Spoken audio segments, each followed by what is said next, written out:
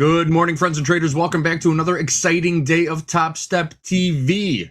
This is the opening call for Thursday, June 11th, 2026. I'm JD, you know, the man in the middle, John the Goat Hoagland, and over there on the far right, Coach Ray, our resident gold trader and educator. Good morning, gentlemen. How are we feeling today?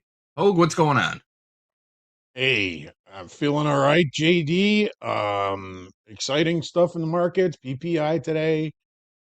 One of the most important days of our lives tomorrow with the IPO of SpaceX. There's a lot going on here. Markets are responding with some decent opportunities and looking forward to seeing what we've got here today. Ray, how are you doing? How you feeling? How's your Doing well. Got my vacation lemon going? ginger tea, my pencil, my paper. I'm ready to go. Sounds good. Sounds good. This could be the greatest day of our lives, right, Hoag? That was a good one. The most important day of our Absolutely. lives and the greatest day of our lives. Well, let's take a look at these markets real quick. We were just talking in the green room. Are we going to take this gold opening range breakout trade? We've got the PPI number, the producer price index, coming out at 7:30 a.m. Central Time, just a couple minutes away. I'm thinking we hold off. We saw a decent knee-jerk reaction from the CPI number yesterday. If this number comes in hot, we will definitely see some action in these markets. I don't know if we want to be caught on the wrong side. What's your opinion, though? Let's go around the horn. First, do we take the trade? Second, does it even look like a good trade? Nah, no, I'm out. Just like on Shark Tank, I'm out. I mean, it's basically right around VWAP. Yes, we do have a gap below yesterday's range. The market is auctioning to the downside. That auction is doing very well, but again, we're looking for some pretty low liquidity here. And even if we're right, we could get just ticked out of lack of liquidity. So me, again, I'm out. Yeah, I'm not going I to tend disagree to, with that. Boring, don't I? I tend to agree on this one. I'm not really too excited. Like you mentioned, we're kind of range to down on the market.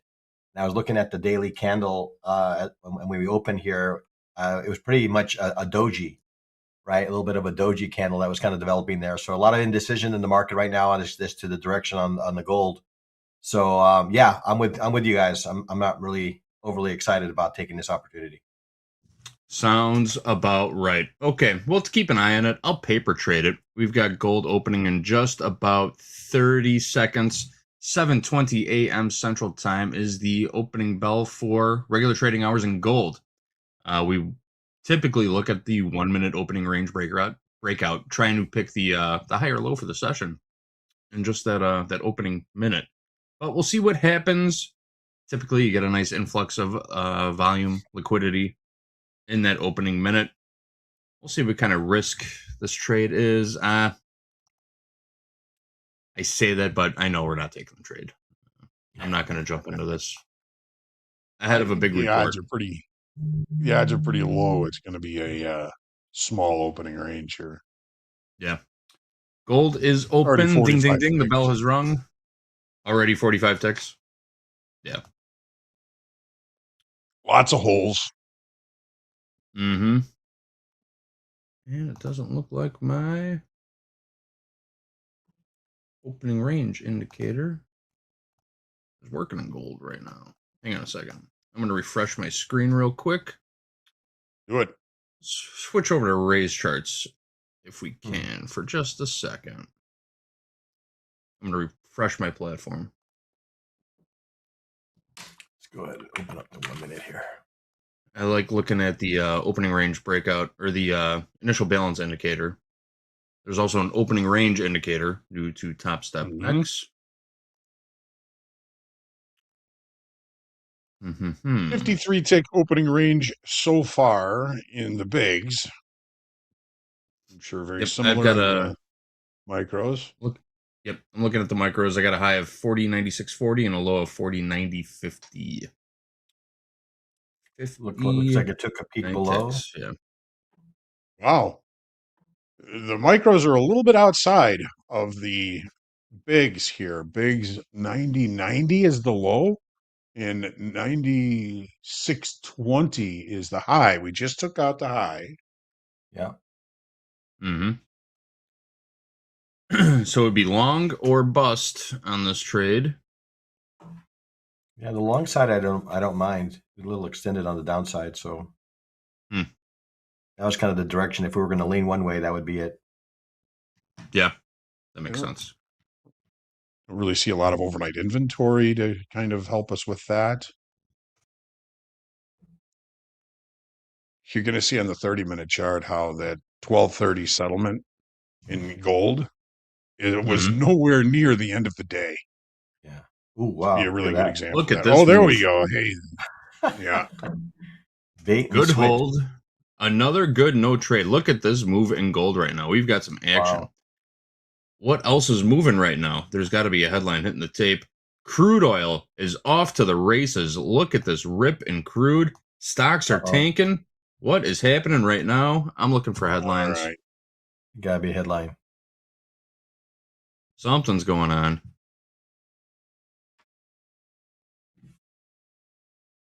There it Trump, is. the U.S. will be hitting Iran very hard tonight. That is coming straight from the president. The U.S. will be hitting Iran very hard tonight. Wow. Yesterday, there's some wild headlines flying around. We've extracted over 100 million barrels of oil from Iran since this conflict began. The U.S. will be taking oil infrastructure points. Looks like they have their targets all set up. I can't believe he announced it before they actually do it.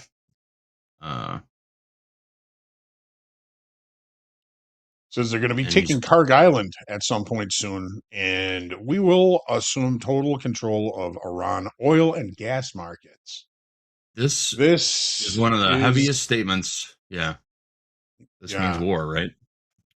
yeah. All right, based on these new headlines hitting the tape, there is a poll up in the chat. What markets will you be watching today? Equities, energies, metals, agriculture, everything's moving right now. These headlines, man, headline risk remains high. If you're not watching the news, you are missing a big part of these markets right now. What a rip in crude. Stocks are dipping. Gold's Gold took trying a to make strong a little hit. bit of a comeback. Yeah. Gold took a hit. It's popping Yep. just a little bit. I guess our intuition was right holding off on that gold trade. We definitely would have been robbed on that. Wow. And slipped too, probably, right? Provided we got the stop in fast enough. That was quick. That was real quick. Sound off in the chat. What markets are you going to be paying attention to today? Another headline hitting the tape. At some point in not too distant future, we will be taking Karg Island and other oil infrastructure points and assume total control of their oil and gas markets. It's a takeover. It's a takeover. All right. Oh, It's a wild way to start a morning right there. Yeah. yep. We are going to keep you posted on every update to what's happening in the Middle East right now. Be keeping a close eye on this, watching it very carefully throughout the day. These headlines are going to control the tape. I've got that feeling. This ain't over. We're just getting started today. All right. Yeah. And we've got PPI coming up. So what's going to happen there? I say the ACH factor is at 90 today. 90 out of 100. ACH, anything can happen. Headline risks. Anything can and will Markets happen, are, right? yeah.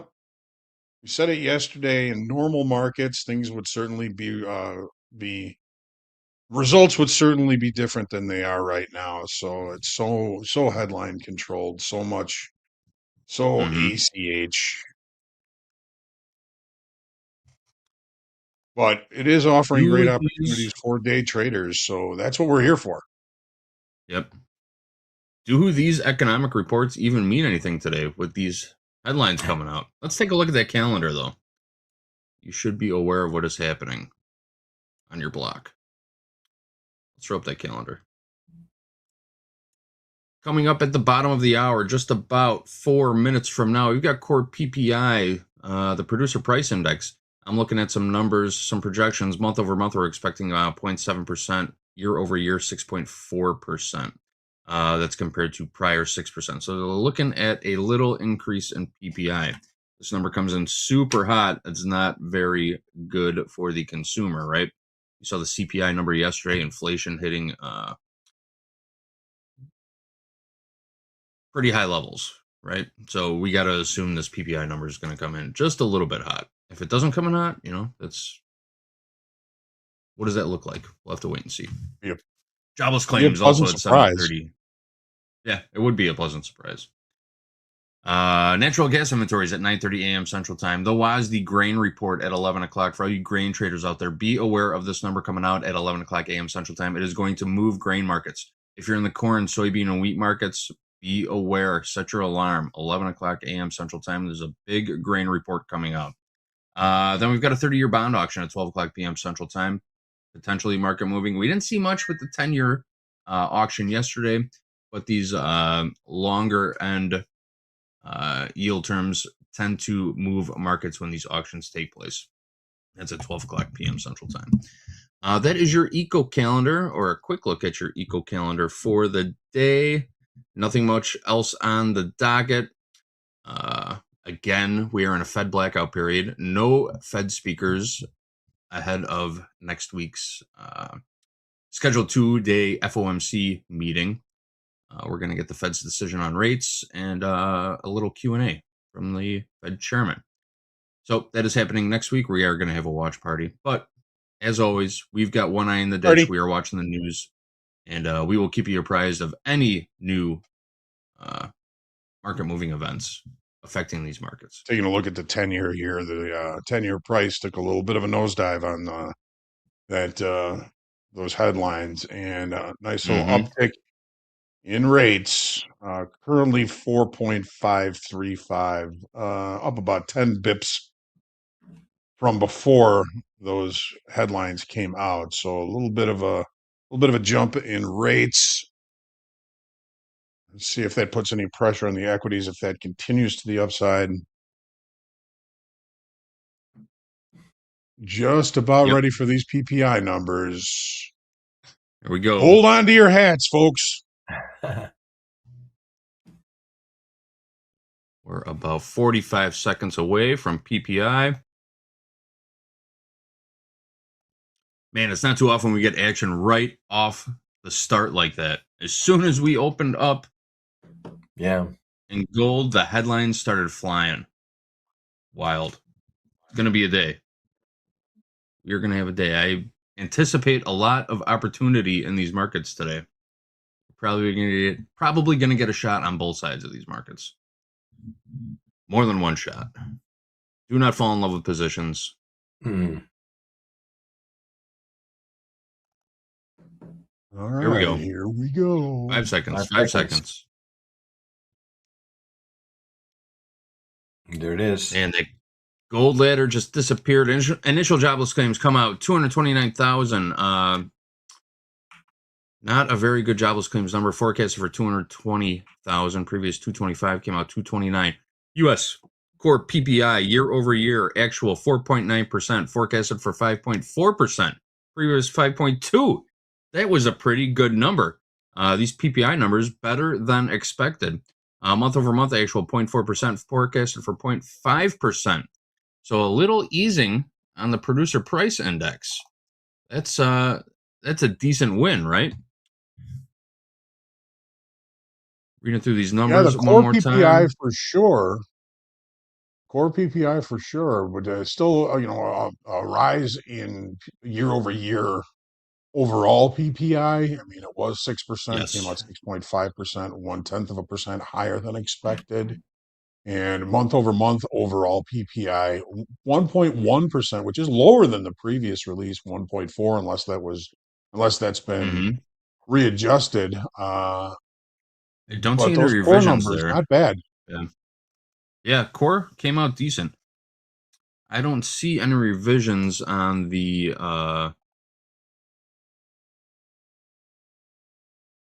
year over year. It's just not coming out yet. Maybe it's not out yet. But yeah, I don't see any revisions yet. All right, those numbers were pretty decent. Not too market Pretty much in moving. line. Yeah. Steady to better. Steady to Okay. better is what they would say. So there are a couple of revisions here. PPI year over year was revised from 6% to 5.7%. Lower. Okay. That's overall okay. Then core PPI year over year was reduced from 5.2% to 4.9%. So some downside revisions on previous releases. Which is good. Which is good. Yeah. That jobless claims number was a little hot, coming in a little hot. 229,000 forecast for 220. Inversely, the jobless claims number, the higher the number is, the worse it is, right? It's the number of people filing for the first time for unemployment insurance or unemployment benefits. Mm. So 229 new unemployment claims, 229,000 new unemployment claims. Yeah. All right, we're seeing a little selling coming in gold here. Yep. Continuing jobless claims was also higher, but there's a lot of jobs out there. You know, it's you want them. Come and get them, right? All right, guys. Oh, we already kind of did our morning prep, but let's run through that checklist real quick. Give everybody a chance to settle into these markets and get Absolutely. themselves straightened Yeah. out. If you don't have a checklist, create your own checklist. This is the Topstep Daily Checklist, pre-market research. That's what we're doing here. Context, risk management, patience. Morning checklist. You've got your coffee, water. You're a little bit fed. You are hydrated. You are ready for the trading day. Mindset check. Mindset is everything in trading, traders. If there's something bothering you inside or outside of trading that can affect your decision-making process, even new meds can affect your decision-making process. So be aware of these things. Happy traders make better traders. Trade entry checklist. What's going to get you into these trades? What's going to get you out of these trades? Write them down. Do your journal. At the end of the day, review those trades, review your journal, and watch at the buzzer at the end of the day with Coach Jay and Coach Paul. And there is your Top Step Daily Checklist. If you've done the work, you get the reward. Very good, very good. Thank you, Hogue. All right, guys, it is 7:34 a.m. in the Chicago time, Central Time. We're running long already. These markets are moving. Headlines are flying. There is action in these markets. Take us through these gold charts and tell us everything we need to know, if you please. All right. We'll do our best. I don't know if we can tell you everything we need to know, but we're going to tell you what we're looking at here. So, on the daily, obviously the auction has seen continuation to the downside. We broke below last week's weekly kickoff low. Boatload of stops. The auction is still continuing to push to the downside, although although open interest has been somewhat waffling. We added about 4,500 yesterday on a pretty good down day and continuation on some of the largest volume we've seen since the big kerfuffle of March, right? So this was some of the biggest volume yesterday that we've seen on a continuation move to the downside. The auction grade to the downside is certainly at the very least getting a B. And, with the volume spike yesterday, the increase in open interest, there's a lot more selling coming into this market. If that selling continues, of course, the auction to the downside will ensue. We haven't seen any evidence of any reversal patterns on the daily chart, even on the 30-minute chart. We're seeing is continuation and more selling coming into this market. That volume yesterday was again higher than average. Most we've seen since the great kerfuffle of February and March of this year. Ray, what are you looking at on your daily chart here, my friend? Yeah, I think as you mentioned, fair amount of pressure here to the downside. I think the thing that I'm kind of looking at is the fact that we actually closed below this wick of this daily candle. That's gotten my attention because obviously some buyers stepped in pretty strong here to kind of reverse the market. Well, those buyers are no longer here. They've either closed their positions or moved on to something else here. So that's obviously a concern if we're, looking for maybe the market to reverse here, because that was a significant, reversal, right? Really, really long wick there. DMI again, still very much aligned with the general direction of the market. Yeah, a lot of downside pressure. Honestly, I was I was expecting a little bit more of a decision here. I think we all were yesterday. I think we were kind of thinking that maybe the market was going to maybe reverse here a little bit, but so far there's still a fair amount of pressure, and I think with these news events, that's like maybe even added to that pressure to the downside. So yeah, daily candle still looks quite bearish.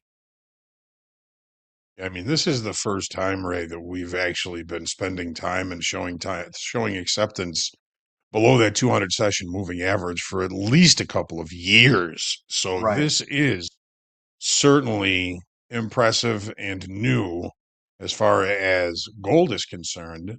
Yep. Let's take a look at the 30-minute chart here so we can get a little bit of a closer eye look here. So last week's weekly kickoff low, 44.53, we tested it 3 times, maybe even more than 3 times before we finally saw the break to the downside. Yesterday, in a little bit shorter time frame, we saw something similar to that. And I'm just going to get real big here so we can see.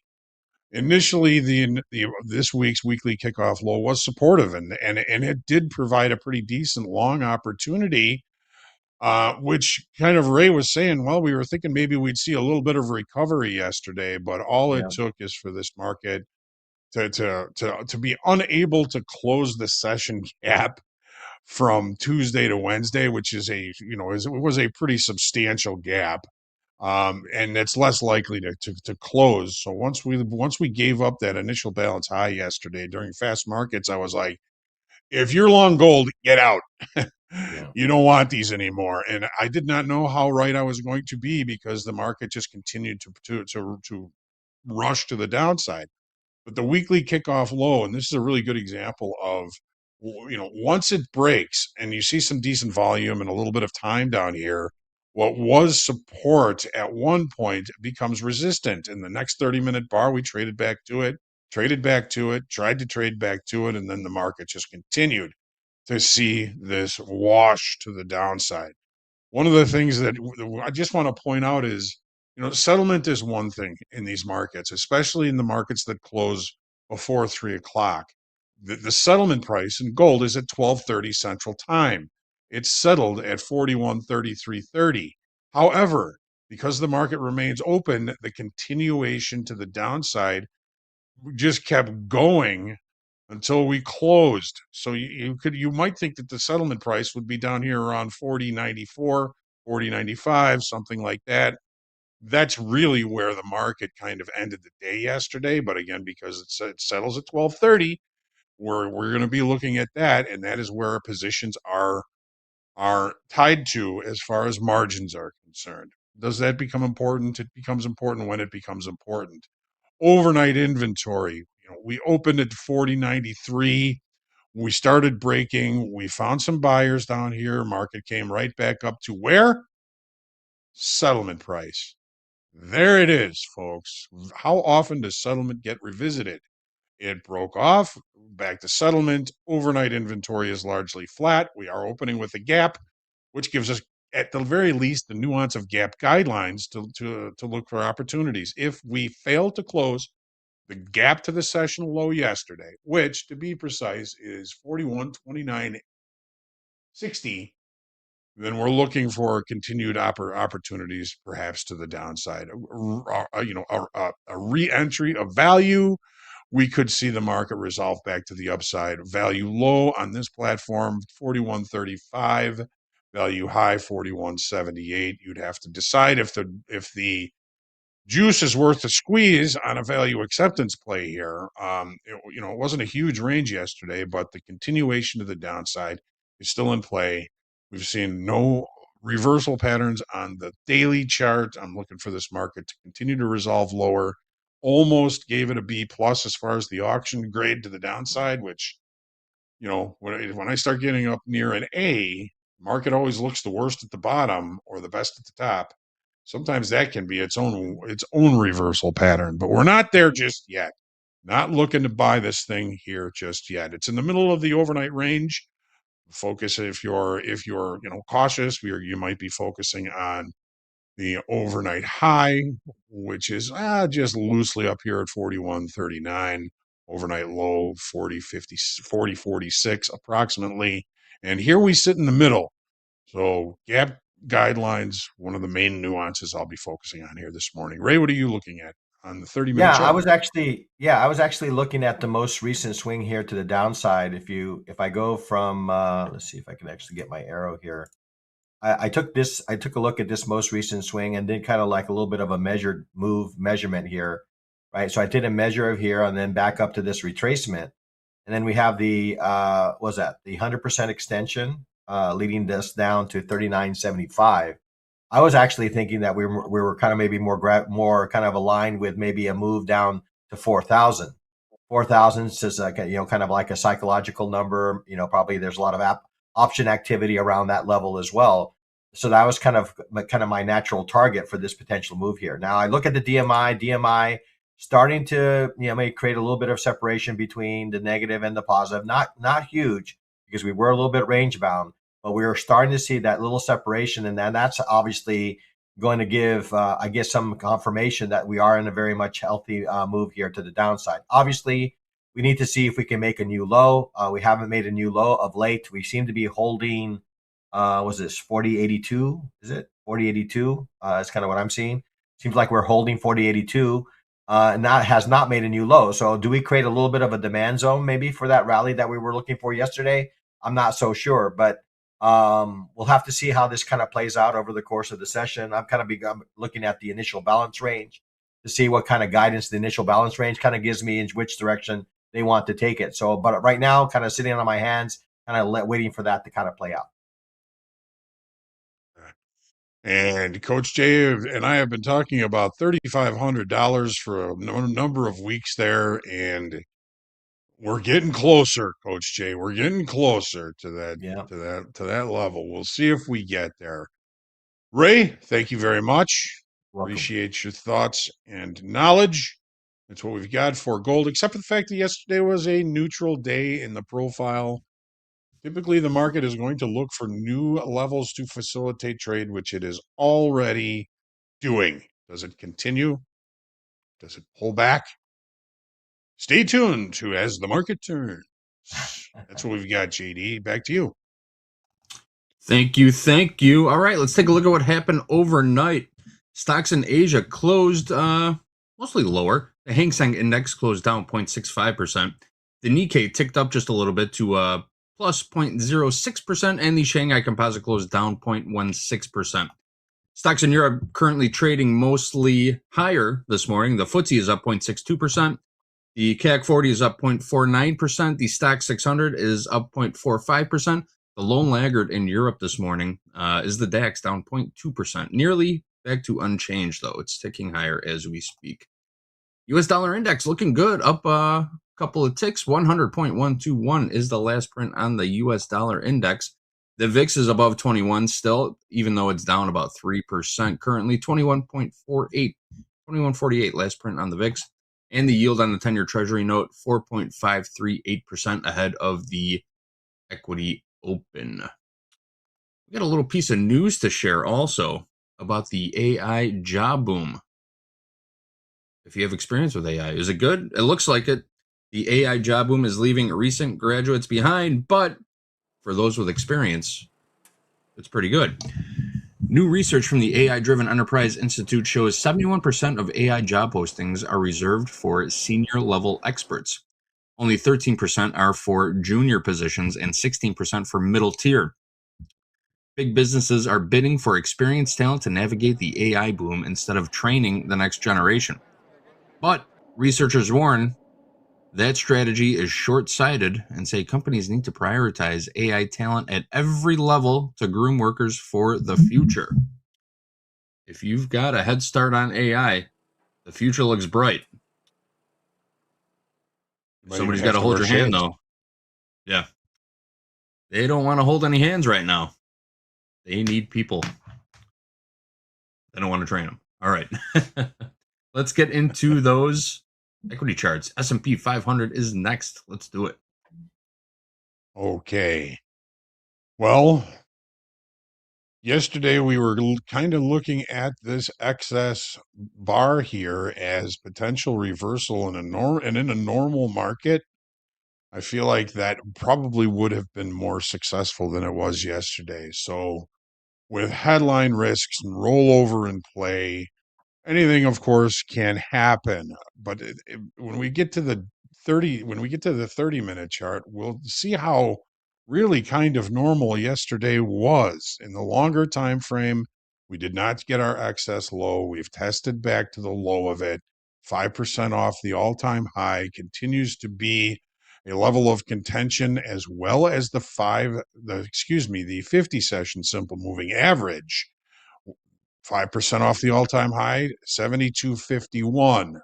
So 50 simple moving average coming in at 72.71. So about a 20-minute range, a 20-point range there, where the market has been struggling to hold below those levels. All right, well, that's all good news.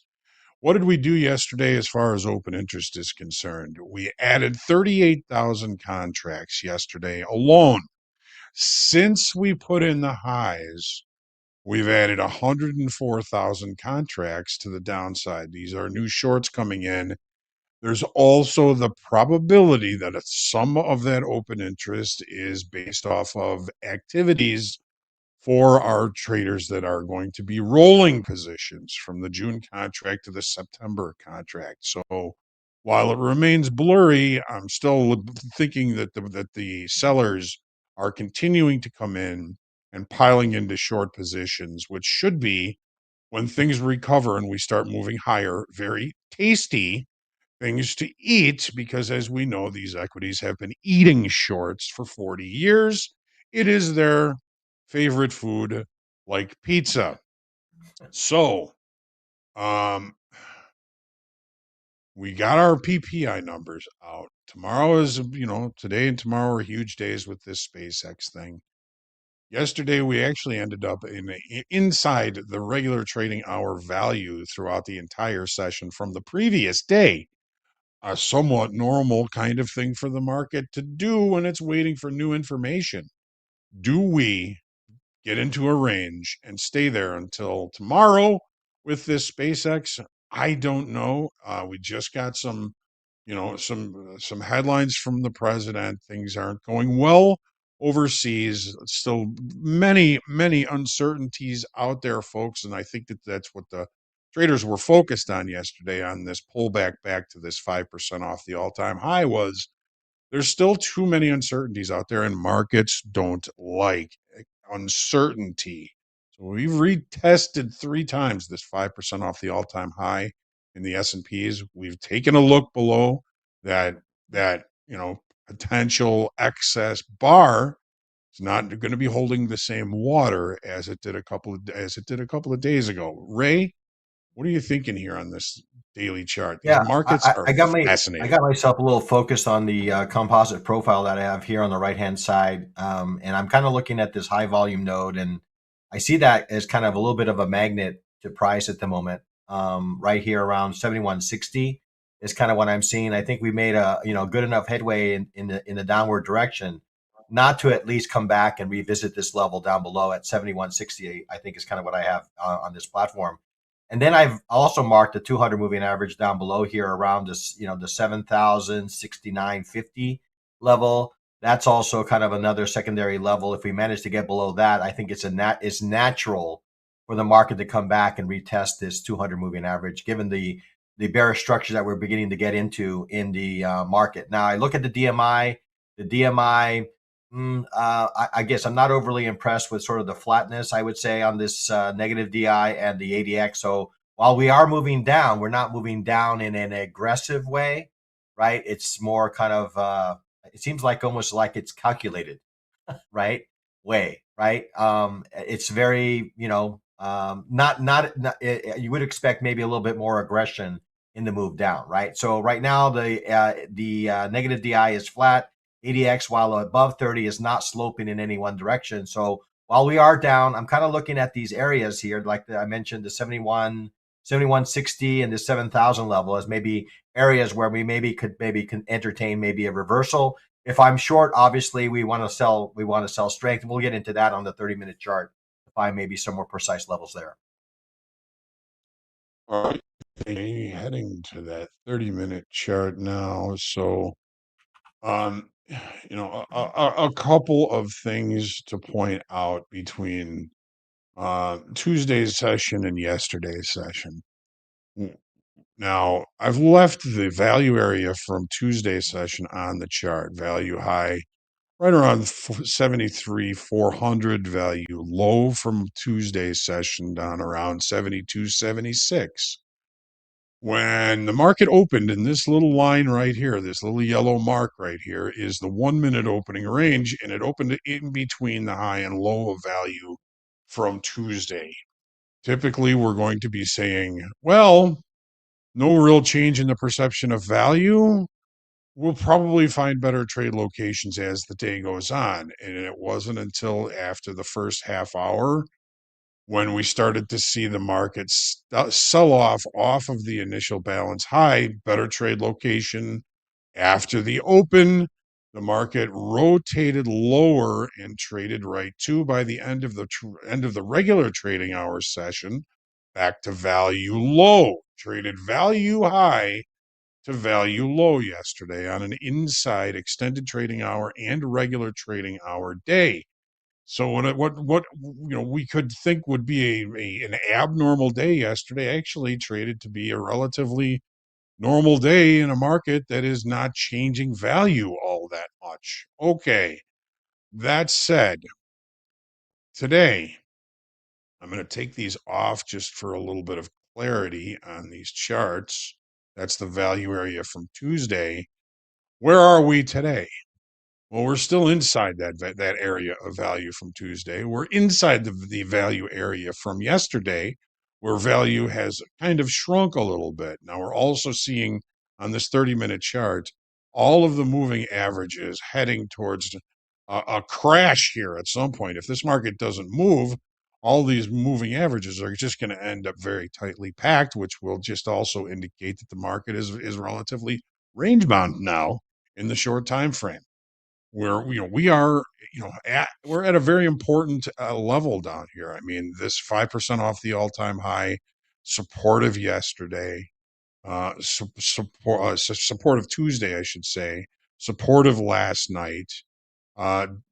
This is a relatively important area, and it's going to be pivotal for continuation to the downside, or range bound, or even continuation back higher. Knowing that it's in rollover, a lot of those rollover traders are working on making money, or at least getting a cheap rollover taken care of. And what happened yesterday was helpful for them. When we're looking at open interest, adding that 38,000 contracts probably to the downside yesterday, but a lot of that, again, might be activities related to rollovers. So what do we do today? Overnight inventory might be a little bit to the long side, but here we are again, looking like we're likely to open inside range and inside value, suggesting we may find better trade locations as the day goes on. The ACH factor is high, 90%, or I would just call that a 90 out of 100. Anything can happen. We've already seen some kind of alarming headlines come out. The market has kind of taken those in stride. The market has to still digest the jobless clams today, as well as the PPI numbers today in regular trading hours.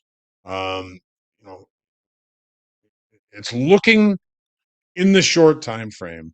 As long as we stay inside value, the market could fall into range, perhaps even anticipation of SpaceX IPO tomorrow, to see how that goes. I think a lot of traders are probably positioned to protect themselves against anything goofy that can happen, which can happen at any time. And I'm suggesting again, like we did yesterday. Patience, because patience pays. Ray, what are you seeing on the 30? Yeah, I mean, again, I'm kind of noticing this kind of behavior that around the value area low from yesterday. That's kind of got my attention here a little bit, right? So we got back inside the range from yesterday, and while we started to move to the downside, we found that maybe there were some buyers here that are interested here at the low end of the value range. Now I see the DMI. DMI still showing us that there's still a healthy amount of interest here to the downside, and that's kind of picking up momentum. The other thing that I found kind of interesting here is when I took a measure of this most recent swing. Again, it took us back down to that level that we've located on the daily chart, right here around 7160. So the 100% extension of this most recent swing, right, again, takes us back down to the 7160 level. So again, I'm not necessarily advocating that we are going to head lower, but it's interesting to me that there is a little bit of a confluence between this swing and what we were able to identify on the higher time frame structure. So it'll be interesting to see if we can hold above this value area low, because there's obviously the possibility that we could rotate back to the high end of the value range, assuming that we can get above this point of control. That's kind of what I'm kind of leaning on right now. Just given this kind of buying wick that we're seeing here, that's kind of maybe seeing that maybe there is some buyers in the brush here a little bit that are maybe trying to prop this market higher. They're not maybe interested in letting the market continue to the downside. So we'll have to see how this candle closes and if we're able to get above the point of control of this composite range that we have here. So yeah, looks a bit range bound at this point, but again, I'm going to be waiting for that initial balance range to kind of establish, and then let that dictate exactly which direction they want to take this market. All right, thanks, Ray. JD, I think that's what we've got for the ES. Back to you, my good friend. Thank you, thank you. All right, let's take a look at some news. The consumer squeeze is on. The price of everyday essentials like gas and groceries climbed again last month, and overall inflation was at its highest level in 3 years. Karen Kaifa is in Washington to break down the numbers and what they mean for household budgets. Let's roll it. Price hikes continue to pinch U.S. households. Annual inflation rose to 4.2% in May, according to the Bureau of Labor Statistics. That's the highest level since April 2023. The real pressure on the overall economy is on inflation and prices. For consumers, this means, struggles with affordability. Fueling the faster pace, overall energy costs up more than 23% since May 2025 amid elevated oil prices due to the war in Iran. David Anderson of the Texas A&M Department of Agricultural Economics says that's putting some pressure on overall food and grocery prices, up 3.1% year over year. If we think about all of our food, we got to get it from where we produce it to where we consume it. And that requires diesel and gasoline and rail traffic, trucking, you name it. Other factors at play in the grocery aisles: fresh fruits and vegetables up 6.1% over the last year, driven by soaring lettuce and tomato prices after weather cut crops. Coffee prices up more than 17% in the last year because of tariffs, and beef and veal up almost 13% as summer grilling season kicks off, Anderson says, and cattle numbers are at a cyclical low point. At the same time, Elizabeth Renter, senior economist for NerdWallet, notes inflation is now outpacing wage growth. We're paying more at the grocery store. We're not getting a raise, that coincides with it. And so we're feeling that additional stressor. Economists warn climbing costs could eventually dent consumer spending, the primary driver of the U.S. economy. In Washington, I'm Karen Kaifa.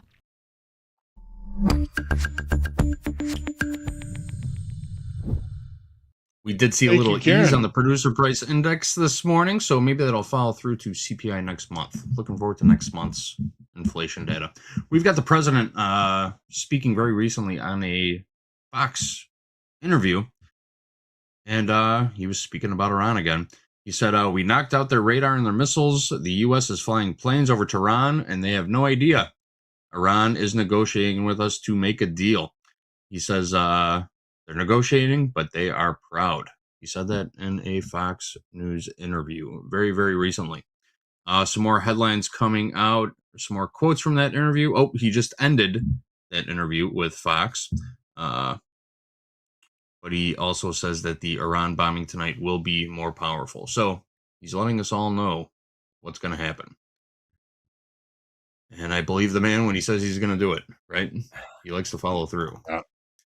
Yep. So, bombs away. We'll keep you posted on everything there.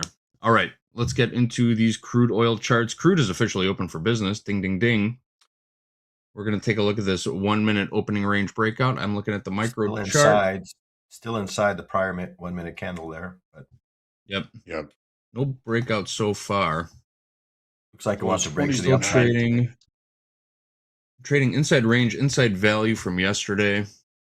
We had that spike at 722, the big green candle. That was on the heels of some more headlines coming out, some early headlines coming out from Iran and the president. But here we go. No trade so far. I'll tell you what, guys. Since we are getting a little long here, I'm going to keep an eye on these on this crude oil chart, see if we get triggered into a trade. But let's start doing a little chart analysis. What do we need to know about crude oil today?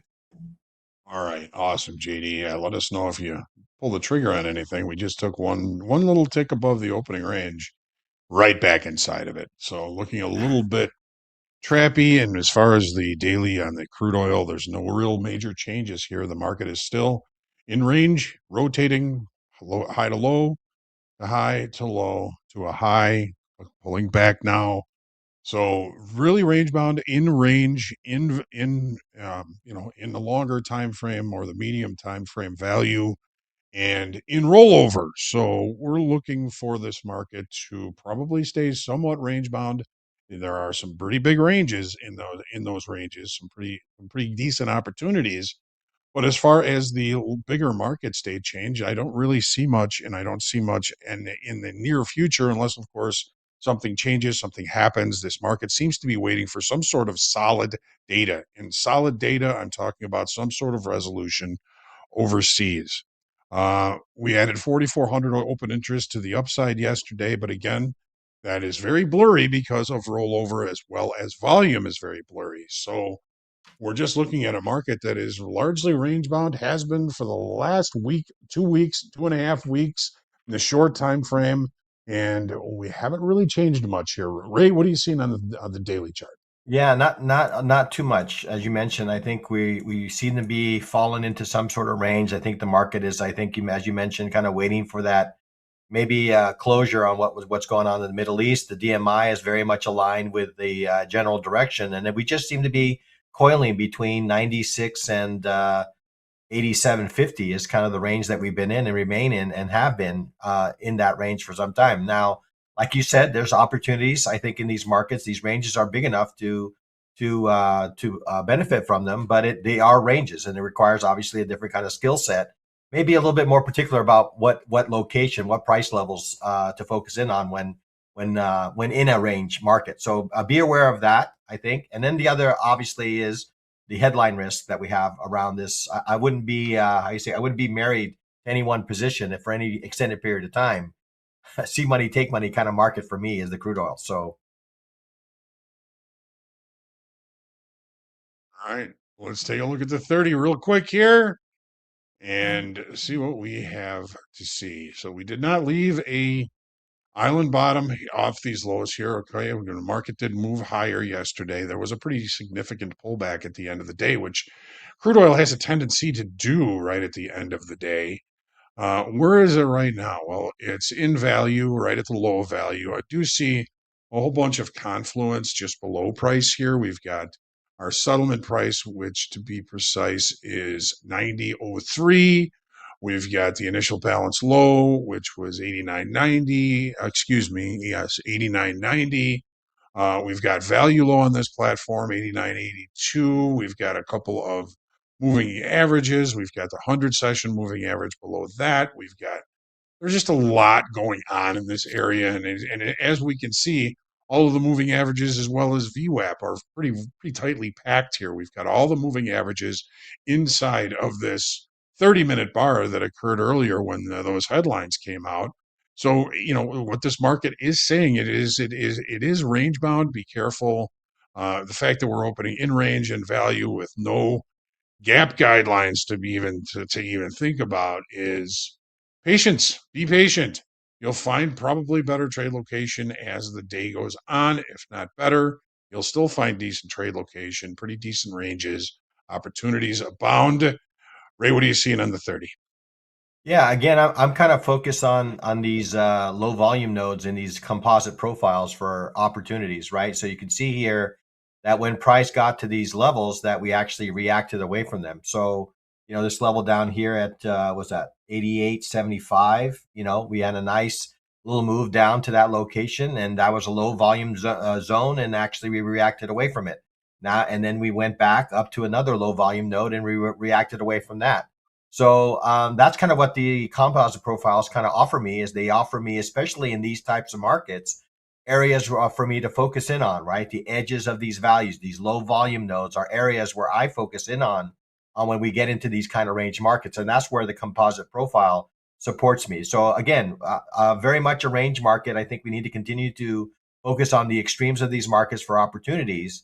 And again, I think there's probably more information or maybe more direction we can get later in the session to take up opportunities in this market. So again, I would think this is be kind of sit on our hands, wait for level type of market for me. All right. Thank you, Ray. JD, back to you. It's what we've got pretty much for the crude, which is unbelievably, relatively unremarkable. Yeah. No trade in crude. That trade has invalidated itself. Crude did the heavy lifting for us today when you think about it. Took out the high and the low of the opening range. No trade signal yet.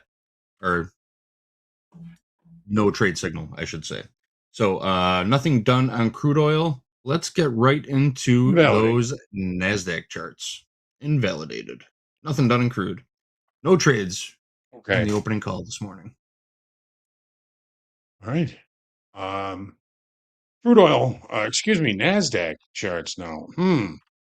Again, we were looking at the excess low from Tuesday as something to be marked, and we still haven't taken out those lows in the NASDAQ here. So that low there looming here down at around 28,326, 25 area looks relatively important. If we do get to it, we are more than 5% off the all-time high in the NASDAQ, where we're still holding the 5% off the all-time high as support in the S&Ps. So this market has pulled back a little bit further. We are starting to see some range-bound activity here over the last couple of sessions that could be somewhat associated with rollover.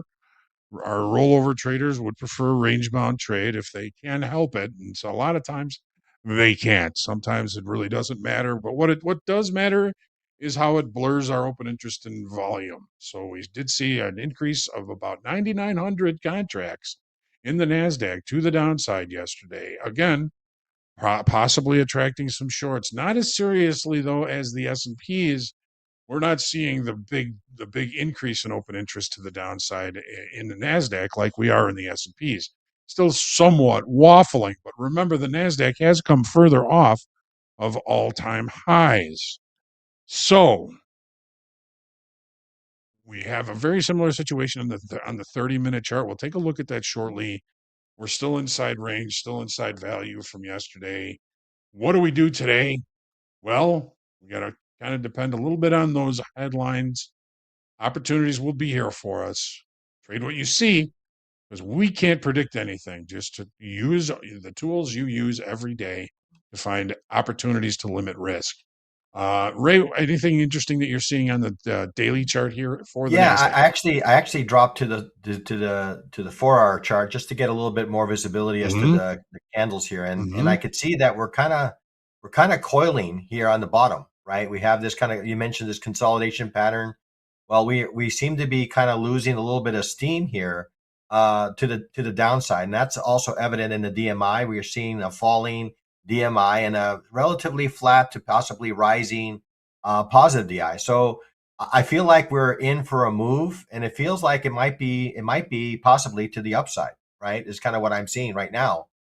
We are hovering around the 200 moving average. Obviously, that's an important level. We did get below it, but we snapped right back above it. So I'm kind of thinking, while we are still in some downside pressure, that pressure to the downside seems to be waning. And when it's waning in one direction and it wants to facilitate trade, well, we may need to maybe move the market higher to find the participation, maybe on the sell side is kind of what I'm seeing right now.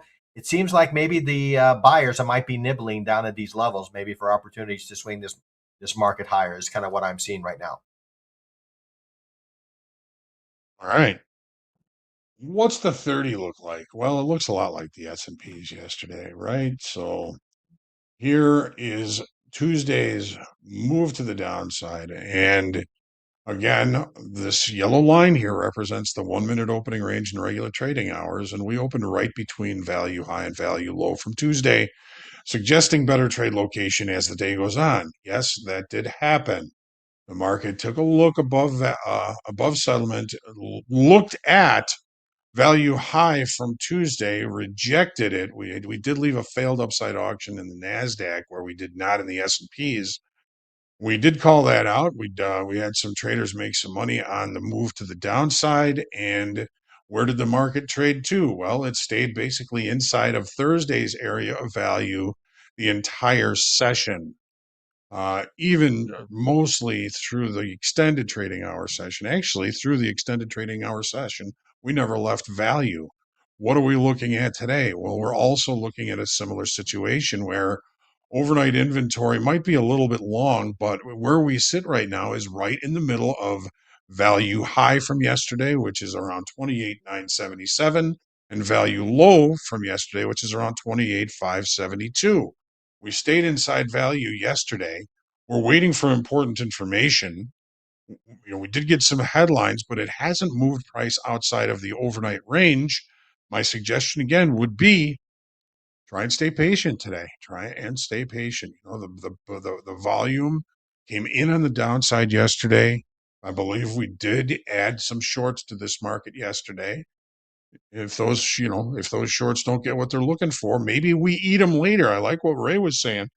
Maybe this market resolves to the upside today. Could that happen? Would it happen?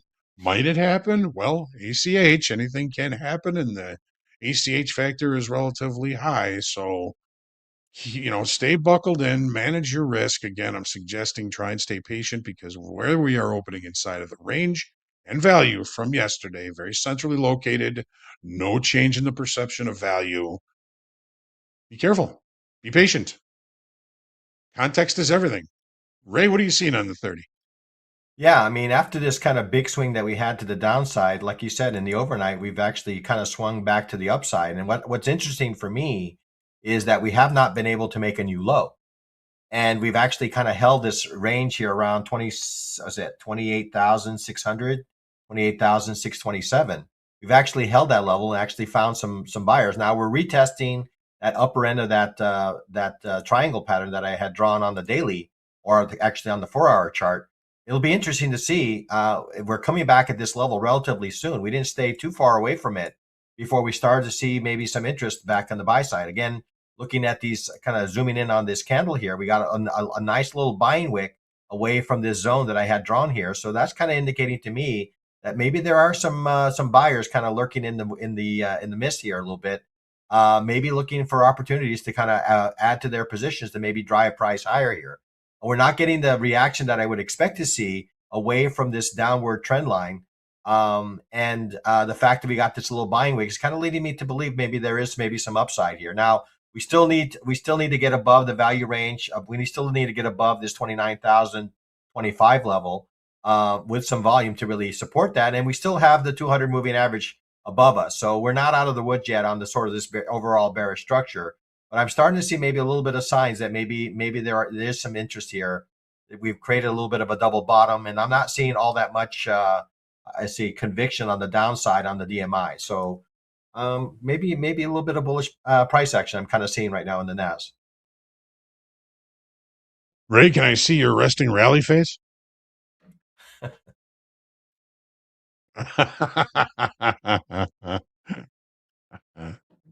All right. The profile yesterday was a neutral day, but extreme. The market did close relatively low. Settlement price 78,554. And again, not a real big change in the perception of value in the S&Ps and in the NASDAQ. Are we really going to just be anticipating tomorrow's huge IPO? It's starting to feel that way. That is one of my hypotheses. JD, Yeah. back to you, my friend. Thank you, Hogue. Thank you, Ray, for that expert chart analysis. I hope everybody was paying attention. We got a long day ahead of us. These markets are flying. Headlines are flying. Man, there's a lot of moving parts today. A recent headline from the president during that interview on Fox News, he says Iran is finished. Man, it's getting spicy out there. Things are heating up. All right. That is. What's going on for the rest of the day, you ask? I just so happen to have the answers right in front of me. Coming up next on Fast Markets, we've got Jay and Dakota driving the bus today. It's going to be a good one. We got some rotating guests coming in and out. Mandy and Ted will be here from 8:30 to 9:30. Hogue will be in from 9:30 to 10. Coach Emmanuel will be here from 9:30 to 10. Muhammad will be here from 10 to 10:40. We've got a couple special guest drop-ins. We've got Francis Newton, economic strategist and wealth manager at Scarlet Oak Financial Services, is going to be here to talk a little macro with us. We've also got Cody from our risk department coming in at about 10:40 to speak with everybody and give some updates.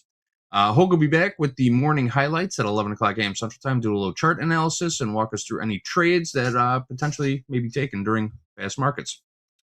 I will be back at 11:15 for Power Players with Youssef and Coach Vince. I'm also going to be here for group coaching. We've got Coach Emmanuel and Hoop, and our good friend Ben Emons is coming on at about 12:30. We're going to talk a little bit more macro. We had that CPI release yesterday. We had PPI today, and look at some projections for next week's Fed meeting also. All right. After that, Trade with Topstep, 1 o'clock. Gabe's going to be here with Terrence and Vince, and then we're closing out the day in Power Hour with Gabe, Braden, and our good friend VWAP George. George of the VWAP will be here for Power Hour.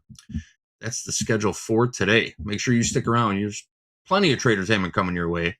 And again, these headlines are flying, and we will keep you apprised of any relevant information affecting these markets as the day progresses. All right, JD, we've got. Can I be indulgent for a moment here? Help yourself. That's what indulgent means, right? Help yourself. This weekend, my daughter Sarah graduates with a double master's degree from DePaul University, an MBA and an MPH, Master's in Public Health.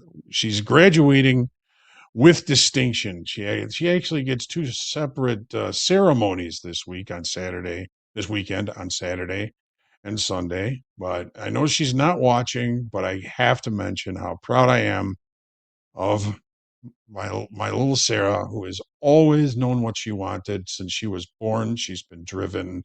She is, of course, extremely smart, and we are all very proud of her. And I just wanted to call it out to the whole world. Love you, Smush. Great job. Very nice. Thank you for letting me do that. You did a good job, Hogue. You should take some of that credit also. But congratulations, Sarah. If you're watching, Yeah, absolutely. Hogue, you're the man. Well done. Well done, Hogue. Who wants to top that? I can That was a mic drop. show Let's that get out to of her here. over the weekend. I can say, look what I did. And I'll show it to her. Very good, very good, very good. All right, we've got one last piece of news to share. Your public service announcement for the day. Paying down debt. Inflation hit a 3-year high, which we already saw in May. That's according to the latest Consumer Price Index report released yesterday. Prices continue to rise, and it's making affordability more challenging. It also comes as millions of households face mounting debt. In today's Consumer Watch, Jen Sullivan looks at the rising cost of goods and ways to help manage debt. Let's roll it.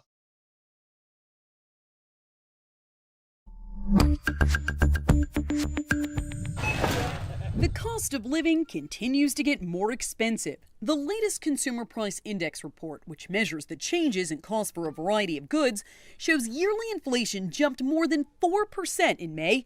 That's the highest increase in 3 years. Food, energy, and shelter costs, which measures housing expenses, have all gone up in the last month. A lot of people were kind of on the edge of affordability previously, and now energy costs and these kind of economic inputs are becoming more expensive. John Kiernan with personal finance site Wallet Hub says when life becomes unaffordable, people tend to put more expenses on credit cards, and that can create more household debt. The latest data shows total household debt topped $18.8 trillion in the first quarter of this year, an all-time high according to the Federal Reserve Bank of New York. The average debt per household is more than $155,000. But if most of your household debt is from a mortgage, Kiernan says that's okay. With a house, obviously you're building equity and there's a lot of value in that. He says it becomes a problem when too much is from an auto loan, student loans, and credit cards. The problem is a lot of people end up paying 25%, 30%, 35% interest on their credit card payments. If you are worried about affording groceries and other bills, Kiernan suggests getting a credit card with 0% APR, so you're not paying interest. You can also take advantage of a 0% balance transfer credit card to move your debt to a different card. But you typically have to have a good credit score to qualify. For Consumer Watch, I'm Jen Sullivan.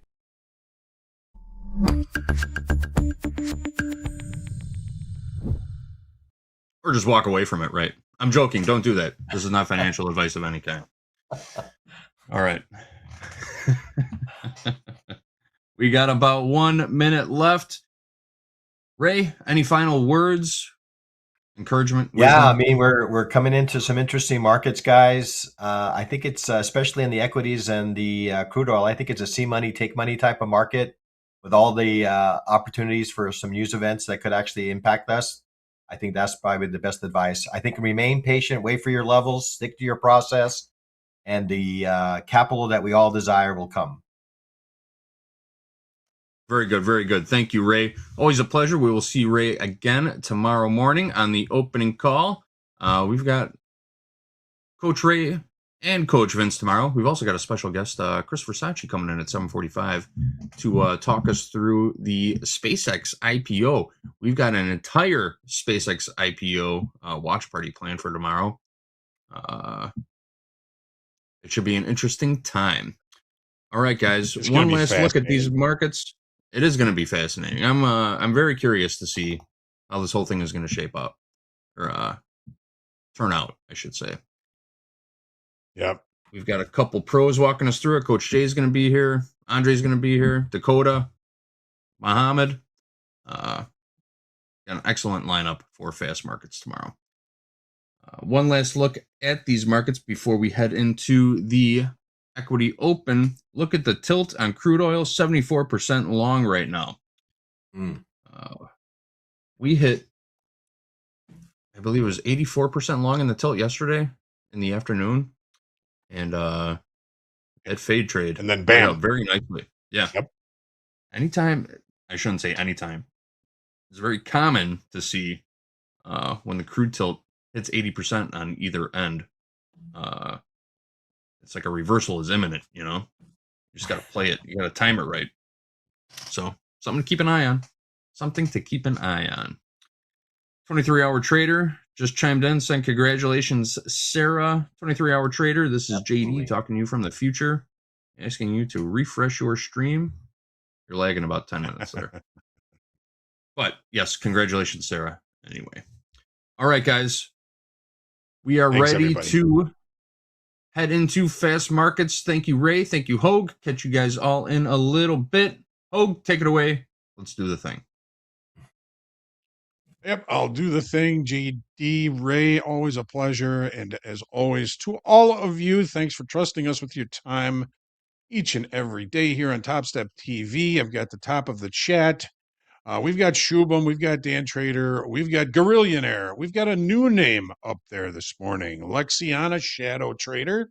Welcome, Mike, 1970, Philly Trader Coog, Roger, Charles Henry, and Tandra Takeoff, just to name a few. We're very happy to have you all here. And as you sit down to trade, just remember, try to remain humble, stay grateful, be creative. Trading is as much an art form as anything else. And of course, always stay centered, stay calm, cool, and collected. Pray for peace every day. We need that more now than ever. It is time for fast markets. Let's head in 5, 4, 3, 2, 1. Let's party.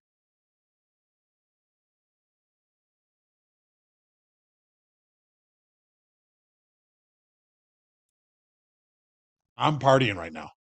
Doesn't This is look like awkward. it, but I'm partying.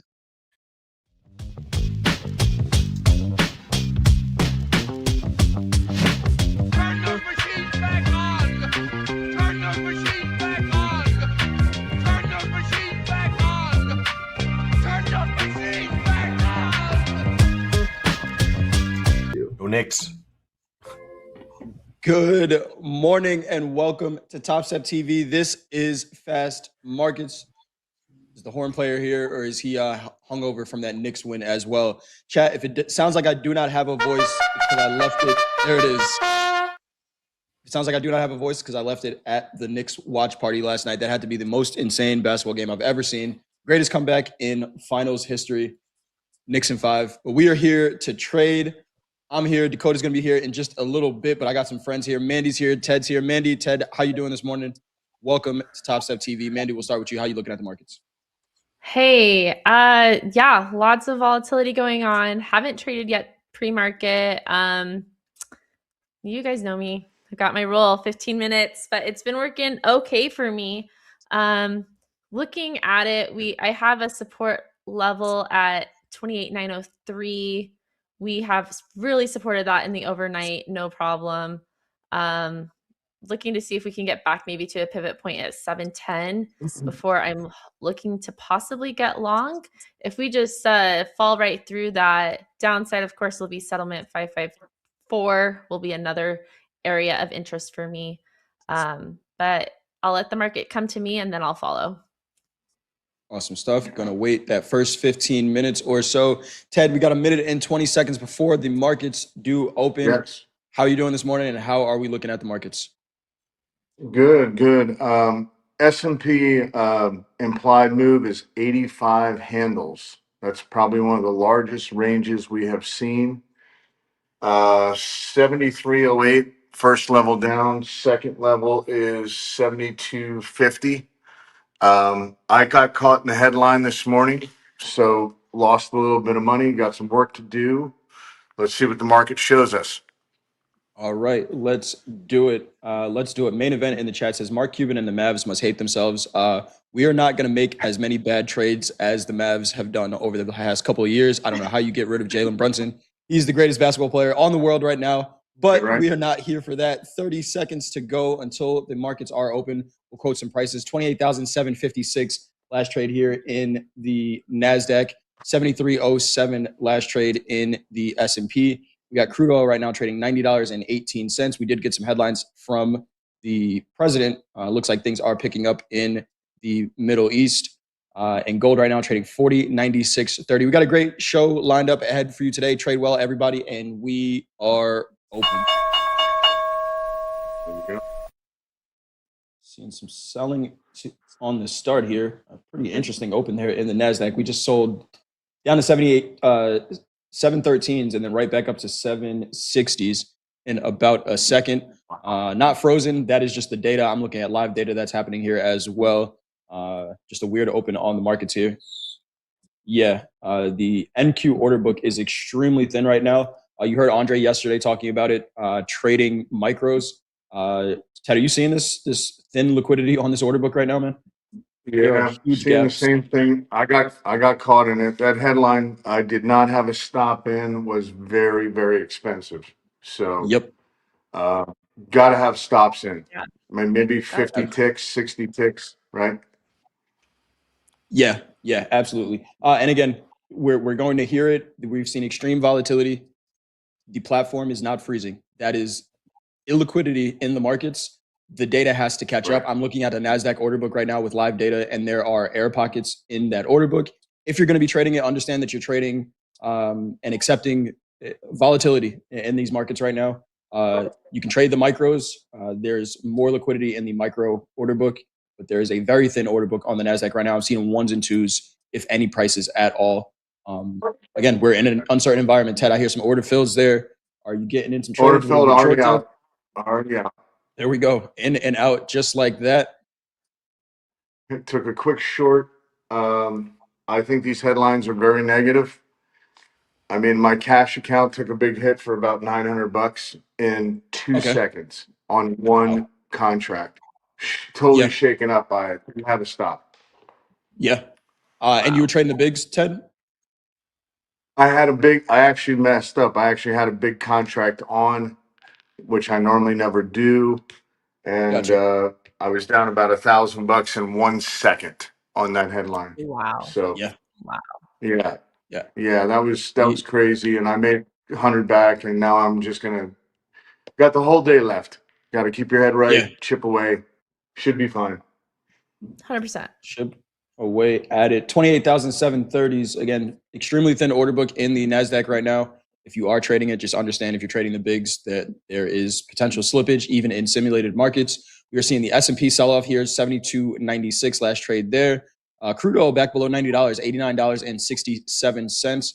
Again, we did have those headlines that came out earlier, spiked crude up to about $91.50, trading almost $2 off of that right now. The Dow still in the range for now, as well as the Russell. We are 3 minutes into the markets being open here. The NASDAQ trading right back to VWAP here, 28,688 slash trade in VWAP. We got a settlement price below 28,554. So Ted, you were saying, the headlines seem negative. Are you leaning bearish, or would you take trades either side depending on the structure? I would take longs with caution because of the way they're coming out. 1 minute it's, hey, I'm in a meeting with AI. If they want to call and make a deal, the deal's on the table. We've negotiated it, and it just says, no nuclear war capability. Is that enough to push them into the room? No, because now we're starting to, use rockets again. So I am actually leaning bearish for sure. We're below the 200-day moving average. I would not be a buyer of the ES until 7247. Below that, we have gap room to 7215. There's my there's my journal. There you go. So, got Ted's notes. I love it. 72.15s potentially to the downside in the S&P. Mandy, so what are you looking for? You wait this first 15 minutes. What are you looking for to develop in this first 15 minutes? Or is it, I'm going to assess after 15? I definitely assess during the 15, kind of formulate my if-then statements. If we get to this point, then what are we going to do? If we react at this level, what do I want to do, or how do I want to participate? I kind of see how we react at certain levels. I do want to point out on our daily, looking at our pressure lines, I think we have enough of an adjustment in the overnight to this EMA. So to me, we got to the EMA close enough and rejected off of it. There's no reason that we can't continue to sell off based off of, pressure. I love my pressure lines. They work really on a lot of different time frames and all different markets. But I am short biased today.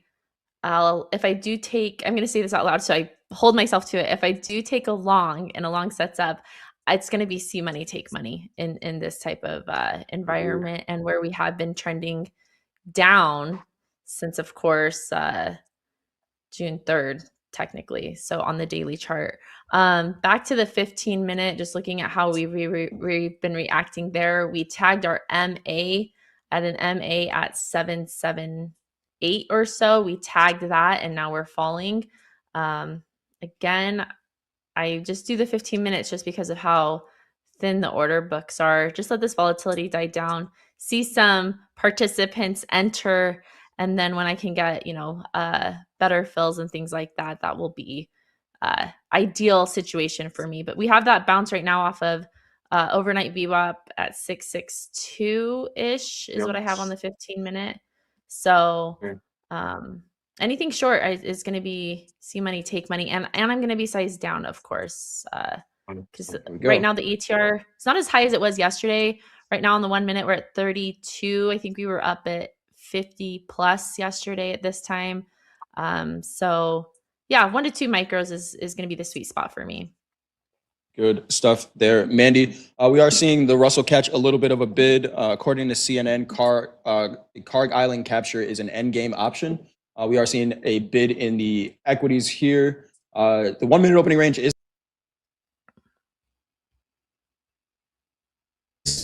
right here in the NASDAQ. We are seeing a little bit of a bid coming in. We got some headlines coming from CNN here. I'll try to bring them to you as soon as we get them. But basically saying a capture of Carg Island would be an end game solution for the U.S. here. Crude oil trading $89.73. We are seeing some volatility in these markets. We'll see if we get directional. We're only 5 minutes in. But so far, two-sided opportunities still inside this 3 minute opening range here in the NASDAQ. Mandy, any trades for you overnight or you stayed flat overnight? I was flat overnight. On this account, I did take, what was that? I did participate about an hour in after Globex. There was a nice little setup on a 15 minute. I did get up on one of my accounts looking green, but I didn't really trade like the evening, like when you're slow markets with Dakota. That was Gotcha. family time for me last night. And so that's usually when the volume steps up a little bit is during slow markets. And so those are great times to trade. But for me, that's a sweet spot for family participation, especially during summer. There you go. Beautiful evenings. Hey, that's why we trade, for the freedom to spend time with Absolutely. family. Absolutely. Markets are always going to be here. The pivot in the NASDAQ is 28,712. We're holding that as a support on this last 3 minute candle, 28,712. I'm looking to trade here as well. I know I'm in the driver's seat, but we'll see if there's any opportunities. For me personally, I don't see a trade setup just yet. We are still in that 3 minute opening range. What the market is telling me so far since the New York session is open is range bound activity. So trade it like a range. I'm looking at the first 3 minute candle, the low 28,680s, the high 28,780s, so 100-point range. But no directional activity so far in the NASDAQ. The S&P looks like it wants to sell here, though. Yeah, what a wick. Order filled. I Yeah. had to take down my shared screen. It was locking up my system. I did put a short on Okay. just now in the NQ Order filled. and took it Go, off Ted. very quickly. Got 30 points on that move. I'm using the wicks. Jay, Mandy, I don't know if you watch those wicks, but if it's a bottom wick, you see absorption. But when you see a big top wick, it's the opposite. I think those are sellers. I'm going to be watching for those wicks all day. There we go. Great entry. Ted is watching the wicks and trading off of them. Quick little 30 points there in the NASDAQ.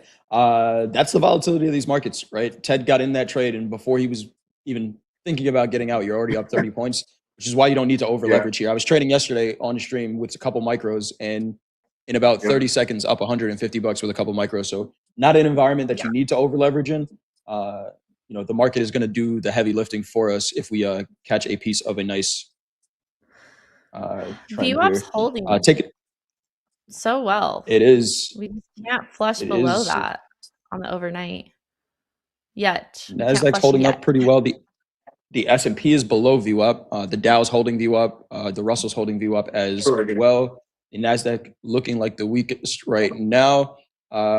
Taking a look at the components of the NASDAQ, we got NVIDIA up 0.3%, Apple flat, Microsoft down 2%, Amazon down 0.8%, Google down 1.6%, Broadcom up 1%, Tesla flat, Meta down 1.5%, Micron up 0.6%, Walmart down 0.2%, and Intel's up 8%, and the semiconductor index, SMH, up 2.3%. Here we go with some more selling in the NASDAQ. Ted, did I hear you say you get short again? Yeah, I did. In and out. By the way, your guest, you guys were on Slow Markets. You had a guy from Florida, really awesome guy. Tyler. Dakota. And he's a wick guy. He watches those wicks. And yes, he does. He was very patient. Like, hey, there's data coming out tomorrow. And I think you and Dakota nailed a nice trade, and he kind of refrained, showed some discipline, but he also watches those wicks, and they're very helpful in this kind of a market, in my opinion. I agree with you there, Ted.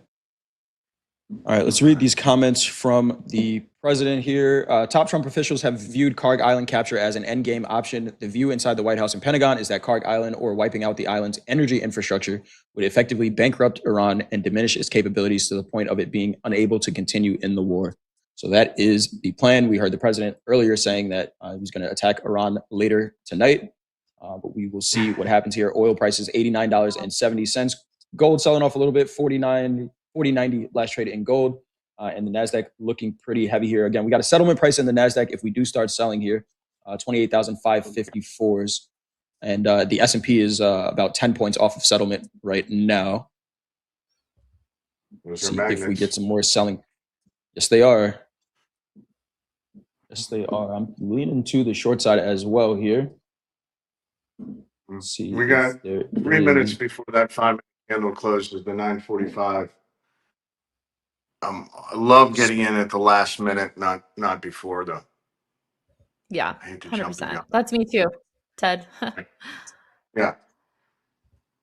I hate to jump the gun and be early. I like to see it close and confirm what I'm seeing. So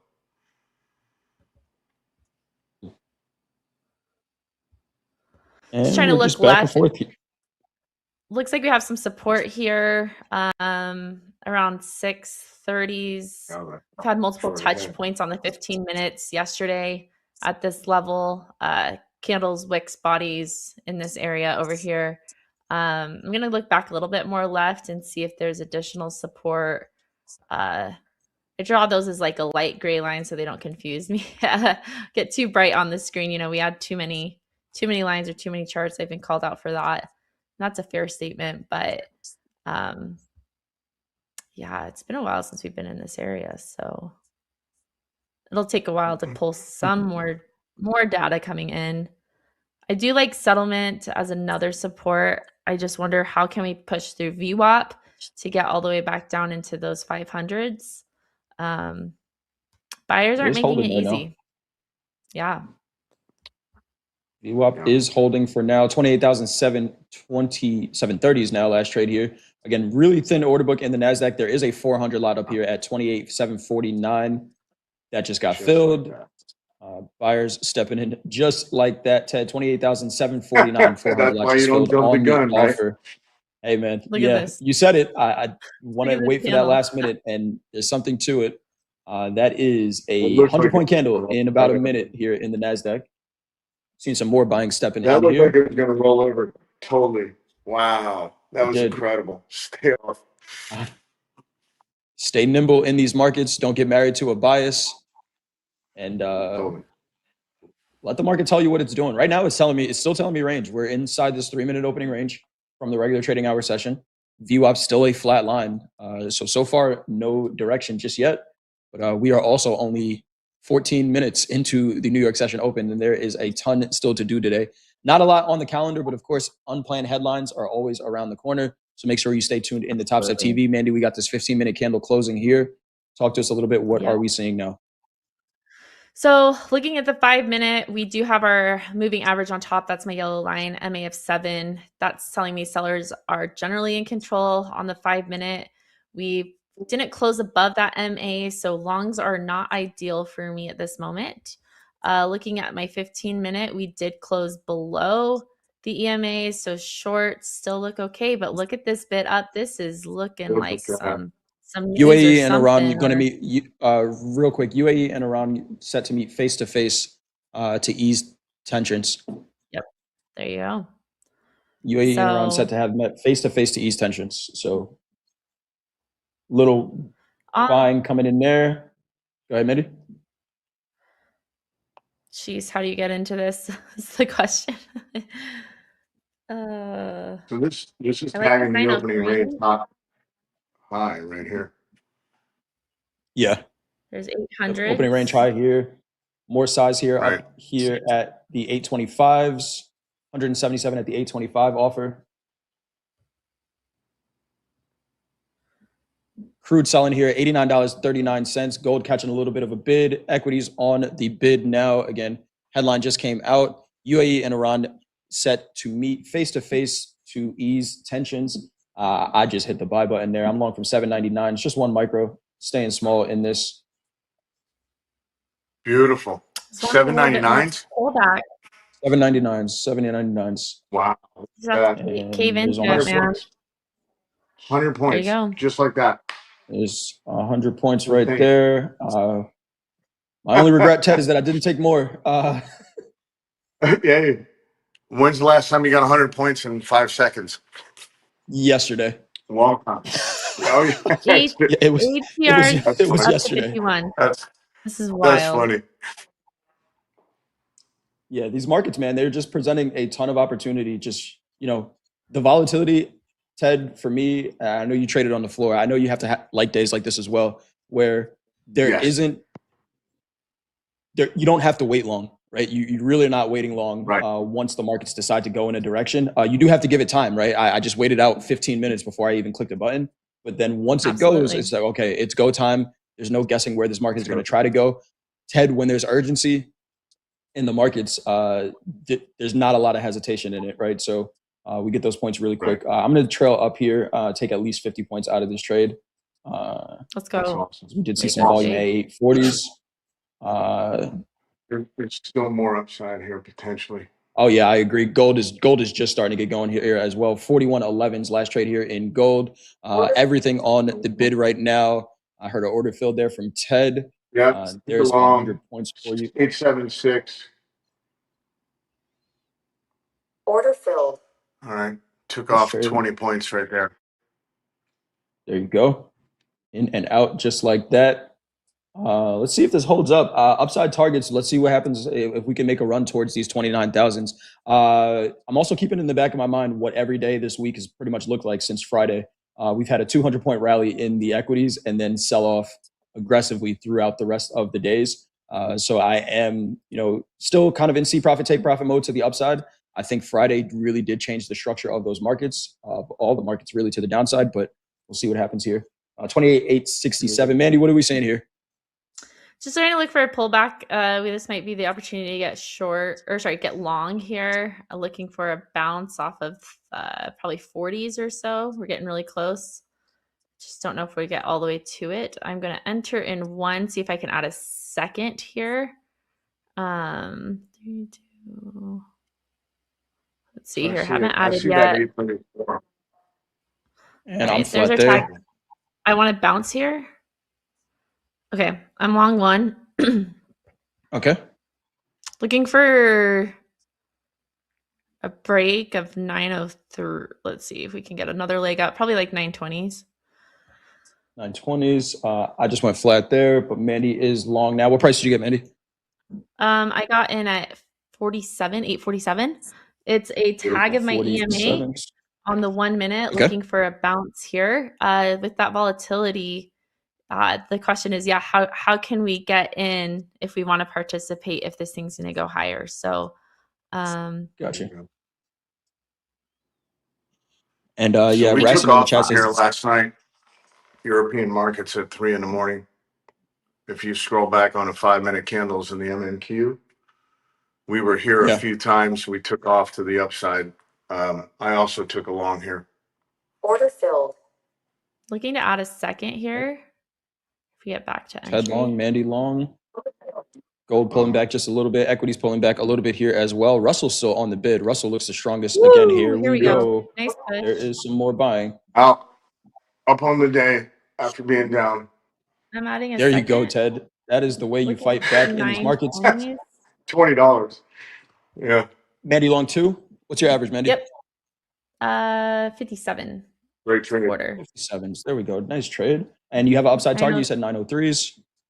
I have that as a support, and we want to see what we do here. Okay. See if we can get through into these 920s, 930s. There we go. Looking pretty There bullish we go. here. That 28, looks 920s. good. Locking Very it nice in at trade, Mandy. 910. About tag those Go ahead, Mandy. 930s almost. We High of got the day, tagged out. 936 in the NASDAQ, tagged out there. I'm Very out. nice trade. 2 contracts, you guys. MNQ up 217. Like that. There we go. Unreal. Very nice trade there, Mandy.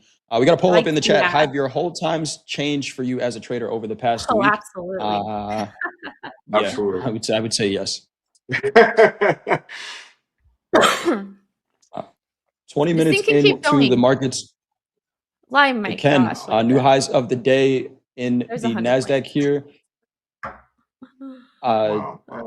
Keeping in the back of my mind what happened every day this week so far. Again, 200-point rallies and then sell off. My question in the back of my mind here is this sustainable from buyers? I'm looking at Delta. This is for the full session, starting from the overnight.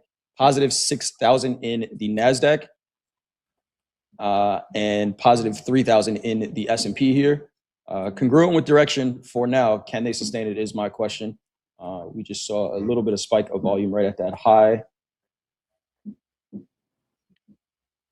So, I mean, here's a question.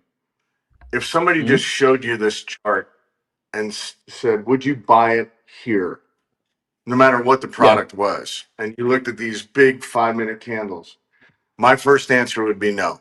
I would never buy something that looks like this, right? Yeah. So, I mean, I'm sit on hands.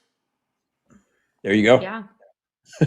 And why is that? Would Ted? you Is buy this it? too Like extended? if you were in a charting class in Wall Street and they showed you this chart and said, would you buy this here? What would your answer be? I mean, mine's simple. No. No. So I think. So why would the answer be no? Is it too expensive now? No, I just feel like Or too extended?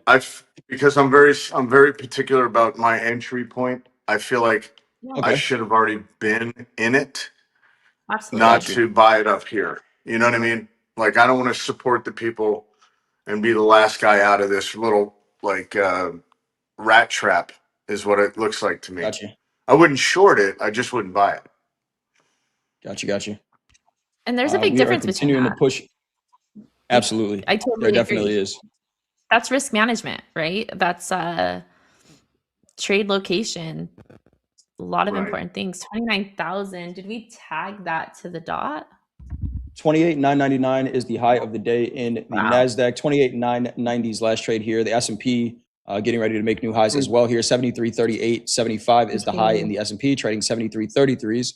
Dow on its highs. We got the Russell on its highs as well. Crude oil, $89.23 last trade here in crude. There we go. 29,000s in the NASDAQ. Continuing to push to the upside here. There's that pivot point.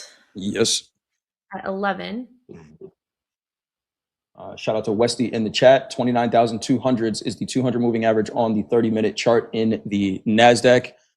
Let's see what happens if and when we get up there. But 29,000 is the line in the sand right now. Nice trades by Ted and Mandy so far. Again, we are only 24 minutes into the markets being open here, but we are seeing some volatility. We got a 300-point move, almost a 400-point move high to low in the NASDAQ in the regular trading hours so far. In the S&P, that is a 52-point move. So market conditions that you do not need to be over leveraged in, and might even be a bad idea to be over leveraged here because you could be right, and a small counter trend move could take you out if you're over leveraged. But trade the right position size, and these markets are presenting a hell of a lot of opportunity. Where the NASDAQ just stopped was resistance 1 for all of our pivot traders out there. R1 is at 29,013s about.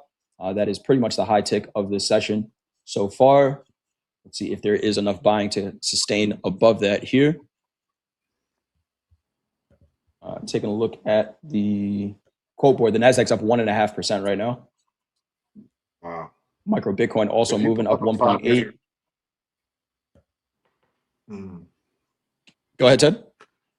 If you pull a 5-minute chart up on the ES, you can see we filled in the left side of the cup this morning at around 8:06. This is where we were. Went all the way down, kind of William O'Neill, right? The right side of the cup is already filled in. Long one. 733. So Mandy's long That one. is What price you get there, Mandy? 04. Looking to add a second, possibly. Looking for 44s is my next level here. There's a tag in my MA EMA. If we push up a little bit more here, I'll add a second. Nope. Pushing down. Big top wick.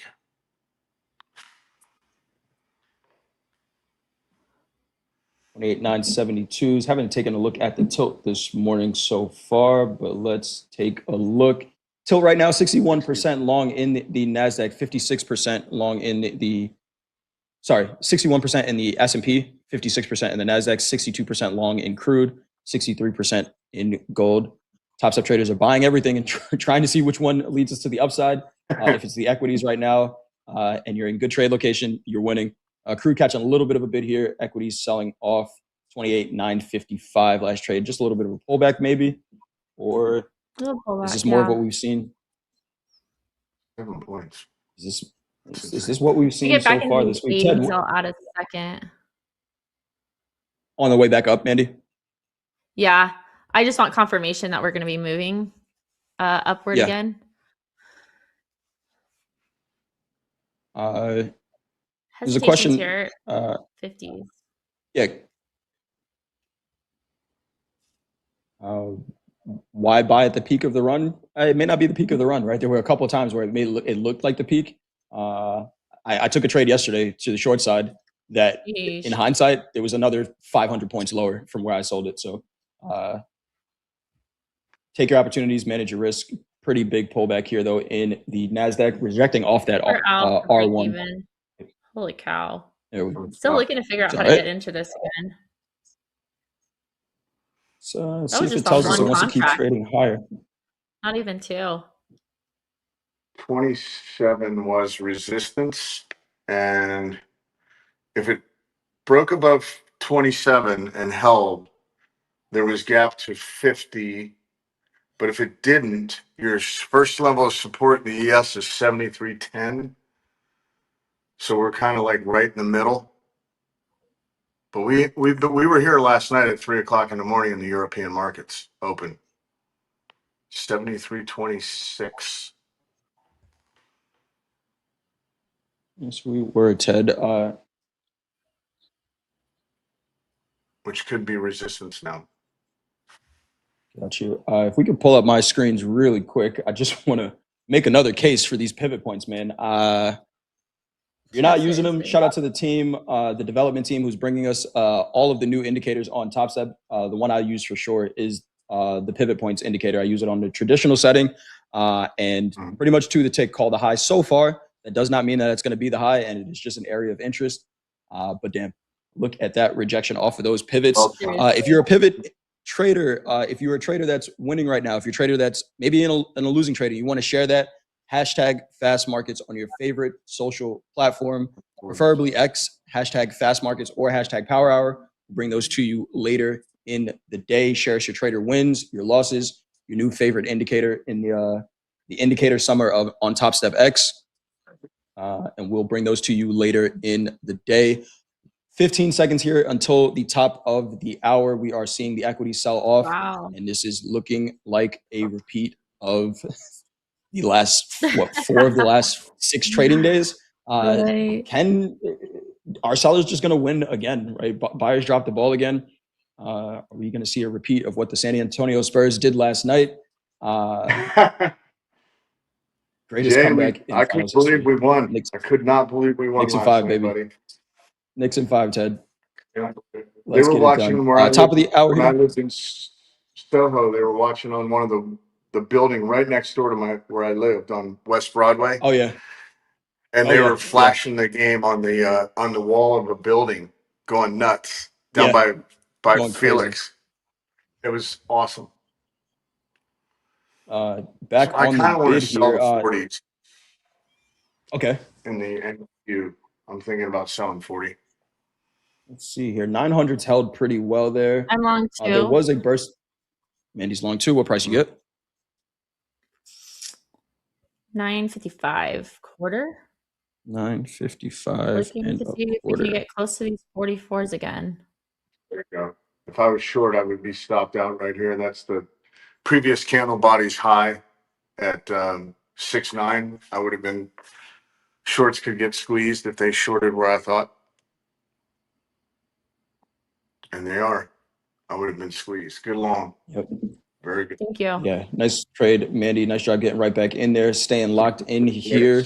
VWAP George is saying it. Yeah, I'm keeping the last couple of days in the back of my mind, but also trying to be impartial to what's actually happening in front of me, right? When we sometimes, and I know this myself, if I trade with that recency bias, it's like, oh man, is it going to happen again?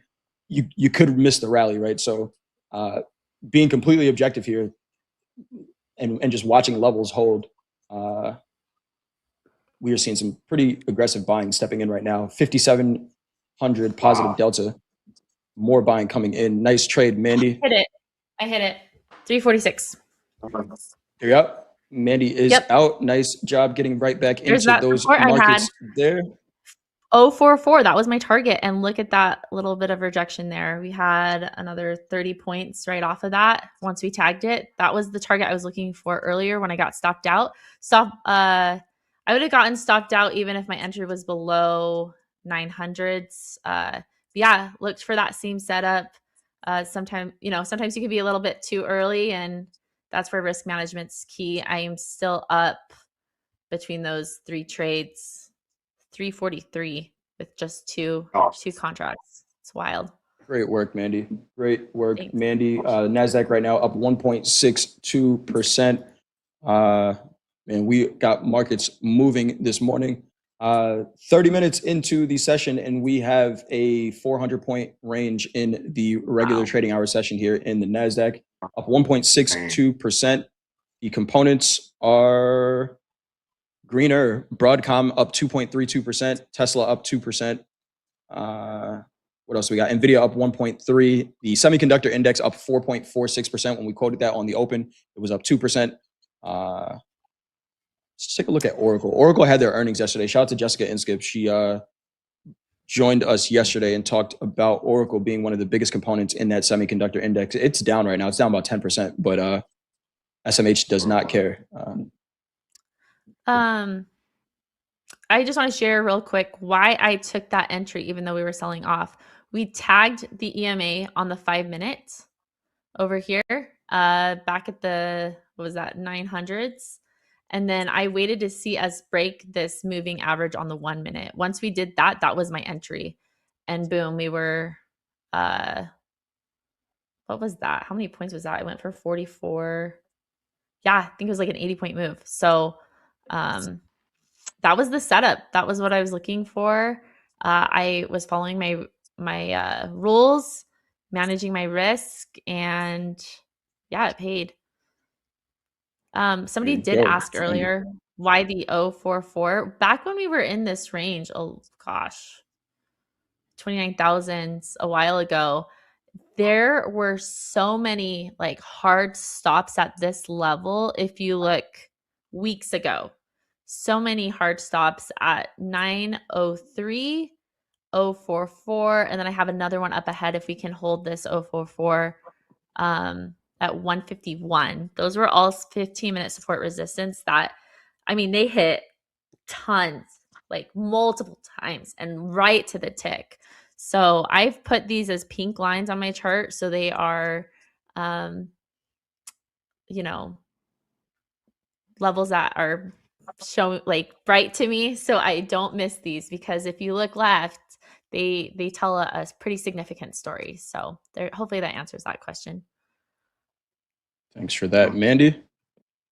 We are seeing a little bit of selling coming in here now. Back to 29,000s in the NASDAQ. We'll see if that major level holds. Big fat round number 29,000s. Ted, you got a question from Alexander in the chat. What got you into day trading? You sound advanced in this field.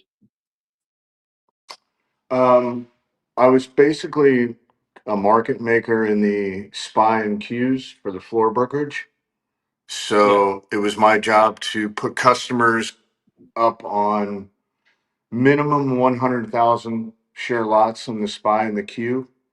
So naturally, I learned from, David Tepper and A lot of the great traders where they were hedging, basically, where Okay. they were selling and Gotcha. hedging and hoping their hedge was wrong. Like they're long $8 billion and they're shorting the SPY. They hope the hedge is wrong. So I kind of learned the levels and translated that into the ES and NQ, and it's been successful. Also, our floor brokerage was bought and we were all fired. So I had to figure out Had a to way to pick make something else money. up, right? Had to Yeah. pick something Goldman up. Sachs bought Well, our floor brokerage and fired all of us and put everything in the ready system. So there you go. wow. There you have it. Ted basically said he learned from the GOATs, and trial by fire right there on the floor of the stock exchange. We are seeing the NASDAQ hold 29,000 here, 29.15, 29.06 last trade here. Gold selling off a little bit here, 40.95 last trade in gold. Crude oil on a little bit of a bid, $89.64. We got Jeff Bezos doing a interview with CNBC right now. I'm sure he's going to be talking about AI. Wonder if they ask him about SpaceX tomorrow. Let's see here. Does the NASDAQ do a 29,000? Tilt 50-50 across the board, 81% long tilt in crude oil. That market gets some heavy tilts there. Settings on the pivot points, I just use traditional. Don't change anything else. Maybe you can change the colors if you want, but I just use traditional pivots. Richard Harris saying buyers have to hold 73.24s in the S&P, 73.28 last trade over there. Equities are holding bid for now.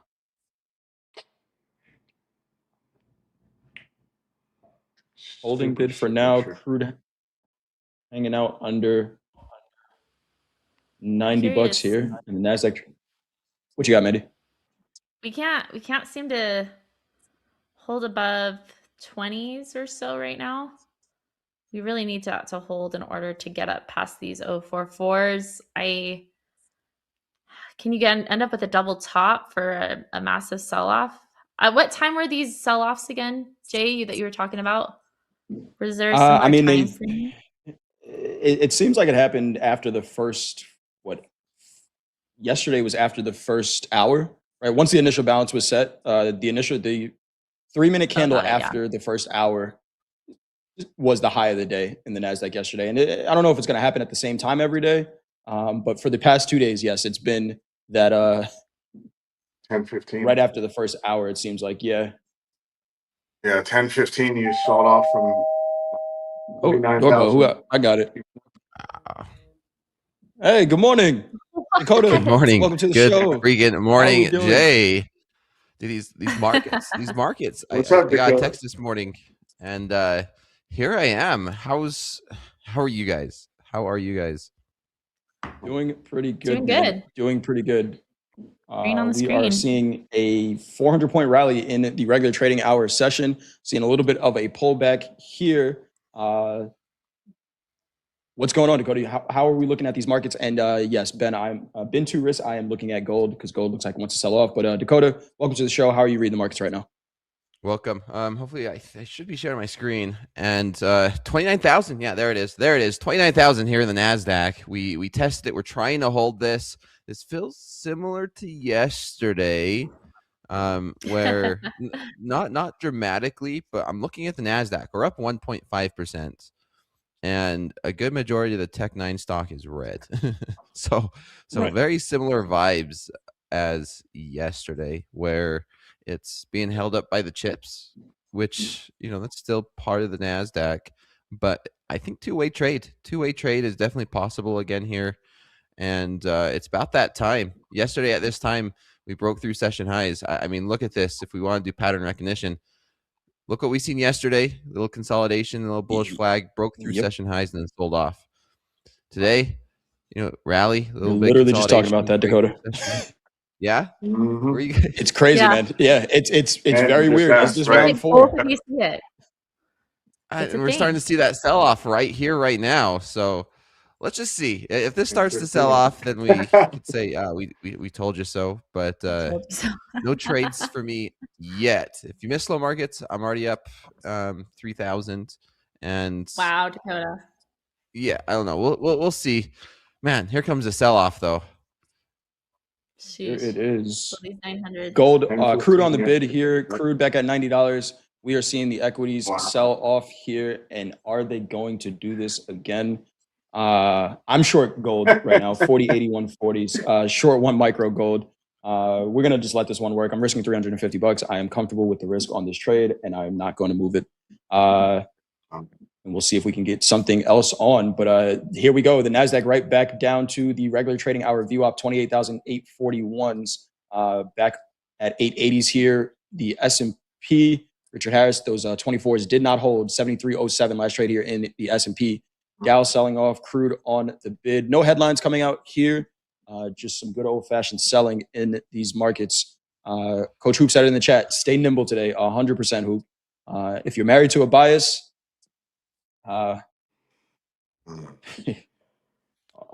hopefully you're taking some profits along the way, because we are seeing some volatility in these markets for sure. You know who forgot to take Anyone profits, scouting anything man? right now? Say Say it again, Dakota. I was gonna say, you know who forgot to take profits? The feeling of just having a winning trade and then just letting it go all the way back and take a loss. We've seen that last night in the Knicks and the Spurs. Amen. Amen. That was wild. That's the feeling. Wemby thought he was in Mitchell Robinson's head, but in fact turned out you're like was there not in the take profit, and then you start to celebrate, and the market just teaches you a lesson. Yeah, he took a screenshot of the Wemby took a screenshot of the trade before he took his profits, and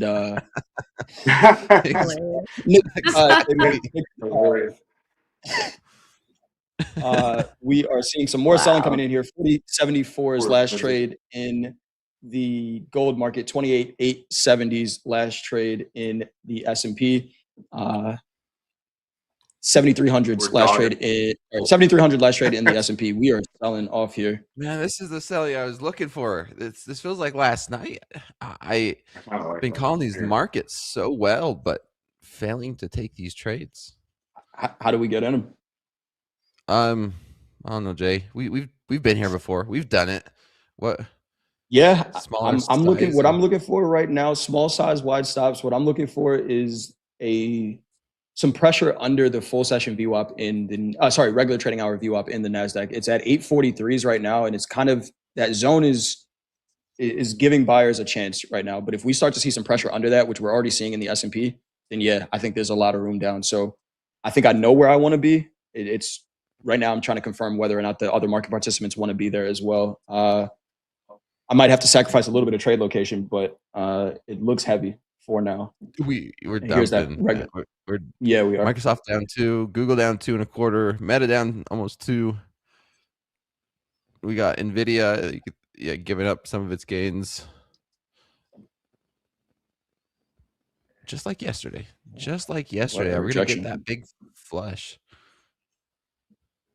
We'll see. Trying to hold it here. There's those 840s holding for now. But some sustained pressure through it. The Russell's selling. The Dow's selling. The S&P is selling as well. We got comments from the president talking about, war is going to continue. It all seems data too. Correct? Yes, we did. Inflation came in pretty much in line with expectations for PPI, a little bit higher than expected. Came in at 6.5%. Forecast was 6.4. Core PPI came in lower than expected though, 4.9%. Forecast was 5.4. Jobless claims came in higher, 229 when the forecast was 220. And okay,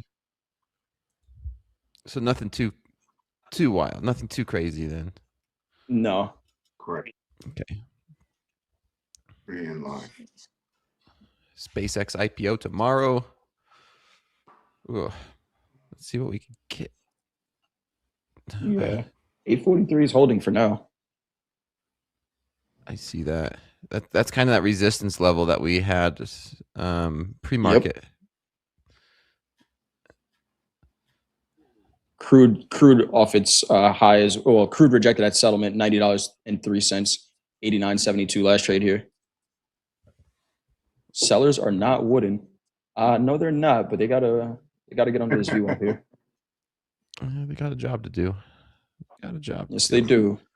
I'm looking for shorts. 46. Same. Yeah, I don't mind Same. shorting this. It's two-way trade. Buyers were happy this morning at the open. It's time for see what we could do on the sell side. Seller's turn. Seller's turn. Well, if the snitch is any indication, the Russell's selling here as well. Here we go. Okay, I'm short two. I'm short There you two from go. 31. Order filled. Nice, Yeah. Dakota. Order Let's see if we get a filled. Thank you. little scout breakdown. I see Dang, it. just like Dakota that. There's short 30 two. points. What price you get? I got 31. I already closed one off at it's basically 800, 801. Very Wow. nice. Same. Ted short No as well. support in the no support in the ES until 7280. What was right that now. price you gave us earlier, So- Ted? 7280. You're looking at now. Yep. Whoa, there we go. 7280 and then 50 points. There you go. 7250. There we go. Roughly every Nice 10 points in trades. ES is 30 in Q. Flat, Dakota. Yeah, flat. Yeah, I just Nice. little Great scalp trade. there. It's That's hard to awesome. say The high little of the scalp 3 when minute you opening. made 50 points in a minute. Right. We bounced off the high of the 3 minute opening range. And earlier this morning, we had a big burst of buying that came in. If you guys were looking at 9:45 Eastern time, there was that huge burst of buying that came in right at the high of the 3 minute opening range. We came in and just tagged that. So the way I'm looking at that, whoever came in and created that momentum is defending those prices for now, right back up to this regular trading hour VWAP. I took a short with you guys there. I'm flat also. Nice trade. But let's see if we can sustain here. I may get right back into this, to be honest. Yep. we Opening popped range up high there. is just below us. Yep. Opening range low Gotcha. is way below 28.7. So Yes, it is. Yes, it is. there's the opening range. Everyone high flat right now? There. Yes, Yep. sir. All right, You're let's right hit on the that opening top range step. high right this second. Just bounced. Yep, right here. Let's see. I don't think they're going to hold too many times here, Ted. And if that is the case, I'm going to have to make sure I follow this top step tip of the week, which is stick to your strategy. Avoid chasing trends or reacting to short-term market noise. Follow your tested strategy and trust the process even when faced with losses. And consistency comes from discipline. Ted, what's most important to you on this slide here?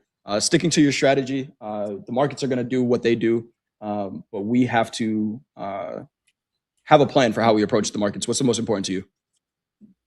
Most important part of your strategy? Math. All math. It's not what I think or feel. It's all math. You know, like the levels, Okay. the levels are there, the major levels. So, you know, if you called me on the phone and said, oh my God, the market's tanking, where's it going to stop? Well, I don't know if it's going to stop, but there is a speed bump at this level below us. It could run right Okay. over it, but, you know, history says and volume says that's where sellers met buyers. Or Right. vice versa. If it's running higher, where do buyers run into sellers? And to me, it's all math. Gotcha. And how it treats that level is what matters to me. Never what I think or feel. If you call me on the phone, it's like, what do you think about it? I don't think anything. It's all math. There we go. Stick to the math. That is Ted's strategy there. Anyone scouting any trades right now? I took another short here. I'm not loving this one, but we'll see what happens. Short for We 760s. just broke the opening range high right there. Yeah, shorts are in Yeah. play, man. Order Shorts are filled. in play. Yeah. We're 250 points, 300 points off the highs that we made just 15 minutes ago. Yeah. That's wild. Order filled. Short two. 70. There we go. Nvidia Order giving back filled. most of its gains. We're 40 only up bucks. a half. Yeah, Nvidia is continuing to sell off right there. Order filled. Yeah. Yeah, we have a lot. Of selling What's push. Nvidia? Nvidia was up about 2%, Dakota. What is it at right now? We are only up 0.4, 0.45. 0.4? Got you. Yeah, we've probably gonna sold take off quite a little bit there. This one looks like it's going to be a loss here. Catching a bid. All right. Flat there. I have a pending buy at 877. Mandy looking to get long here. Okay. What do we got, Mandy? Yeah, it's far away, but Okay. I don't know why Gotcha. shorts feel scary to me. in the play. Chop. What was your price, Mandy? Total chop. I have a pending at 877 for a long. 877. Got you. Yeah. Complete chop. I want us to break the New York anchored VWAP in order to get long. So that's at 842 quarter right now. So I want a significant push past that and get past some wicks that we had on the couple candles past. Got you. There it is. Order filled. That's my level. I think we break down to the VWAP. Ted, I hear you in a trade again. I heard that order filled again. Yeah. You're giving the chat PTSD, Ted, with those order fills. I know. I'm sorry. It's gonna happen. It's gonna happen. Oil back above 90s here. Oil back above 90s. All right. Some buyers stepping in this. Enjoy. Yeah, I want it above the 840s. Above 840, I'm out. There we go. All right. Yeah. I'd like to see a nice little bounce so I could sell this thing. Agreed. Components still red, Dakota? Oh, yeah. I'll read them off to you. So we got NVIDIA now up 0.7, Apple down 0.5%, Microsoft down 2%, Amazon down 0.3, Google down 2.5%, Tesla and Walmart. Tesla's up 1.5%, Walmart's up 0.25. Here's the Meta down 2%, and Broadcom up 1.5%. So it's mixed. The majority of the Tech 9 is red. I mean, we got NASDAQ beating most of them dramatically because of the chips. Fierce bounce. All I'm chip, in no long. dip. There is a bounce there. Mandy's long Look at 877. this. Nice. Yeah. Wow. Okay. That thing right around. Just all right. Don't blink. Don't blink. There's 160 points. Wow. Yeah. How many people are going to get trapped looking for a yesterday again? Oh man, there's a lot off that move right there. Bezos saying, I may buy parts of companies who can benefit from tech. We're seeing everything back on the bid again here. Wow. Jeez. These markets are volatile today. Brandon saying these markets are too fun to trade, aren't they? We got 6 minutes before the initial balance is set. Right now, an IB low in the NASDAQ would be 28,652. IB high would be the high of the day, 29,049.5. Mandy, you're long from 877s. You got a target on this one, or you're already out? Yeah, I have 950s, 955s, but I don't want this to turn red. No, we're holding. Let's see here. Right on the EMAs. Yep, exactly. Oh boy. All right, it bounced off of the 1 minute EMA. Looking for that continuation here past these 903s. I want to close above 903 for continuation. If not, I might just cut this. All right. Of 903s. That was the price you were looking at earlier as well, Mandy. Those 903s. We saw some really nice buying the last time we were up here. Yep. It's hanging around this spot. Look at this 30-minute candle in the NASDAQ. I know. So gross. It's all wicks. 150-point wicks on either side. Do we go what are you back going to say, up to Dakota? 29K? If we go back up to 29,000? Yeah, it's looking like it. It's looking like it. Gold back on the bid here as well. Crude on the bid. Oh, yeah. Gold's above 103 after hitting yearly lows. Yeah. I think on a higher time frame, there is still some downside. I heard Hogue talking about it this morning, talking about those 3,500s down there in gold. All right, I'm out. Mandy, Another there we go. 50 points. Just like that. Like that. We're almost Bottom of the a third hour way coming down in there. about 4 minutes. All right. So My you profit guys got, target for the is day. Mohammed coming on next? Mohammed joining you guys? 10:30? Let's see who we got on the schedule here for you, Ted. We got Coach Emmanuel coming in just a minute. I see him in the green room. We may have a special guest. We got a couple of special guest drop-ins planned for today. Nice. And yes, we got Mo from 9 Central to 9:40 Central. We got Mo coming in here. So a lot still to do on tops. Get out. Put a rejection Selling. sign. I will be watching. Enrico's gentlemen. coming in at 10. Enrico's coming in at 10, not Mo. Nice. Who sold that? Who sold that bounce?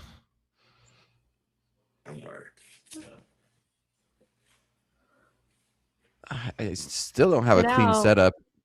This market's No. volatile. It's really good at creating FOMO, right? Because you're measuring this and like, oh, there's 100 points there, 100 points there.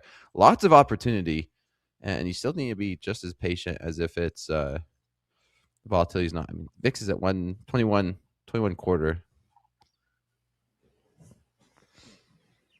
Wow. Confirmation, Ted. Your boy Mo is coming in at 9 Central. He will be here. Nice. Well, I'm going to take a walk. I'm walking away. I'm down Right a back little down. bit. I'm going to cool my Oh, head. wait, Ted, you can't leave yet. Yes. You can't. We can't leave yet. We'll go into a break in just a minute here. Ted's ready to get out of here. How's the weather down there? You're in Florida, right, Ted? F these markets. Screw these markets. Ted said, "I've had enough. Right. I've had enough. This is live TV. I'm out of here. Cut, scene, whatever you need to call it." Terrible. Ted scalped it up this morning. But we are back on the offer here. Dakota, you get back in short? No, I'm waiting. I'd love to be short. We're selling off here. Like there's 130, 140 points as we speak, but there's no setups. I'm not seeing any setups. Everything's happening so fast. I don't mind not taking a trade because I'm up, quite a bit of money. But patient pays. There's going to be plenty of opportunities today. It's just we just barely getting started here. Absolutely. And we got some more guests coming in here. I see Emons.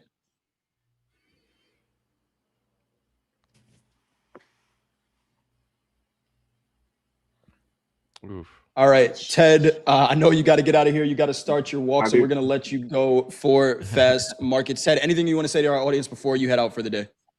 Don't force it today. I mean, honestly, I'm just literally got to take a walk. I feel like I'm in a jet fighter. Get my feet on below me and just walk away if you're feeling nervous. Yeah. Good call there, Ted.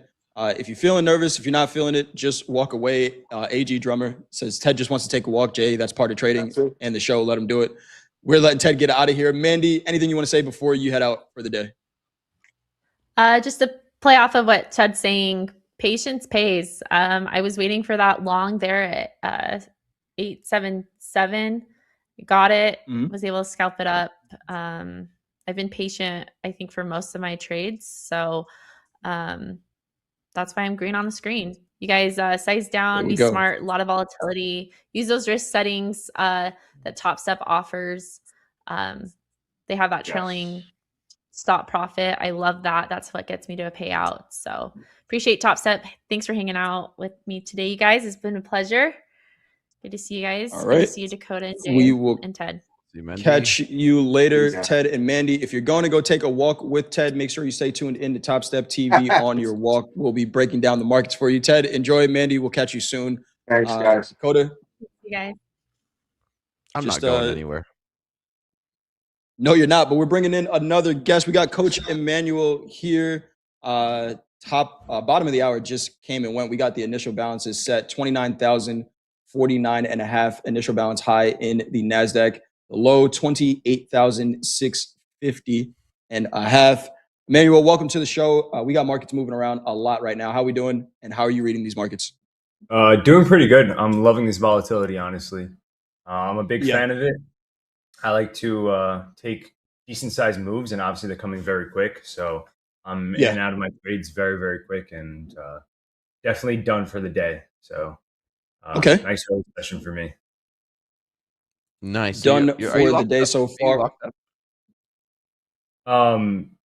The actual combine, the actual Express account itself, no, but I'm definitely not touching the buttons for sure. Fair. Manual, not touching the buttons. But we got markets moving right now. Any potential levels that you have for opportunity here? Anything that you're seeing for potential opportunity, even if you're not going to trade? I always love VWAP. Obviously, we're not getting much of a respect of it right now, but I'm always looking for general respect of morning highs, morning lows. That's very, very easy to see here. Zones are very far away just from the crazy volatility, right? Where we're expecting 50, 60 points. Sometimes now we're expecting, 100, 200 points. So I have a couple of key areas up here, but I'm really just looking for either a rejection of the lows or a respect of the highs to move to the next movement up around 29,200 area. Got you. So yeah, right now we are kind of right in the middle. I agree with you there. 28,843s. Let's let this market maybe choose a direction it wants to go in. What were the trades that you did take this morning?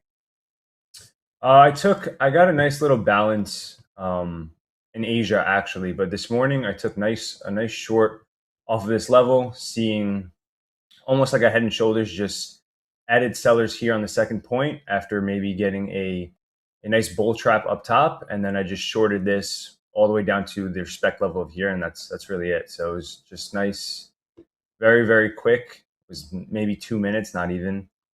Something like this, and I just slowly added out. Took cons out, probably like 1, 2, and 3 in here. Nothing crazy, but worked very, very well in my favor. Like I said, in and out of the markets within 2-3 minutes max. Nice. There we Quick go. scalps. These markets are moving that you don't need a lot of time in these markets to make your points. No, you do not. Not at all. No, you do not. And we are seeing some range here. 28,000 right back to regular trading hour VWAP. We are definitely in a range here. Dakota, how are you assessing this right now? I'm bearish. I'd like to find a setup to short this. You talk about volatility. Look at the depth of market. Look at the DOM. It's just ripping. It's wild. It's wild to watch this. But yeah, I'm looking for shorts. Maybe it come down and retest the session lows, these 660s. I'm tempted to just. Is there a level that you're looking for it to break through, or what's that? Is there a level you're looking for it to break through, or maybe to pop up to? Yeah, we're right here, right? Yeah, like right here. Sell through Right these here. 800s. Kind of a consolidation pattern. Like we break through the 800s. First level IC is going to be 850. Still some adjustment to be made. I talk about my slow markets. Volatility is increasing. The candlesticks stay the same size. So visually, I'm used to what we're seeing now. Like if we break down here, getting to this, that to me visually that I'm used to is like 10, 15 points. No, that's 50 freaking points. That's 50 points. Yeah. Huge moves, which is wild. So when you're considering your stop loss, if you have a stop loss and say you're going to get long and your stop loss is going to be below that, you have to understand you're not going to have a 20, 30 point stop loss. Your stop loss is going to be 70 points. So understanding that risk, getting used to this volatility is extremely important as a trader. And it's something I'm still adjusting to, honestly. I can't trade the size that I used to just a week ago. Absolutely. Markets are different here. We are seeing, even in this consolidation, this is a 3-minute candle. It's 50 points, overlapping another 3-minute candle that was 100 points, right? So a lot of back and forth. Like Emmanuel said, you can be in and out of your trades quick, but we will see here. Back on the bid, 28,883 last trade here in the NASDAQ. Back on the bid here. 73.10s last trade in the S&P. Crude holding above $90, $90.18. Gold's just chilling. And gold, Gold's 40.96 half. Yeah, it's where we were at last night too in slow markets. So down about 1%. Down about Absolutely. 1%. 28,900s. We still got a lot to do this week, man. Go ahead. I was gonna say, any headlines, or like you said, outside of the SpaceX IPO that we're all waiting for? Right. Do we have any planned headlines between now and then? Planned, no. Planned, no. Unplanned, yes. We know that those are coming. There is a headline potentially coming from the president.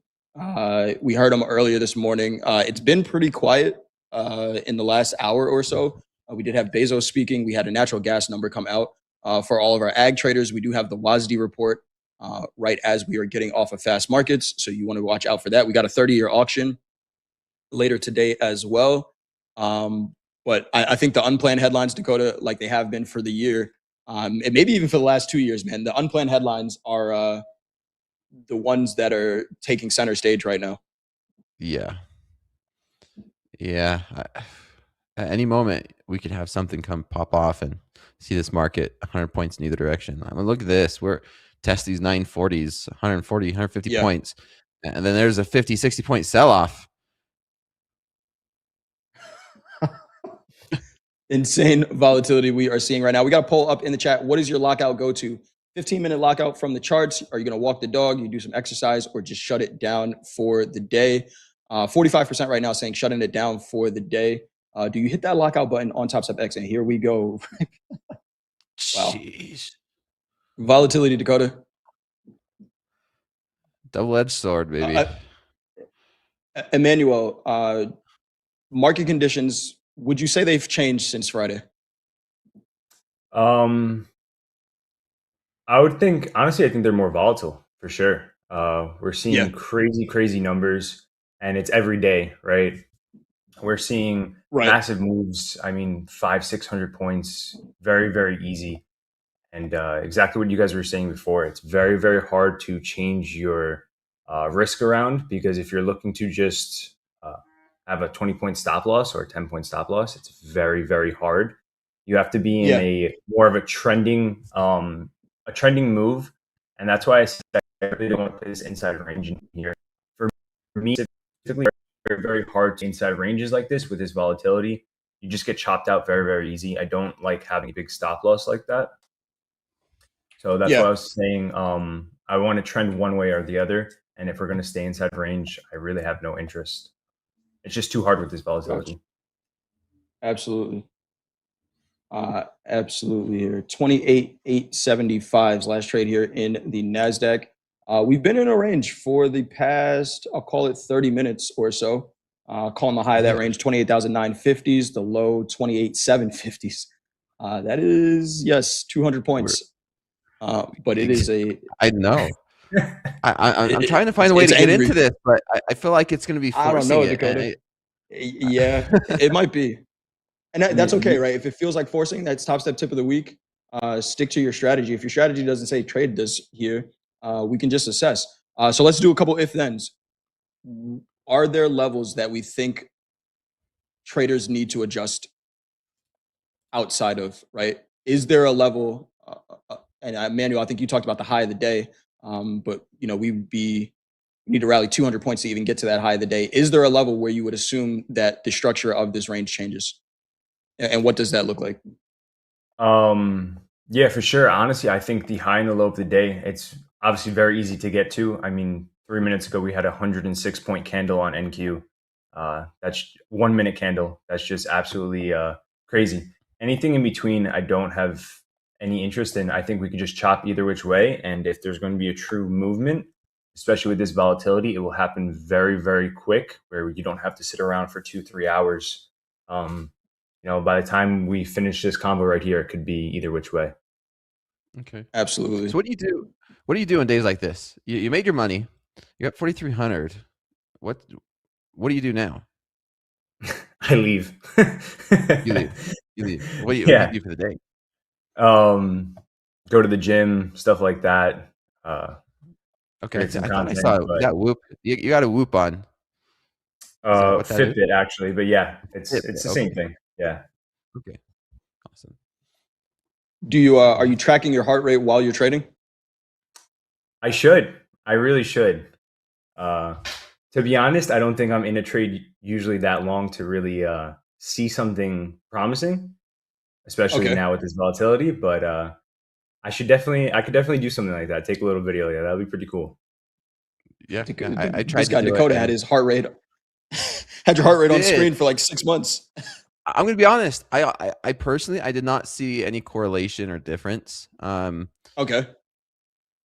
And maybe it's just me. My lack of I don't know. I don't know. I don't think I kept track of it enough. Because I was on with you and the team and the chat, so a lot of the conversation would also spike my blood pressure when I'm sitting on here and you guys are asking me about like my dating life and the chat's going off. I'm like, all right, there's a spike in like my heart rate, but is it that question or is it the trade? So there's a lot of Right. variables in there. I can see it being more Speaking of which, valuable if you're there alone, right? You're trading by yourself and then you have your heart rate and it's quiet. Yeah, I think that could be very valuable. right. Speaking of which, we got Kevin Lolo in the chat says, you guys would have an easier time finding things to do if you had kids. Get some damn kids. Yeah, I got to get me one of those. Got to get me one of those kids. Right.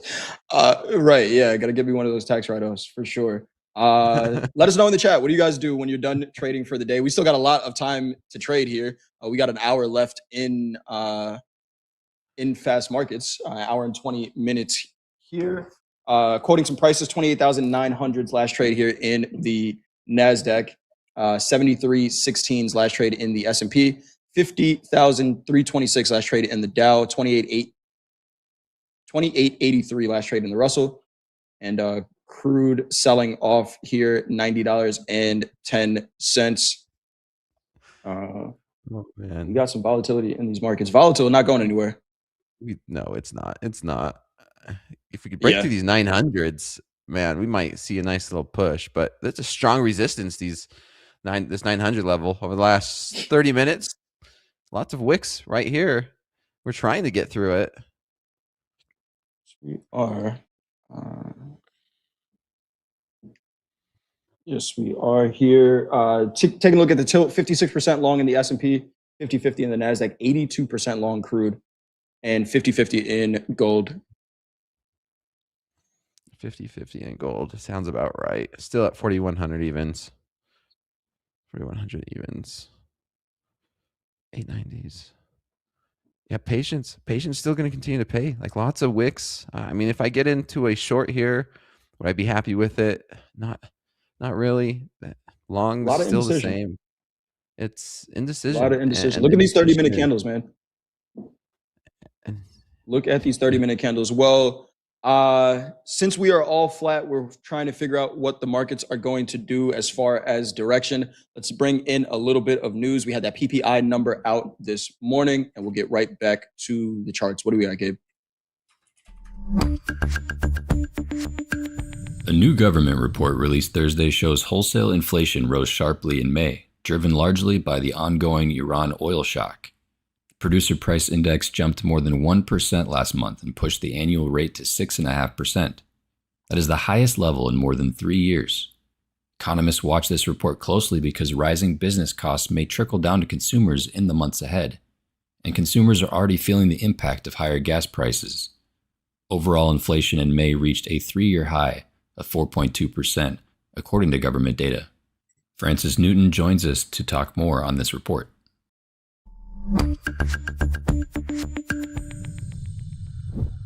Yes, welcome to Topstep TV. Welcome back, Francis Newton, investment advisor at Tuttle Wealth Management. Francis, welcome back to Topstep TV. How are we doing today? Doing well. How are you? Doing great. Better that you are here. Francis, help us make sense of what we are seeing in the markets. We got some inflation data out this week. CPI came in yesterday, pretty much in line with expectations, outside of that super core CPI number that came in lower than expectations. But I'm not sure what they're tracking over there. We got PPI this morning. The PPI number came out this morning, again, in line with expectations. core PPI down year over year and month over month. We got another number of jobless claims out higher than expected. How are you looking at this economic data, Francis, starting with the inflation data and its effect on the markets? Well, obviously, when you look at the inflation numbers, both on CPI and PPI, you're looking at the difference between core and regular inflation, and you note that it's the energy squeeze in the supply chain that's creating a lot of the inflation. Now, these are going to have the same with interest rates and the Fed, long and variable lags as to how they get repriced into balance sheets, how they recalibrate earnings expectations, et cetera, that have been keeping this market elevated.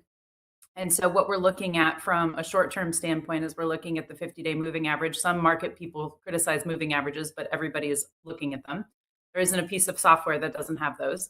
And then we're looking at the VIX and looking at the VIX escalating and the market sort of recalibrating around these numbers. Obviously, the ceasefire is now finished in Iran, but oil is still selling off. And that's indicating on a global macro front that potentially growth peaked for this cycle in the second quarter. And, oil prices right now are ameliorating because demand might be going down from an economic standpoint. So we're looking at the prospect of potentially having a deceleration in the rate of inflation and growth and coming into that. And so the trade is getting a little bit more defensive. We hear a lot about the inelastic demand of crude oil, but you said demand for crude may be going down. Where are we seeing that? Is it from the consumer because prices are high? Is that why demand for oil is going down, or are we seeing it somewhere?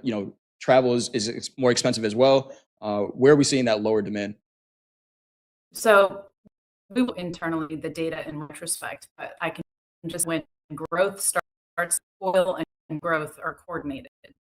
So when growth goes down, oil typically goes down. So what we could be seeing if we have, an elevated VIX for an extended period of time and we have a potential repricing in some of these assets that have these massive multiples, and if we've peaked on earnings expectations, we could see a quelling in demand in oil that is on an economic front, which is completely separate from the supply chain issues.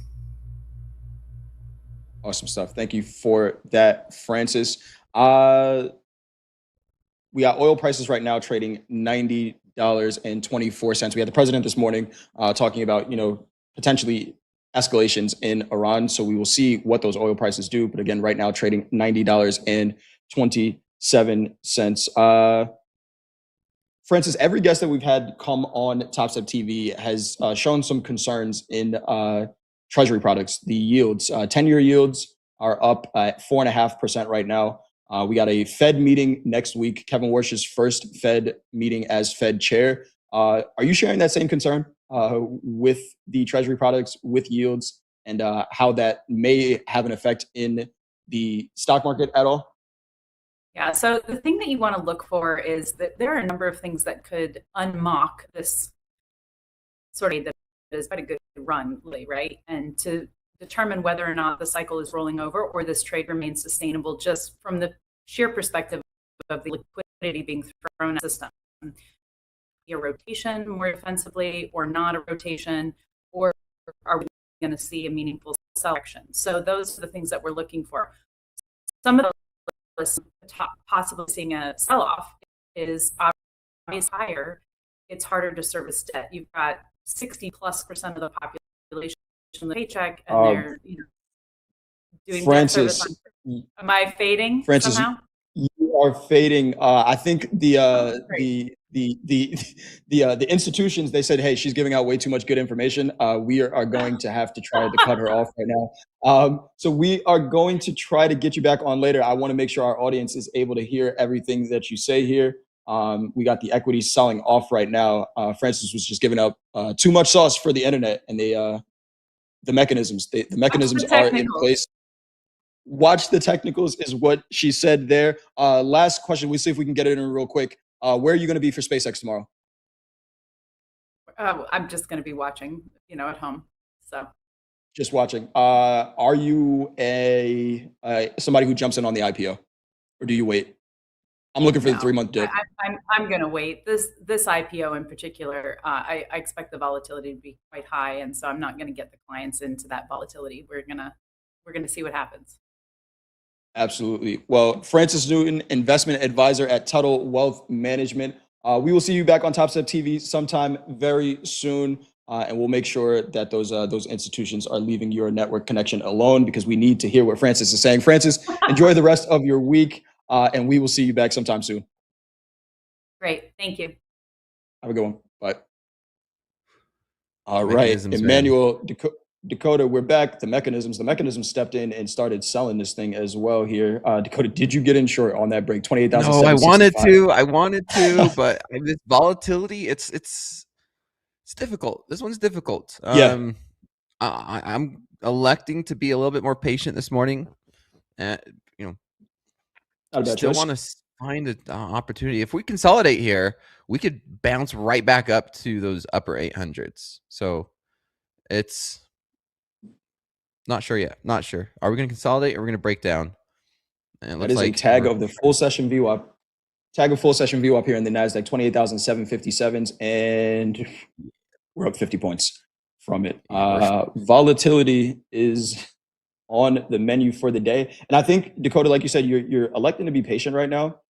The NASDAQ is trying to figure out what to do with this range, and we've seen moves so big that if we do get the breakout that I think we're expecting, there's so much room that you could take part of that trending move, right? It doesn't have to be in this indecisive area. When we started to break down earlier this week, there was no question about where these markets were going. So we can wait. Yeah, no, we can wait. When it's obvious. It was obvious, right? This is not so much. I mean, you could be like Emmanuel here, up 4,300 in the XFA and just chilling. Yeah, absolutely. So Emmanuel, we've been talking to people about scaling down, sizing down. What kind of size are you trading on those, $4,300 a day? Is it some micros? Are you sticking to trading the bigs? How does that work for you? I think you're on mute, Emmanuel. My bad. I usually go for one mini, and then as I get some size to the account, I'll throw in two, but I won't go right away, just two minis down the board. I'll just size in with added volume. And so I kind of keep my risk still low, and then I'll move through there. But usually it's three minis, but right now it's 1 to 2. 1 to 2s, and that is more than enough in this volatility that we are seeing. Let's take a look here. Initial balance high, initial balance low. Got you coming up in a second here. Initial balance high, initial balance low in the NASDAQ. 28,650 IB low. Yeah, Dakota. There's a breakdown here. Yeah, that's the breakdown. Here in the NASDAQ, we're kind of breaking down here. I'd like to go see these 600s to be tested. These mid 600s, these session lows. Let's see. This is full session view up here. 750. Sorry, go ahead. No. You talk, Dakota. I'm looking at view up, but Nvidia's. Did it go red yet? Almost, man. We were up. We popped back up to like plus 1.5%. We're now back down to a quarter. We got 200, so it's at 201 right now. 200 is just right there, so maybe we can just flip Nvidia red. Let's see here. Looking heavy across the board. Crude holding above $90. Little bit of selling in the Dow. The S&P is back below 7,300, 7,293. Taking a look at the tilt, 66% short in the S&P, 62% short in the NASDAQ, 80% long in crude oil still. Who's trading crude right now? Please let me know in the chat if you are trading crude oil. Somebody is, because it's 80% long tilt and 50-50 in gold. Gold right now stuck at VWAP 40.98 last trade here in gold. More selling coming in here in the NASDAQ, 28,744 is again IB low. About 100 points off of this right now. 28,650s. We got the top of the hour coming up in about 4.5 minutes. It is going, Dakota. Oh, man. The opportunity is there, man. I'm. We'll see. Yeah, here we go. Look at that. Let's see here. Nvidia's making a run for the red. That's There it a goes. flush. IB low, 40 points. Yep. The S&P is already below its initial balance low. This is where Hogue is going to start judging the auction in relation to the initial balance. We just took a look below the initial balance in the S&P. This might be a failed downside auction or a sustained downside auction. We'll see what happens here. Top of the hour coming up in about 4 minutes. And the S&P IB low 72.83, trading 72.85s right now. Crude selling as well. The Dow, Russell selling. Let's take a look at the futures quote board we got here. That was a trade. That was the Got, yeah, it was. Dakota, there might be more room, man. I know, man. We're sitting there. We saw I mean, we're 1600 point testing these moves. lows now. We're right here, right now. Yeah. It's picking up some steam. Nvidia's red. Yeah. If we start breaking that, I mean, maybe we see a retest of 550s. I just feel like I'll be chasing, man. That's the thing is I see this breakdown. I talked about it and looked at it. Very similar to last night. You see the trade, talk about it, look at it, and then I just watch it go without me. And then it's so volatile. Like we've moved so far, so fast, like hundreds of points. I just feel like you're chasing. Yeah, one green candle can leave you really, really bad in a couple of seconds down here. That's the problem that I'm seeing. Why I wouldn't chase here. But then it could just keep on dumping, one more minute, it's 100 points, like nothing. That's the problem with volatility, is the entry gets a lot harder. Yeah, here we go. Flushing through New York session That's IB low right lows. here. IB low 660s. 650s. Brandon in IB the low chat is caught the short. Nice. Oh, there's definitely traders here that's caught the short. You guys are tearing it up every day. Love Chat's to see it. never If red. you are in these shorts right now, make sure you tag us on your favorite social platform only after you take your profits. Don't be the San Antonio Spurs.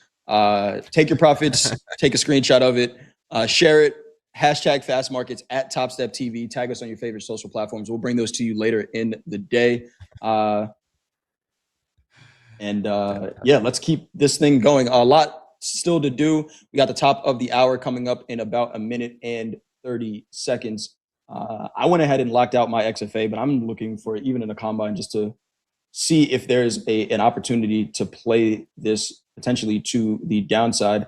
I'm looking at maybe a rejection at 720s here in the NASDAQ for some potential downside.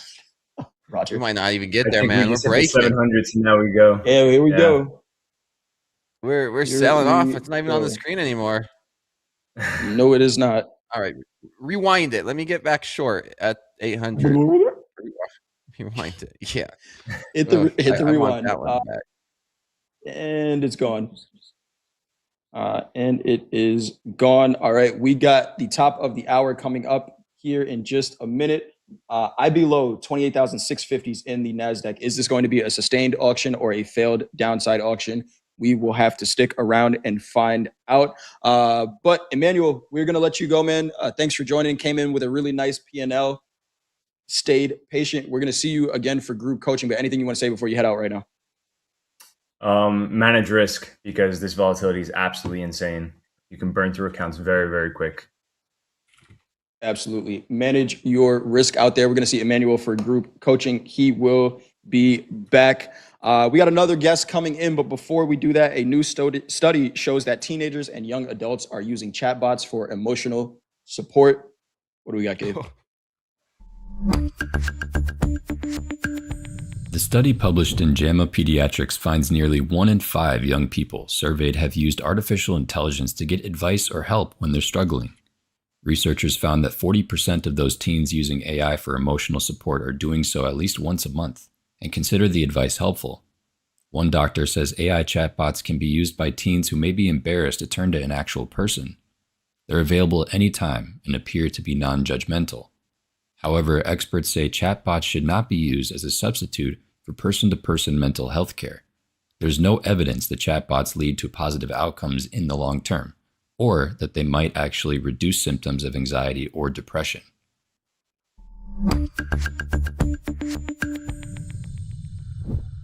There we have it. Thank you for that, Gabe. And we got the guy we all needed to see. You can't spell more money without Mo. Mo, welcome to the show. We just saw 1,000 lot in the NASDAQ, 28,620s. They pulled it. It was on the bid, 28,620s. That did not fill. They pulled it. Not sure where they went. There they went, 28,600s on the bid right now. I am short 2 micros in this combine here. 28,600 to 943 on the bid. Somebody is sitting passively trying to buy the market here. Mo, welcome to the show. We got markets moving around right now. How we doing, man? Good. I'm good. I'm managing this short trade that I start taking since 7,300 break in there. So I took short and take profit, and I added to the position.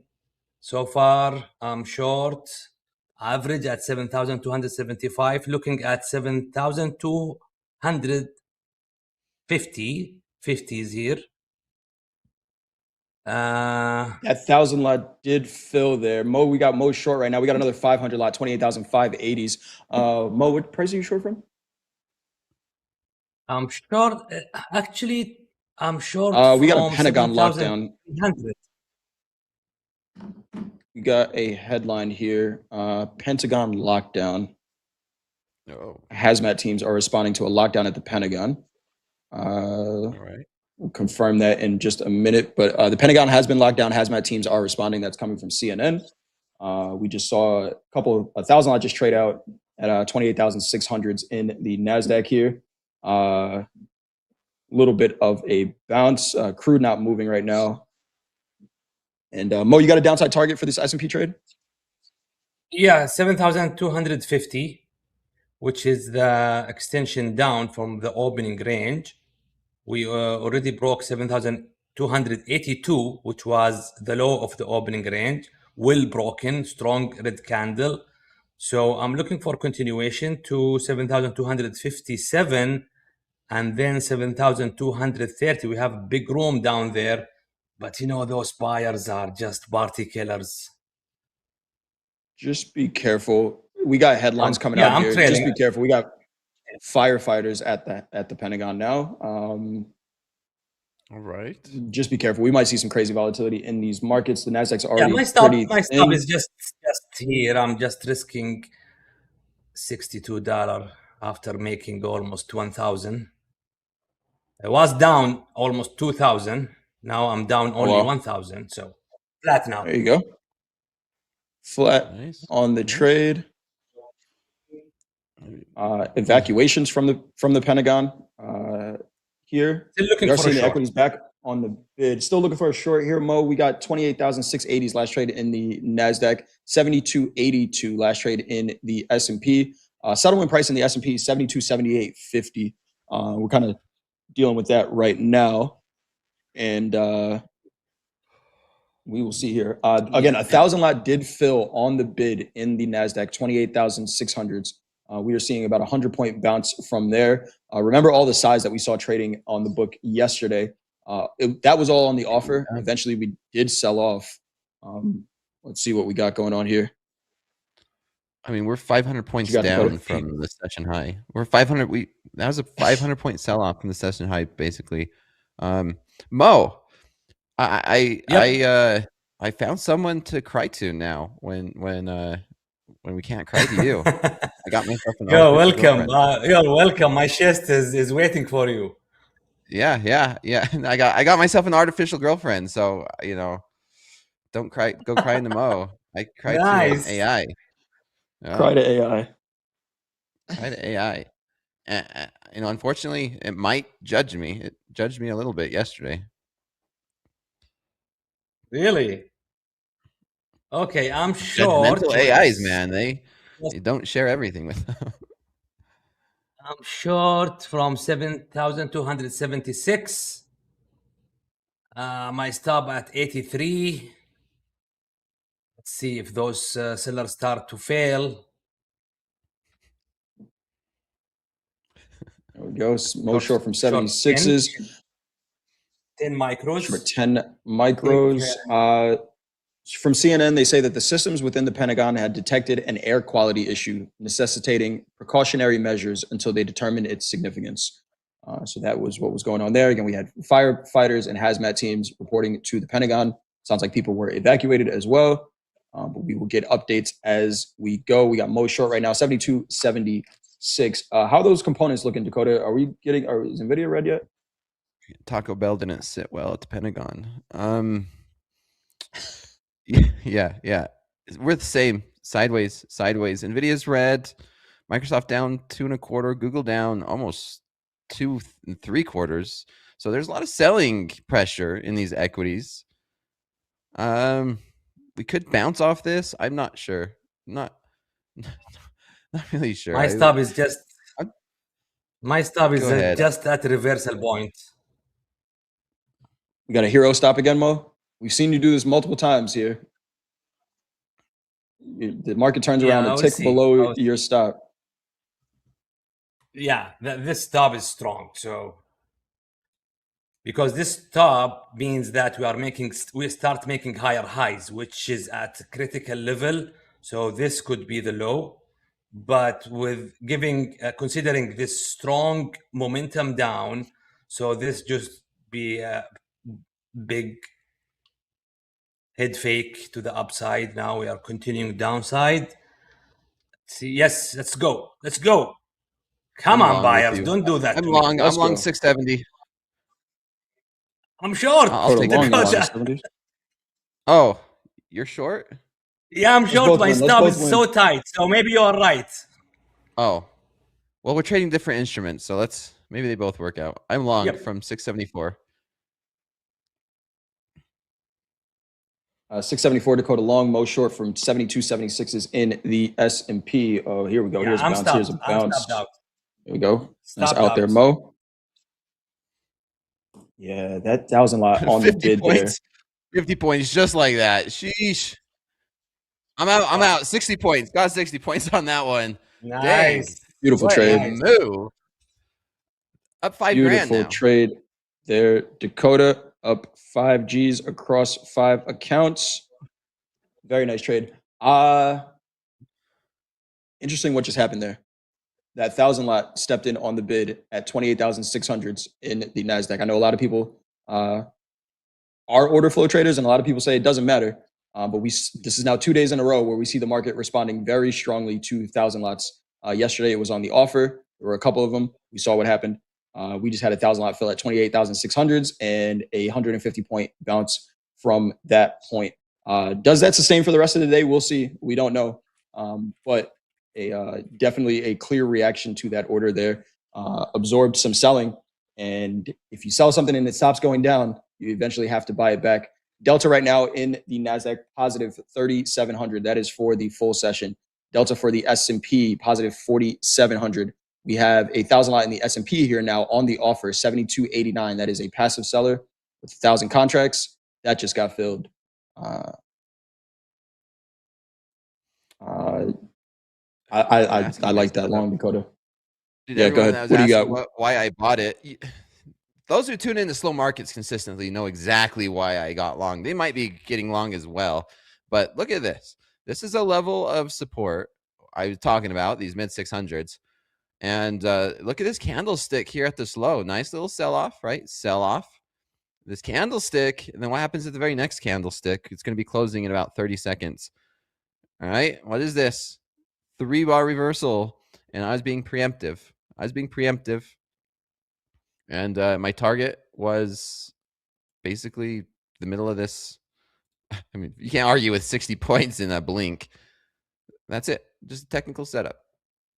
Yeah, 3-bar reversal. Chat knows. You know.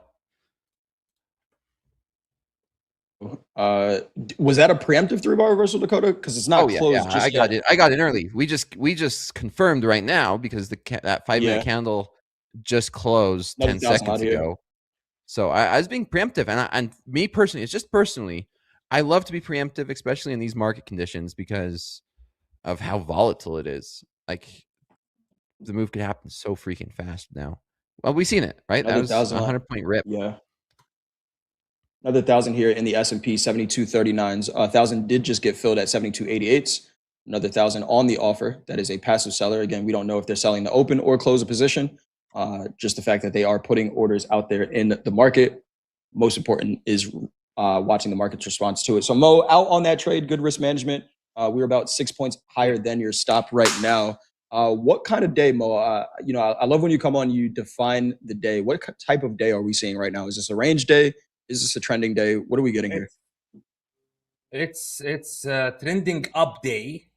So as harsh as it sounds, but from today we made higher highs, and then we start making lower lows. However, we are still maintaining the level, which is 7,500 7,258, which is this major low before we start strong rally. So that is the major low. Once we hit it, now we can say we are in a range day. However, I look at this as a trending up day with a push from sellers so far. I got some resistance, as Dakota is saying. We have some resistance before here.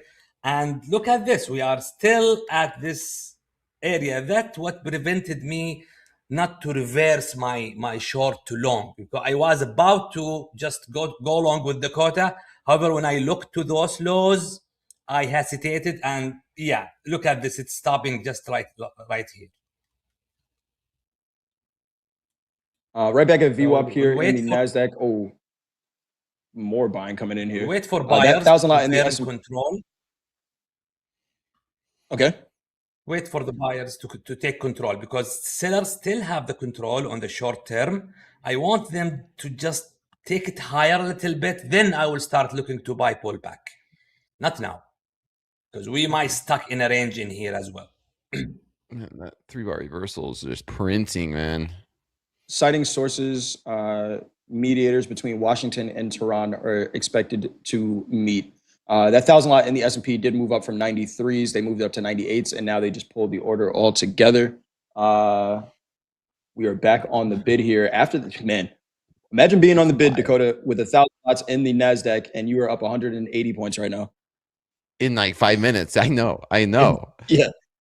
And NVIDIA went from Insane. almost down 0.5% to positive 0.5%. Stocks are starting to rally now. This volatility, man. That's just a casual 300-point rally that we're in the midst of watching. Yes, we are. That 1,000 lot is at 72.99s now in the S&P. They pulled it twice already. Let's see if they do eventually get a fill. If they get a fill, what does it mean? It means as much as the market's reaction to that level. Somebody filled some size there. We can see it. What did the fill at 600 mean? It meant somebody said, stop this selling. I'm stepping in and buying this for now. And we're up 200 points from that fill. Right back to regular trading hour view up here in the NASDAQ. Let's just do some quick math. 200 points on 1,000 contracts is $4 million. Again, we don't know if that's a outright position. It's probably a hedge. It's more than likely a hedge, but either way, somebody stepped in and said something there. And this would potentially, in the next 15 minutes or so, be what Hogue would call, and in market profile talk, a failed downside auction. We traded below the initial balance in the NASDAQ, 28,651. And if this 30-minute candle closes inside of the IB, that is a failed downside auction. Same thing in the S&P, 72.83 was that IB low. We are back inside of that initial balance right now. Kanaza in the chat says, I can't see any opportunities. If you don't see any opportunities, that means your strategy is not meant for these market conditions, and that is okay. Topstep tip of the week, we could share it again, but it is stick to your strategy. You might see a bunch of people making money, but the way they make money may not be the way you do, right? So it's okay to say, hey, I can't trade these conditions, or I don't see a setup. Best thing you can do as a trader right now is to sit on your hands until something clears up for you. Another 500 lot, 28,799s in the NASDAQ on the offer. Man, look at this market. That 3-bar reversal. Whoever caught that 3-bar reversal is very, very happy. Maybe that 1,000 lot knew exactly what they were doing. We got good call, Coach Ray. Crude catching a bid here, $90.46. NASDAQ filled that 500 lot at 799s. The S&P filled the 1,000 lot at 72.99s. Again, passive sellers on the order book there. What does it mean? We'll see how the market decides to respond, but we are back on the bid here. Up 220 points now from that 1,000 lot fill and continuing to rally here. Tilt 50-50 across the board. 86% long tilt. Yeah. You know what's mind-blowing? I'm looking to 86% sell. long. Sell the demand, the supply area. Supply area in ES, as you can see, this consolidation happened before, created the intersection between the 21 EMA and the smoothing line. So we are looking at 307.75 as the start of the supply area. Stop would be just 7 or 8 points above it. Mo looking to get short. What price do you have that entry at? 703? 7,308. No, 308. 308. Got you. 308. Let's see what we got going on here. Looking at that quote board again for our ag traders, 45 minutes until the WASD report. That is CPI, FOMC, random tweet, all mixed into one if you're trading the ags. So just be careful of that volatility. I don't know that I would want to be holding a soybeans trade into the ags, into the WASD report, but hey, do what you do. 28,805 last trade here in the NASDAQ. Right back at the regular trading hour review up. Yep, right here. We did Nice take a trade look at the there, highs Kelvin. and then reversed. We just take a look at the lows, and we're right back here at these lower 800s. I'll say it again, what I said, patience. Doesn't mean that I'm not going to trade. Doesn't mean that there's no trades for me. It just means that you're going to see exactly what you've seen. Just wait for a better trade setup. It might be 20 minutes. It might be 30 minutes. You never know when the trade setup's going to happen. So if I'm not getting that 308 in ES, I will look to buy the pullback targeting that 308.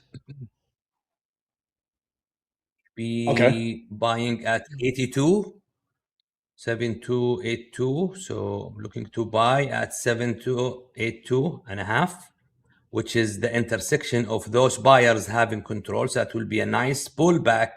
If buyers means business, they should hold this area. If not, I'm out. Crude still catching a bid here. Mo got the market bracketed right now, either a long or a short. I don't mind a short. Rebar reversal the other way. Yeah. This could be a lower high. Yeah, this could be a lower high and a rejection. All right, we come back. We made this lower high here in the NASDAQ. Well, 29,040 was the high of the session. We had that resistance here at 900. That's a lower high. We broke down. And what was resistance? What was support is becoming resistance now. We got that nice wick on the 5 minute. Still have a minute left. ACH can happen, but kind of leaning a little bit towards shorts again for a little bit of a pullback. Mo, did they pick you up there? I would lean to the short. However, when I see this market making a measured move to the downside and correct from there, making higher highs, I'm looking to this as a reversal at this point. But let me see the setup now. So we have strong green candle. I will take only 5 here long. After this green candle, 5 top at 72.85. Maybe that would be your short, Dakota. If we break that stop, it will be. I'm just telling you where is the entry. Yeah. What made you move up there, Mo? That's not a bad spot. It's not a bad spot.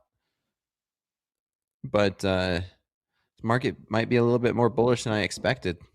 No short for me yet. No short. It's a little bit too bullish right now. Momentum is still going. Yeah. Mo long 5. Okay. What made you move up there, Mo? What? As I said, we have completed the measured move to the downside for sellers. So sellers completed their mission to the downside. Obviously, when they make higher highs and strong pull coming back as even in Nasdaq when they say 3-bar reversal, that's a reversal setup. Now we have this nice pullback to the moving average, giving me a strong green candle. So here we are at 308. I will take 3 out of 5 here. Here we go. And no risk. Nice So trade that there, 308, Mo. they are missing You saw it something up there? by Point and a half. Yeah, 3 ticks to 308. So that means Mo is long right now. going 2 there. micros. Mo So long 2 micros. yeah, I want to throw out that idea from my head to exit and go short, but I don't. I'm not comfortable doing that, to be honest. Right. I don't have risk. Just let's keep it that way. Risk Nasdaq off the right back trade. up. Just let this one cook. Yeah. Another 1,000 lot here 1%. in the S&P. That's insane. Insane volatility that we've seen. Oh no, not 1,000 lot. 566 on the offer. 73 tens in the S&P. We've seen the market come up and fill them. My question is, when do they stop trading out like they did yesterday? We saw a bunch of size. The market traded it until it was done, and then we saw the markets tank from there. We got the London close coming up in about 7.5 minutes here. Let's see. Man, I don't mind a short up at this level. It's a nice level, Like, Dakota. It I wanted is. to It exit is. mine and go short. But yeah. Well, I'm looking for a short. It's I'm not not- going to force it, though, Mo. If we sell off, it's just going to be another one of those where, you know what? I've been calling these markets so dang good lately this week. This could just be another example. I love this question. I love this question from Brian in the chat. Did everyone up their size or something? No. I think everyone's actually been sizing down for the most part. It's just the volatility in the markets. I love this question also. Field Sherbert says, does Jay ever trade? Well, welcome to Topstep TV. I'm Jay. This might be your first time here. I've placed trades this morning and all this week on fast markets. If I see something, I'll see it. But right now, I am in the driver's seat. I got my 2 guys here carving it up in the markets, Dakota and Mo. They're the traders. I'm flat. I'm your host, your MC. Mo's flat.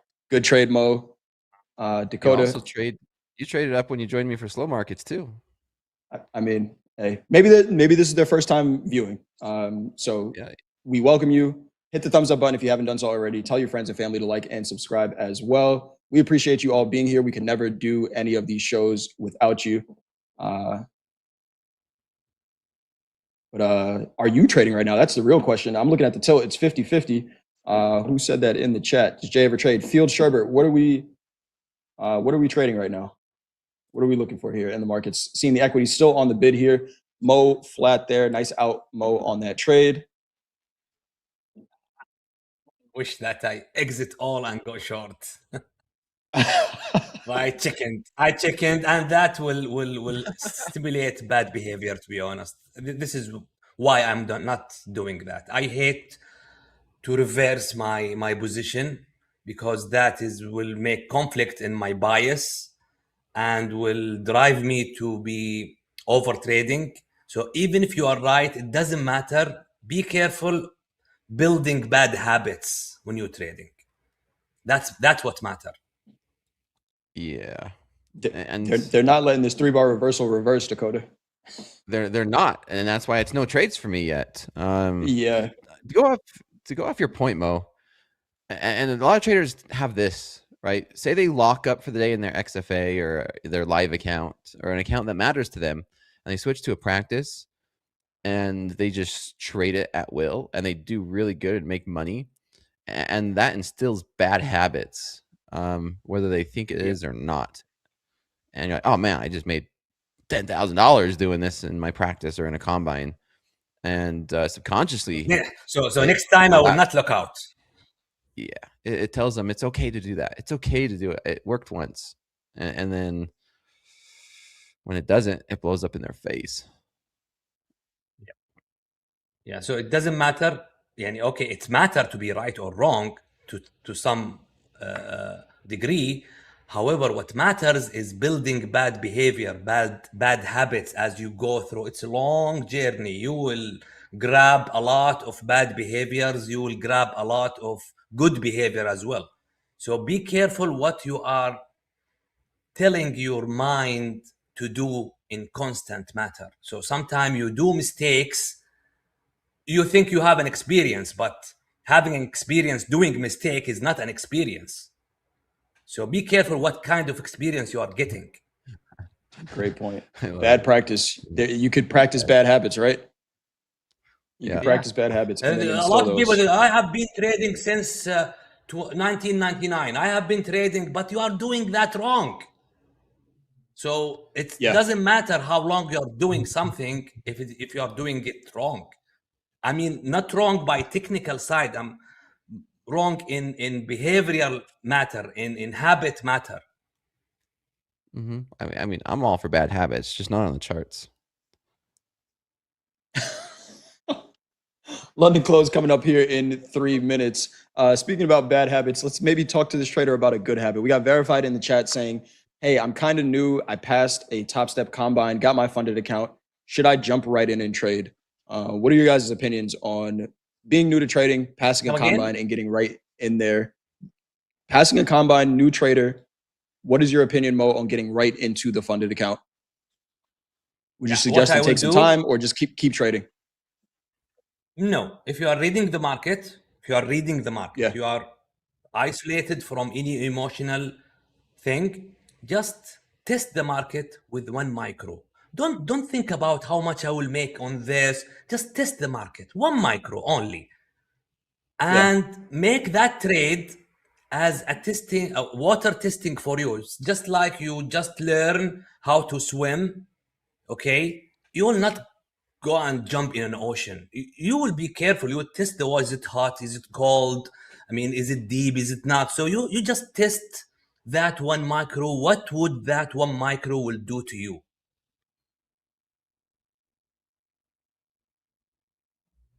It could do a lot. Yeah. But I think the biggest not a lot of damage. You want to avoid damage. Small. Not if you're trading small. Okay, are we seeing a reversal here again? 28,800 last trade in NASDAQ. I knew it. I'm short two, 794, short two. Small size, like just a little scalp here. Just a little scalp. Seeing some selling pressure come in here. Like clockwork, Dakota. Like clockwork. I knew it was coming too. Crude back on the bid here, $90.45 last trade in crude. Dude, we've traded I'm looking for at this years chart and I'm like, together. Dakota's getting ready to click the button. I just know it. And there it is. Really nice trade there. 28,768. London close coming up in about 50 seconds here. We do have the London close, could give us some volatility there. Mo, you were thinking about those shorts. Whatever you read up there, Mo, at 7308s. Sometimes, we look at a level and traders say, well, if you know it's going to reject it, why not trade it? You did trade it, and you took your profits there, Mo, at those 7308s because that's an area that the market is going to respond to. Now, the response not only that dictates you. Not only that, I refuse to go long at that level. So I took my profit. Absolutely. No long for me. Yes. Just watch. Yeah.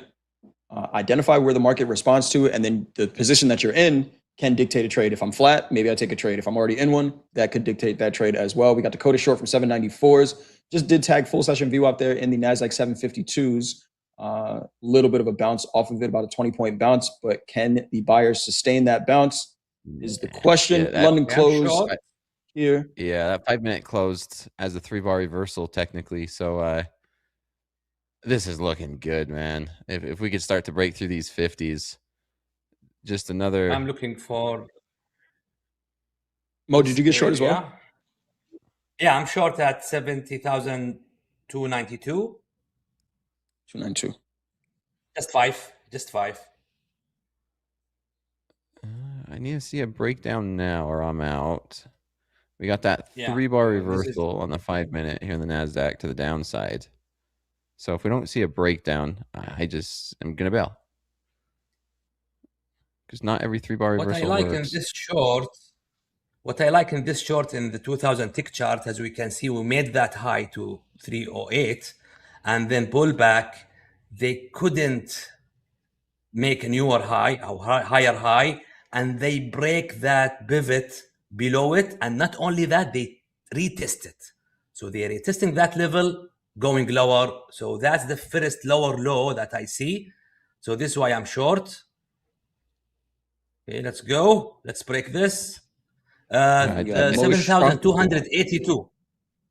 7,282 is target. Demand level and Code is in opening profit. range low. So yeah, I would take profit there. Yeah, I took my 50 points. There you go. Yeah, I'm minimizing This this is up. wild, man. Coda, This is yeah, wild. this volatility is insane. To just be scalping 50 points here and there is just, I don't know. What do you, I want to get back to that. I want to talk Mo's trade real quick. Mo, you are still short 5? Yep, 292.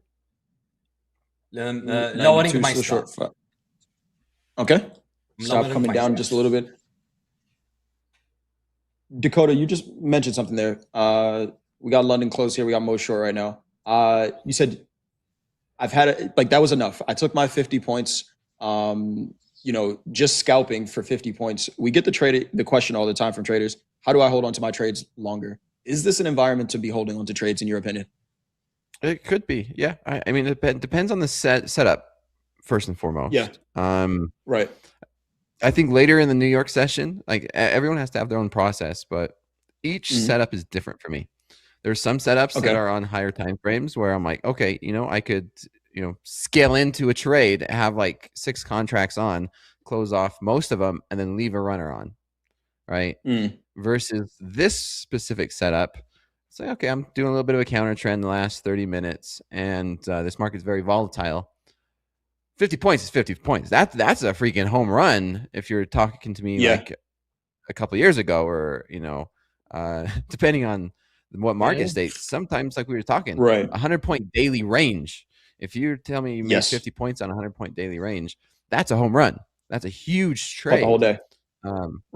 50 points is 50 points. To add to this position, I will add. Okay. If we close strong red candle, I'm adding to this position another 5. We strong. We close strong below that level, which is my entry point. Now, short 10. See continuation. Short 10 now, same level, 7,291, little bit lower. Looking 72.91s. 82s. Yeah, looking to 82s. Crude, Coach Ray, man, what is going on in crude oil? Slowly ticking higher here. I'm watching crude. It is just like walking up the stairs. $90.60. Like a very slow tick up in crude. And again, we got headlines flying around. Yesterday, if you guys were watching, we had a headline come out in crude oil that is it spiked $2 in a minute.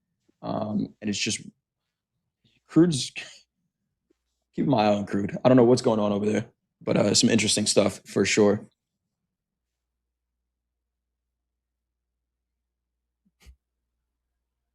I don't know, man.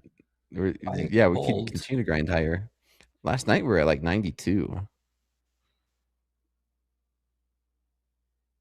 I think we have a negative delta. Got some headlines. Oh, let's see it. Yeah, you could please. Size back here in the S&P 900 lot on the offer, 72.99s. We got some comments from the president here. Was not happy that Iran did not seemingly, in his opinion, take the attacks seriously. So he's ordering more attacks. Coming out from the president here. We are seeing the equities back on the bid, 28,830s. Trump grows furious that his strikes on Iran are not seen as powerful enough. That's coming from CNN. Oh, man. Believing that Tehran and the media did not view the military action as powerful. So that headline coming from CNN here. Good, Coda. Crude This was is ticking bearish higher news, for man. a Why the market reason. is going up? This is bearish news. Why the market is going up? No, nothing makes sense, man. Nothing ever makes sense. Chat saying it as well. Yep. Is that bullish? And this is why we trade the markets that are in front of us, because the market's going to tell us what their response is, right? What should make sense is never going to. That 900 lot moved up 73.12s. Crude still on the bid here as well, $90.71, 73 cents now. I'm watching you, crude oil. At any moment, it feels like crude could just give us a $2 candle. I know. I'm watching for well, like you said, crude just kept ticking higher leading up to that announcement. Yeah, and here it keeps going. Crude's just finding buyers. Okay. Crude's this finding market buyers, is going equities up. finding buyers. Gold just not doing much at all right now. I'm out. I'm out. Flatmo. I'll take a break. Yeah, I'm out. Right. Yeah. No, not a bad idea. We are, kind of back and forth in the range. That's why I locked out my XFA as well. Where I was looking for something and I'm like, I see it, but it's not playing out. So all right to lock out there. 73.05's last trade here in the S&P. That 900 lot did move up. 73.12's. These markets, man. Every time I stopped out, the market moved double my stop. So it's not wrong to use my stop as an entry to the opposite side. Right. Let's see here. A 28.855 last trade in the Nasdaq, 73.04 last trade in the S&P. We got VWAP flat in the regular trading hour session. And that is exactly what in the S&P and the Nasdaq. And our friend Cal in the chat called out the trader's worst nightmare pattern, Dakota, the megaphone. I think that's what we are seeing here in the equities. And you can attribute a flat VWAP to a megaphone pattern for sure. And we're right back in the middle of it right now. That's the worst Yeah. word ever as a day trader. You know who might not hate that word? Dolby or our live funded traders. Let's take a look at who's trading it well with us at Topstep today. There we go. Today's live leaders, these are all coming from the live markets. We got Andrew B up $24,120. Dylan B, maybe brothers, up $16,583. Bushra up $13,733.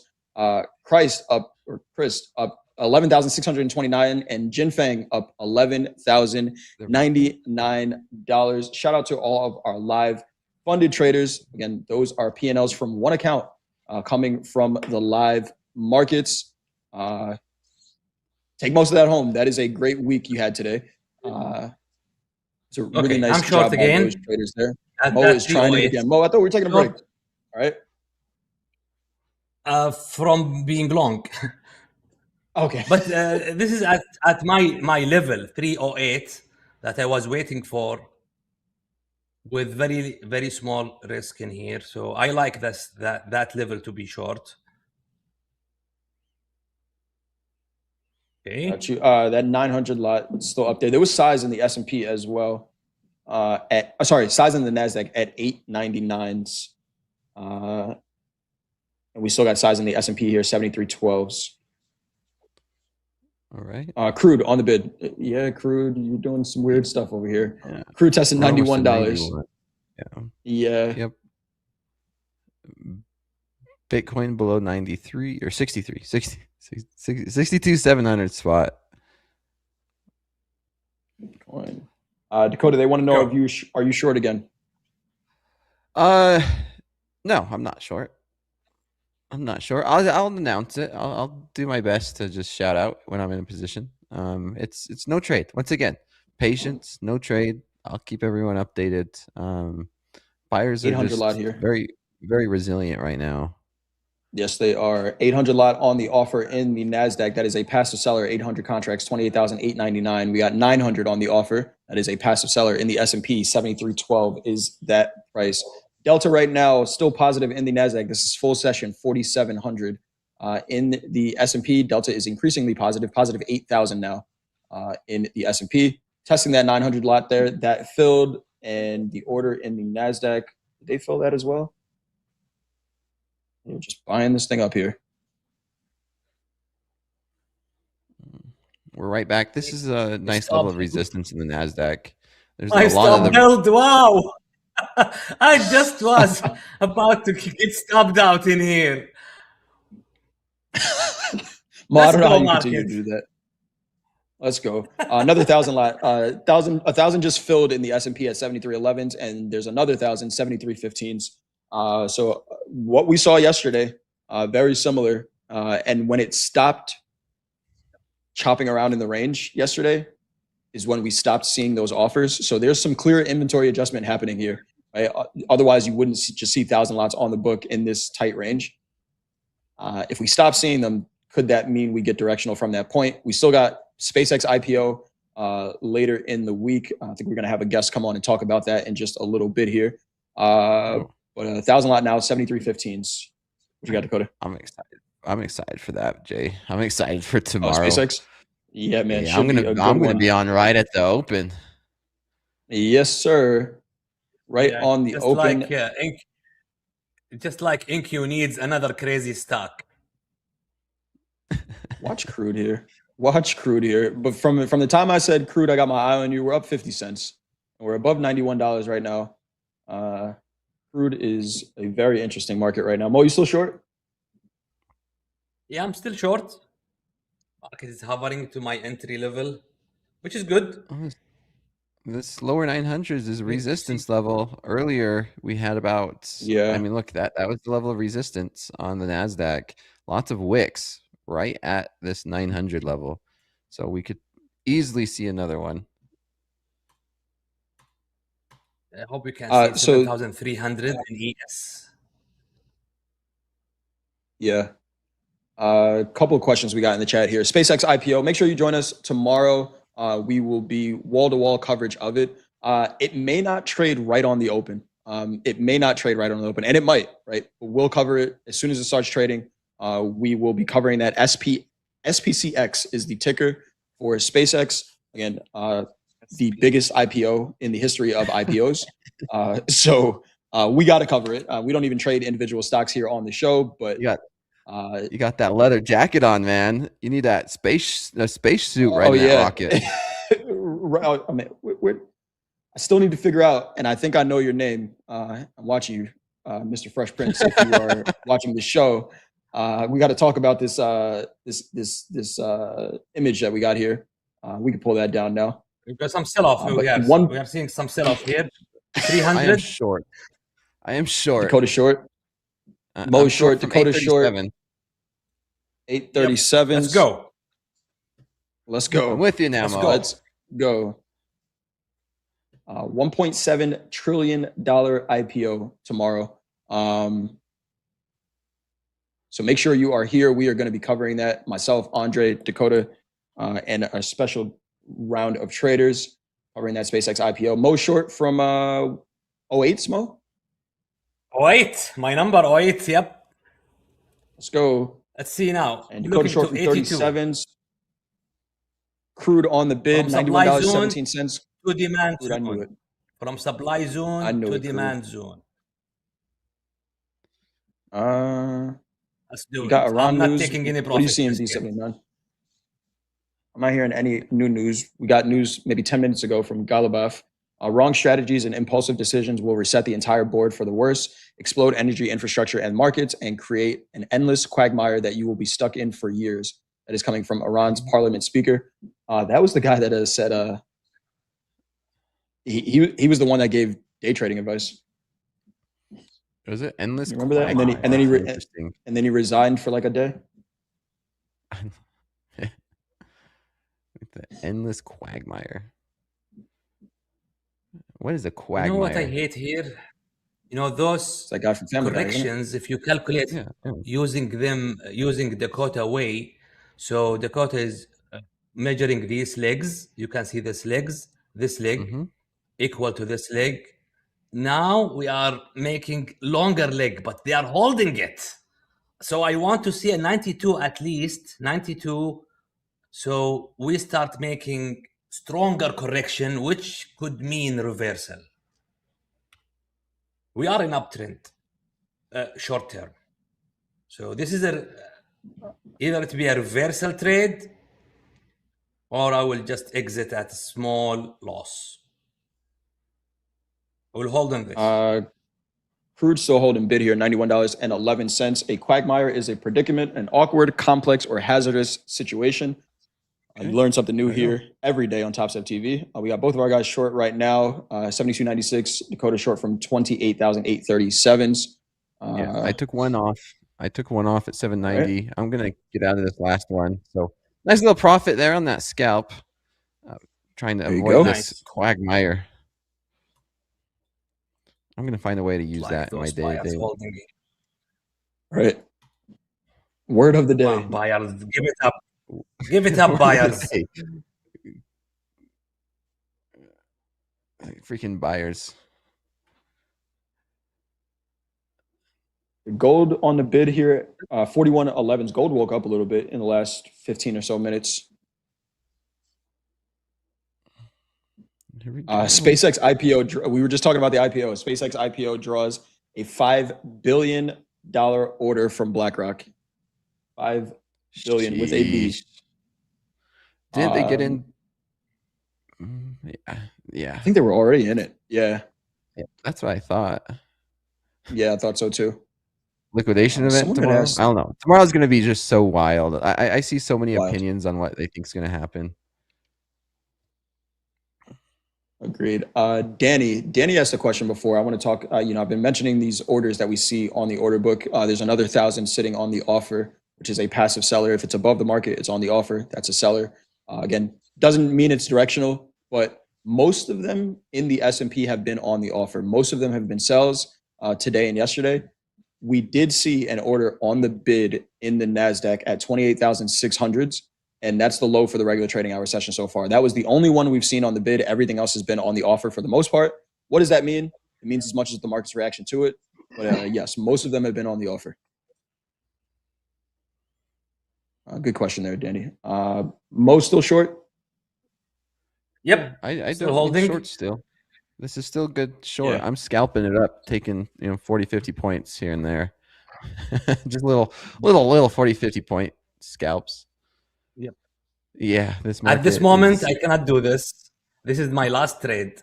I will reach my daily stop loss, so I don't have the luxury to get out and in again. So I will hold to a trade, and that's it. Okay. I'm back into a short here.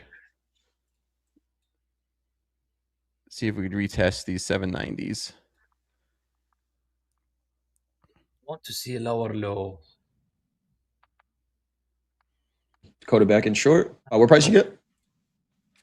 I got 824. 824. Let's get a little vibe check in the chat. How's everybody doing out there? It's been a wild, fast market so far. We've seen a 500-point range in the NASDAQ, pretty wild range in the S&P as well. High to low, we are 72 points. Vibe check in the chat. How's everybody doing out there? Are you up on the day, down in the day? Anything that you learned from trading today? Are you still actively looking for trades? If so, you're part of the tilt that I see right now, 58% short in the S&P, 50-50 in the NASDAQ, 82% long crude. That crude tilt has been getting paid. Crude's the one market where we see a heavy tilt and it just goes that way from my experience. When we see a heavy tilt in the equities, there's usually a reversal coming. But that crude tilt, the 6 people who are trading it, they know something. They know something, Mo. 6 people, yeah. Okay, I added to this. This is the first trade I added to today so far. Or a decent size. I'm short 6 from 827. This has to be a quick low. One. Yeah. We need to break this low, 7,292.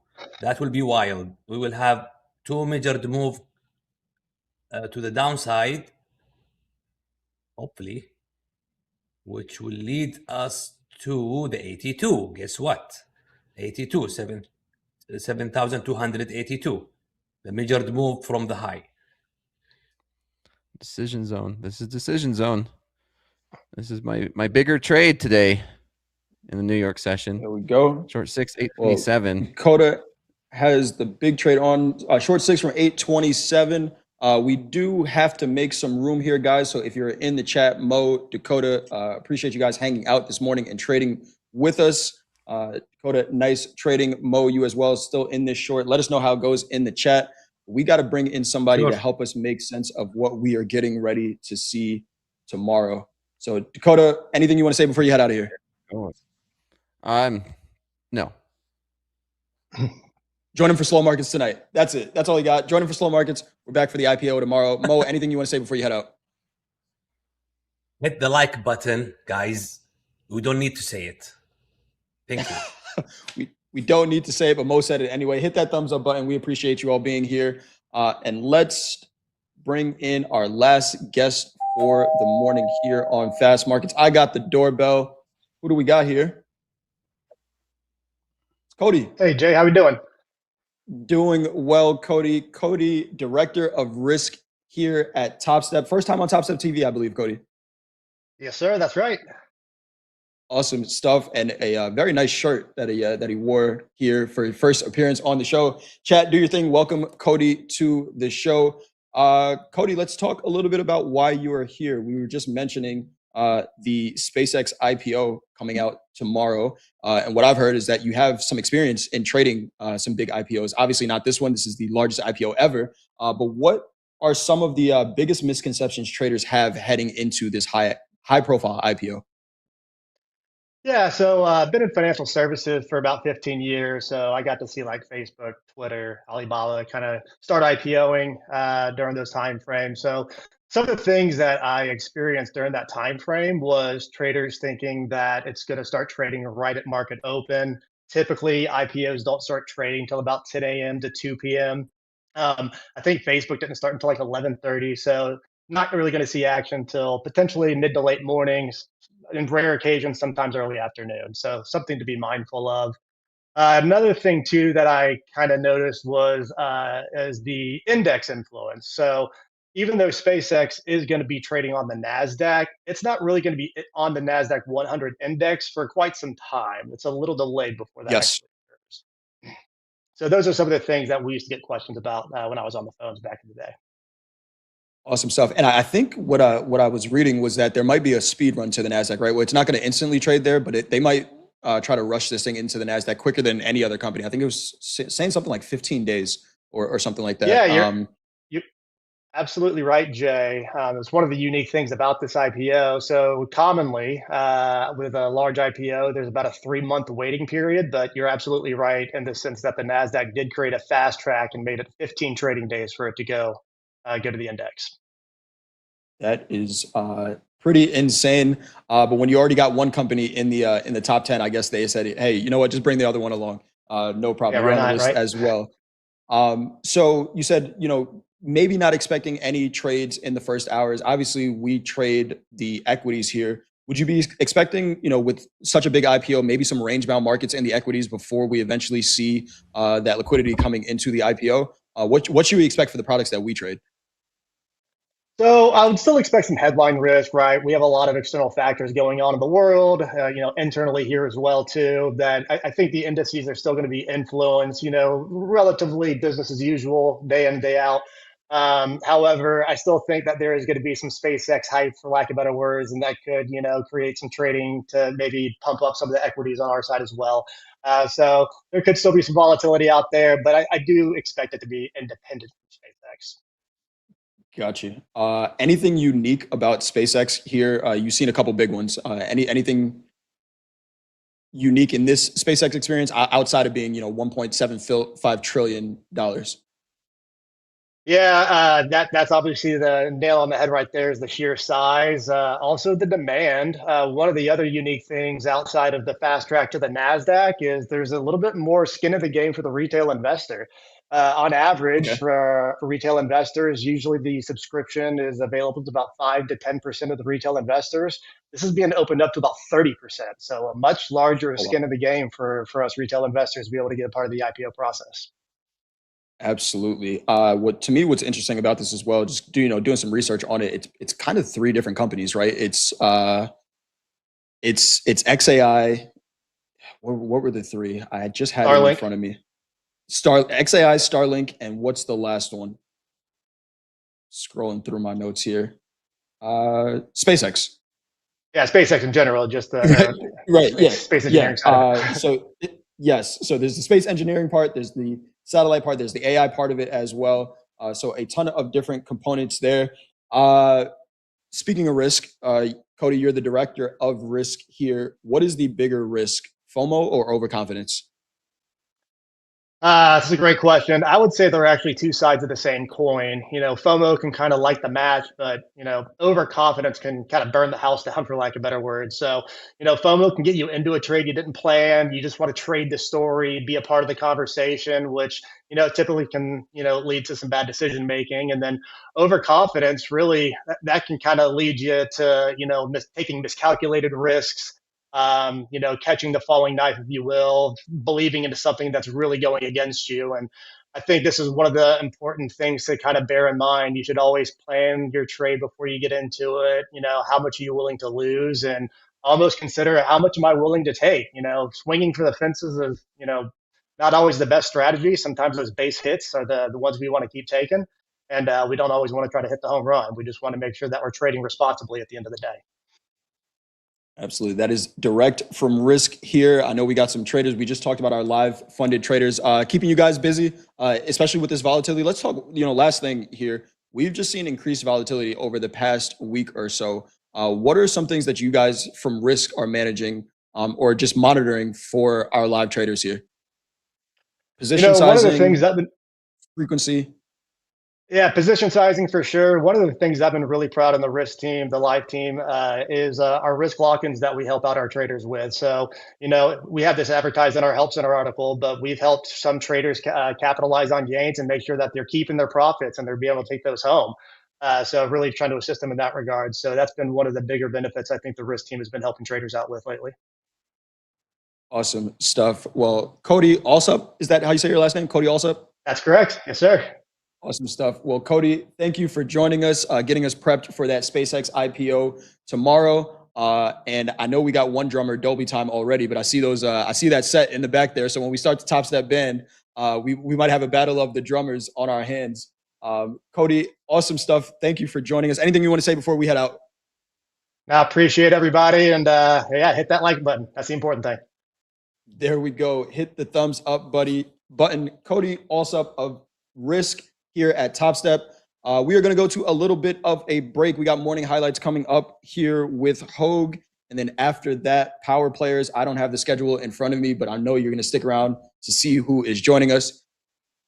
This is Topstep TV. Let's go.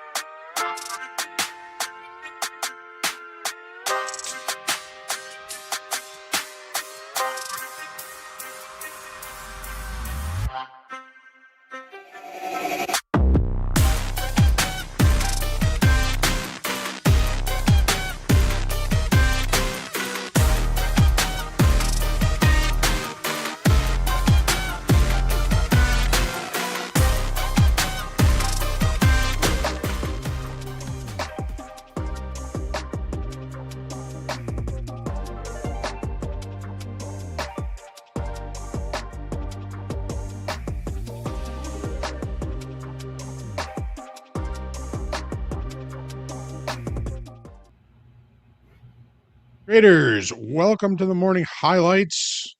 Very fascinating last day to trade equities, ES, NASDAQ, prior to SpaceX. Yes, the big day is tomorrow. Today we saw some really good see money, take money traders doing what they're doing and having some pretty good fun with it as well.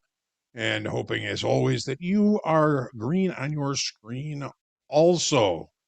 No opening range trades were taken this morning. We did not look at the gold opening range trade because, well, PPI was coming out and it looked like a good idea. I mean, it looked above the opening range, looked below the opening range, probably would have invalidated the trade anyway. So we did not take it. What's going on in gold? Very small range today. Looking like we're starting to see a little bit of basing coming in here after a pretty decent push to the downside and a longer time frame trend to the downside, which does remain intact. Let's take a look now also into crude oil. Now, we were looking at this morning thinking this market is really range bound. It is in rollover. It is waiting for some sort of solid or reliable information about the things going on overseas. And we really just haven't seen anything solid, anything reliable. So the market is just continuing to remain in range and largely in value. The market, opened, spanned value low from yesterday and is just trading perhaps to value high from yesterday, up around 91.46. Nothing tremendous as far as bigger opportunities, but still opportunities in these markets nonetheless. Now, we've been seeing a lot of offers going off in the S&Ps, and those offers continue to keep coming in. We've got an offer of about 500 contracts up here at 73.12. We've got another offer of about 400 up here at 73.39. We've been seeing some 1,000 lots, and like Jay said, yes, most of them have been coming in on the offer. Now let's take a look in the longer time frame as to what is going on in the S&Ps. All right. Well, we were relatively range bound yesterday inside the value from the previous day. We are largely trading at least most of the session here inside value from yesterday, overlapping to lower value, but again, still pretty much inside the range from yesterday, certainly inside of our overnight high and low. Market is waiting for new information, and that new information may be exactly what is coming out tomorrow. We're going to go to the 5-minute chart and take a good look at some of the trades that were taken by Mo here. Now, I don't know how Mo's last trade played out. I've been watching the chat. He hasn't mentioned that he got out of that trade or anything. So, Mo, if you are in the chat, let us know how that played out. Mo came in about 10 o'clock to fast markets and started looking for shorts below initial balance low 73.82. Got short 10 MES 72.76. Took a little bit of a loss on those. Got stopped out of those at 72.85. Started looking for longs and started seeing some profits when he started to look for longs. Got long 5 MES 72.93. Got out of 3 of those really well at the high of this bar right up here at 73.05. Pulled back on him. He pretty much scratched the last 2 of those. Started looking for shorts again. Got short 10 MES 72.92. Took a little bit of a hickey on those up to 73.08. Wait a minute. No, up to 7,300, not 7,308. He did get short 10 MES 7,308, right near the high of this bar, and was holding on to those really well. I'm hoping that he did take some profits as the market was getting down around 72.90, because the buyers have come back. They've kind of come right back to his entry point on that. Hopefully, Mo was able to take some profits. Still short, he says. Stop is set at 73.15 quarter, 73.15 quarter, right above this swing high. So, all right, Mo, good luck on that. Let's hope that this turns around and heads back to the downside. And thanks for letting us know that that you're still in this trade. And again, we hope for the best possible outcome for you. Let's take a look at the NASDAQ. Lots of activity in the NASDAQ. Now, Ted is so quick and so slick, it is very difficult to kind of keep track of his trades. We did, however, have Mandy in, but look at where we are. I mean, we were inside the value area from Tuesday. Yesterday, value area. We looked above it. We looked to it, but we're still inside value. So very little change in the perception of value. Is that a function of rollover? Maybe. Is that more a function of the SpaceX IPO coming out tomorrow? Probably. Market is really focusing on that. We have had some headlines about the things going on overseas. There was a little bit of a kerfuffle to the downside after one of those, but the buyers came right back in and are basically keeping this market relatively range bound, if not range bound. Let's take a look at the 5-minute chart. Mandy, the sniper, long 28,847, got out of those at 28,910. Mandy long again, long 2, 2904, got out of those at 2910. Dakota started coming in after that, started looking for shorts, got short 2 MNQ right about here, right about 28,840, got out of those at an average of 2879. Wait a minute. 2940, 840s, and 790s. I'm sorry about that. That should be 790s. Dakota, again, looking for shorts down here. Shorted 2 at 28,792. Took a nice profit on those. Right near the bottom of this 5-minute bar here at 28,742. And short again, Dakota, short 28,837 out of those at 790. It's just taking a little 50 point bites out of this market for most of the morning. So some really great trades. And hopefully, again, you are continuing to trade well. It's Thursday, the day before the SpaceX IPO. Last day trading without SpaceX. Dun, dun, dun.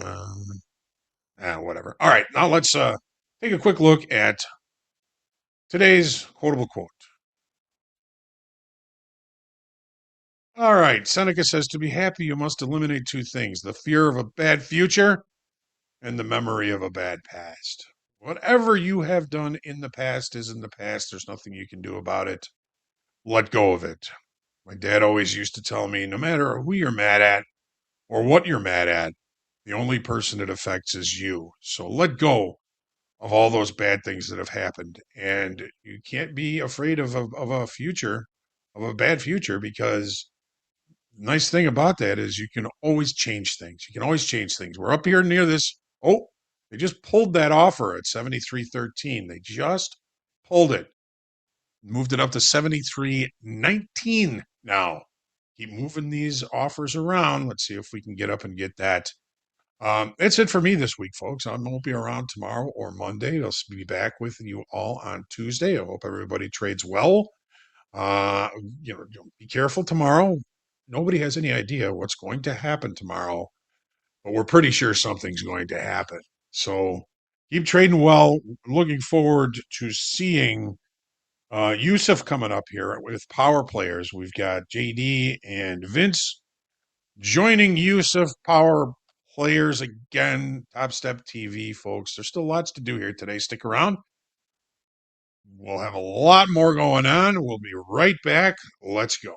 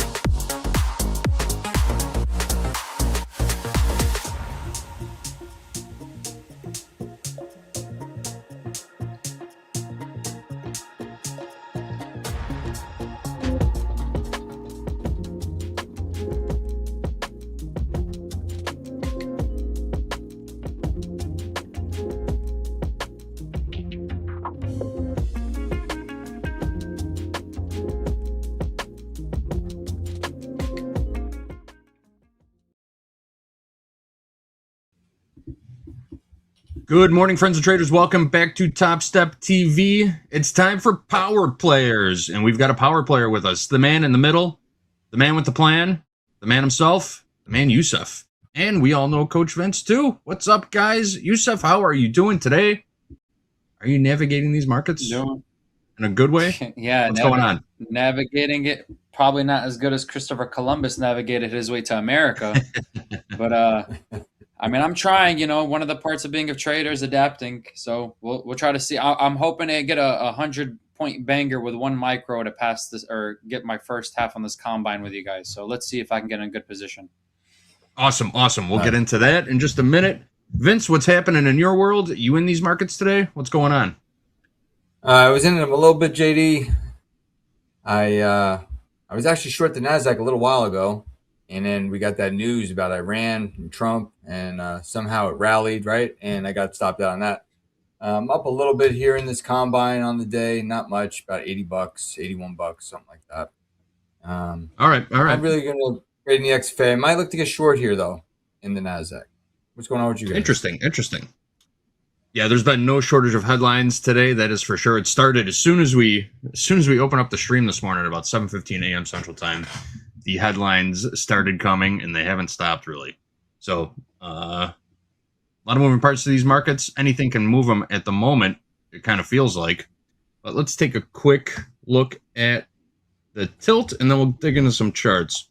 Right now, we've got about 55% long in the S&P, 53% long NQ, pretty much flat. 79% long in crude, 54% long in gold. Let's take a look at this crude oil chart. We talked about this during the opening call. We all know what happens when the crude oil tilt hits 80% on either side.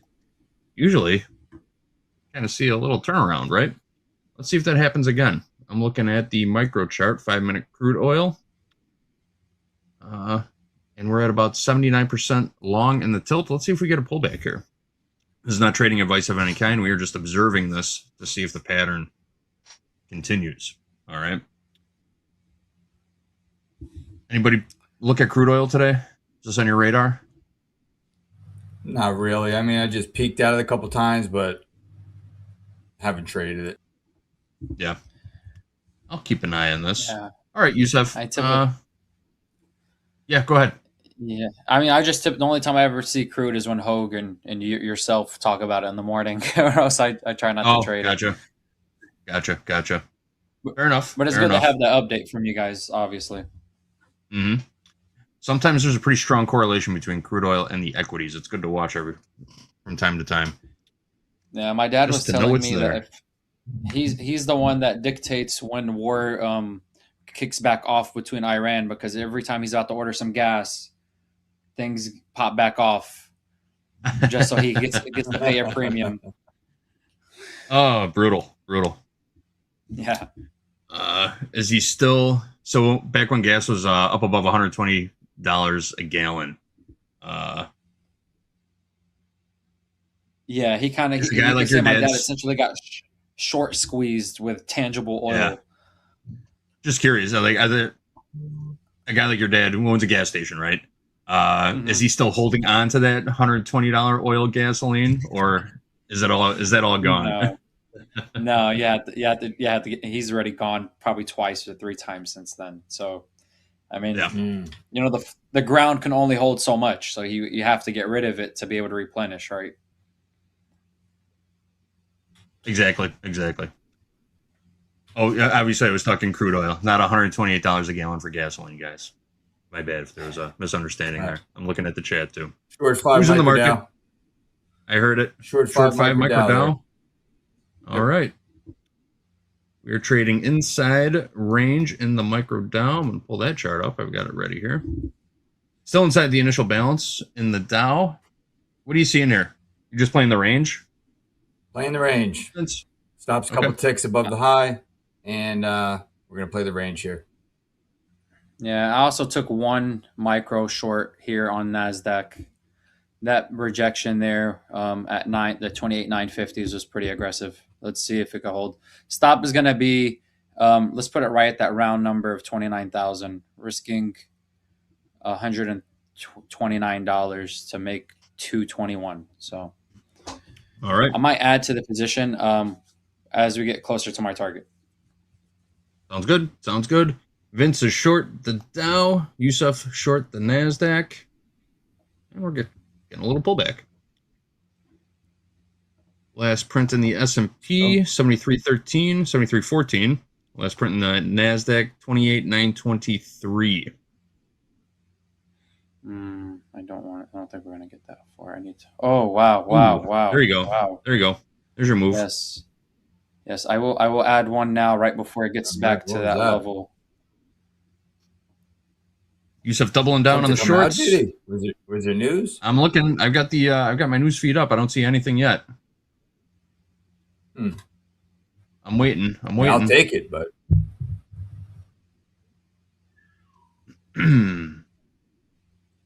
There we go. These markets are moving. No headlines yet. Don't know what really caused that little dip. But these guys are on the right side of the market right now.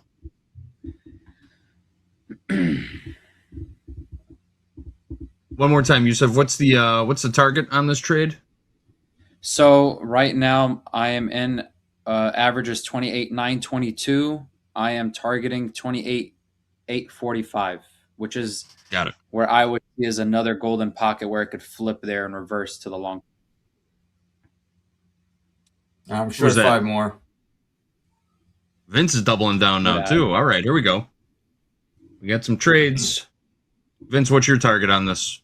Vince is trading the Dow. 51.51. Wow.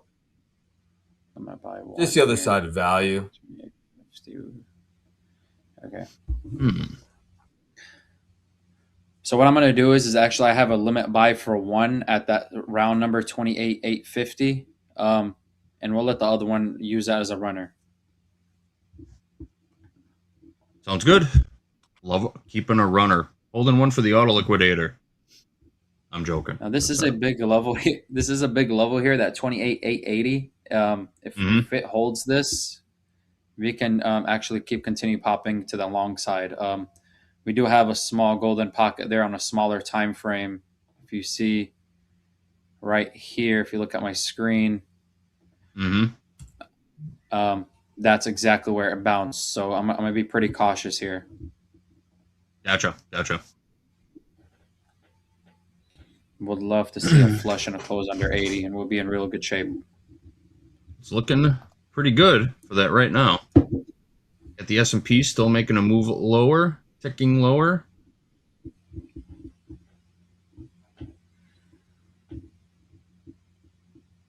We have Yusuf on quite a bit.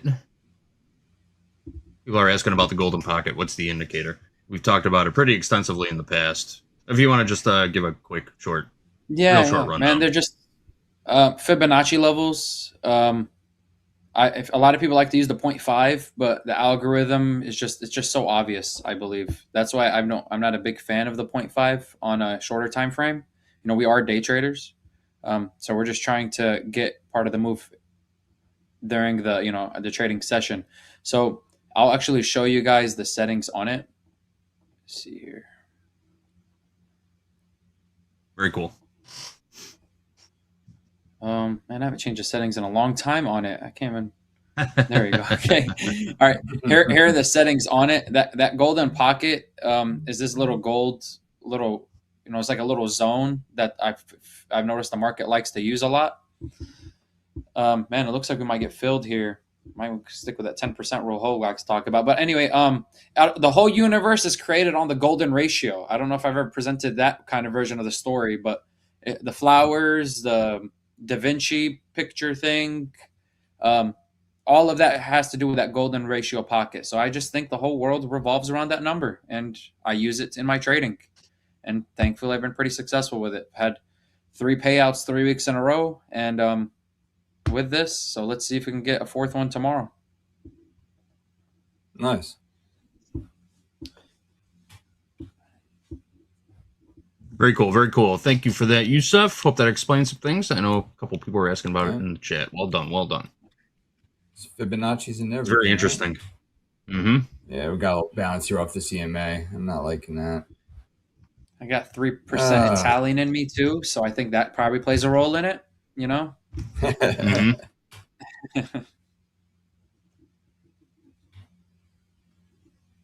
All right, so I have half my position working half the buyback, half the position at the point of control here, volume point of control, but it's hitting this EMA, which I don't really like. It kind of bounced off of it, and then I'm going to move to break even and then try to see if we get the full rotation. Oh, I'm really liking that rejection. Come on, bring it down. You're sitting right at this exponential. Let's see if we get filled here. Oh. Come on. Nice trades, guys. Stubborn. Sorry, I didn't mean to jinx it. Great. Push. Almost there. Almost there. 1 point. I know, right? It's like it's like 3 ticks away. All right, first one's been filled. Well done. Well That's done. awesome. How much do we need? All right. 175. That where I have it positioned at that VWAP would be perfect. It would get me in my consistency All for right. this combine on the day. Let's see if we can get there. We're break even. We're break even. We took half the position off. We're going to look for rotation down to value low and see what we can do. But bank some profits, and now we're risk free. Nicely done. Nicely done. Yes. If I can get the fill there at the 821, it will be an exact 100-point banger. I mean, almost, I guess. But I was really trying to get 100 points there today, but I can only take what the market gives you. So. Mm-hmm. Yusuf, your golden pocket. What's the fib level on that? I couldn't really see it on the screen here. Oh, what was yeah, the I number? apologize. 0.66 and 0.618. Okay, 618. Gotcha. Yeah, I will say that 0.5 I do have there as a because it's good to know where the halfway retracement is of a trade, especially for your sessions. And it's usually with the second move or the second point of entry can occur there, or even your second TP. So you can just use the 0.5 as a reference point either to exit the trade or add to your position. Very good. Very good. Awesome stuff.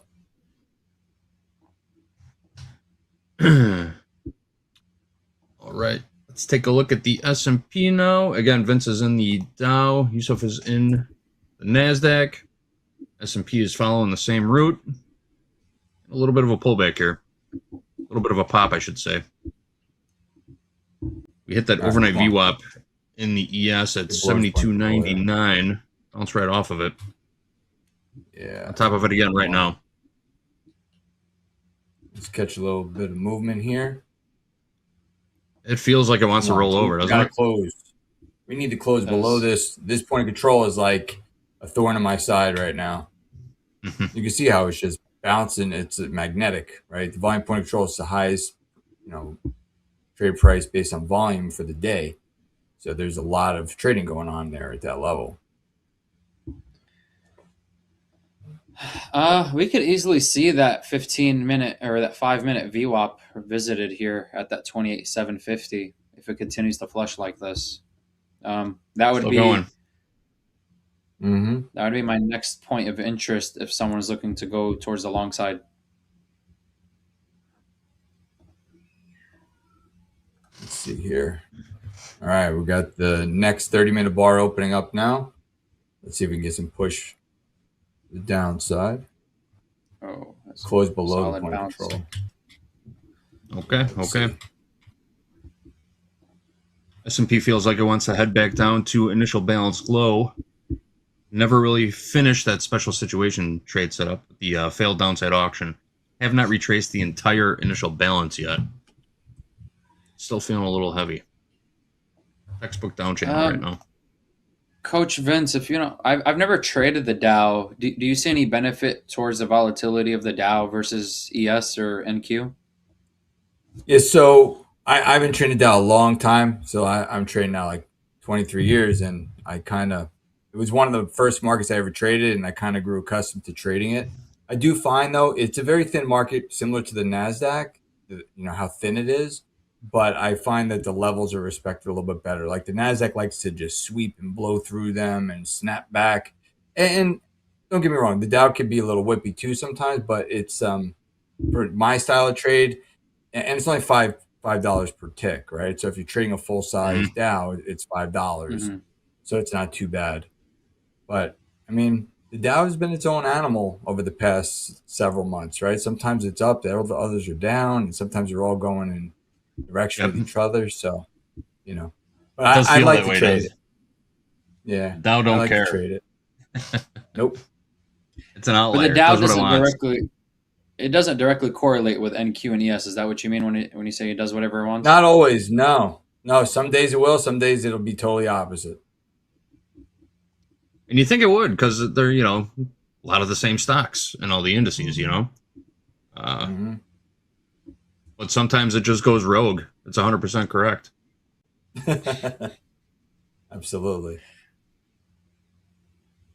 So we were 2 points away from filling me on that. We are 3-4 points away from filling. Oh my gosh, 2 ticks. I really want it to fill. I want to stick hands off and stick to that plan. I would love to see it fill. Amazing, 2 right? How it ticks. always usually gets a couple of 2 ticks within your target or your stop. It's amazing. Totally edged. Yep.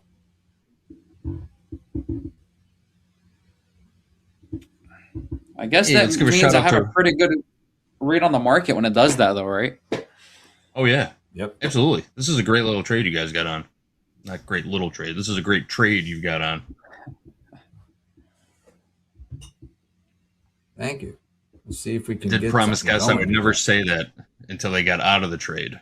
You covered half of it. It's okay. Okay. Yeah. We took profits on some, so. Yeah, we're good. Mo's in the chat saying, I think we have more room to the downside. Let's see what happens. All right. Give a shout out to Root in the chat. Root says, thank you, Topstep. I've been through the darkest times of my trading, but through this live, I managed to stay on it. And this week I'm up 10 grand in my XFA. Nice job, Root. Stick Awesome. around.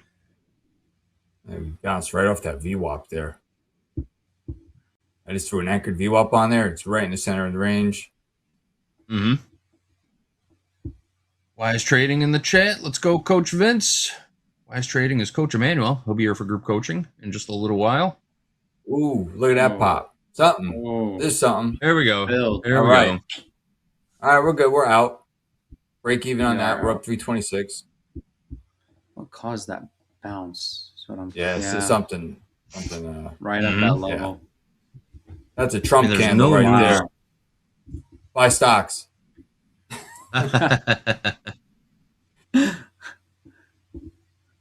Still kicking myself for not the buying only- Intel. Yeah, right. He called that one. Yeah. He's called a couple good moves. The only What's headline not I'm insider seeing trading came if out. he tells us. Yeah, right. We're taking over a giant share in Intel. I suggest you buy it. And I don't know who did. I did not either. I didn't get in on that one. But that was the move. The only headline I'm seeing coming across the wire is Anthropic pursuing first data center leases and seeks financial backing from Google. Anthropic looking for money from Google.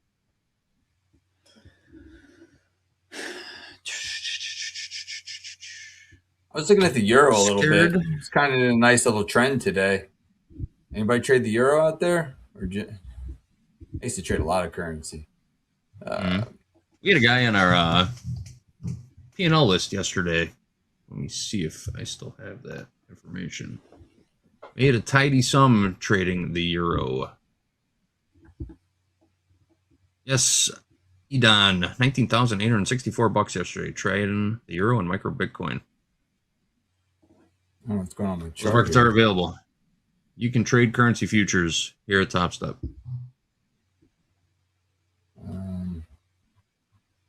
My chart's acting up, but I'm getting it pulled up here. All right, there we go. It's in a nice little trend today, right? I mean, looks better than the ES and the NASDAQ. Mm-hmm. Yeah, I got a nice little trend going here. Bumping on the lows. Yeah, it does look pretty clean. Yeah. 140 point bounce in 3 minutes. I know, right? Nasdaq. Yeah.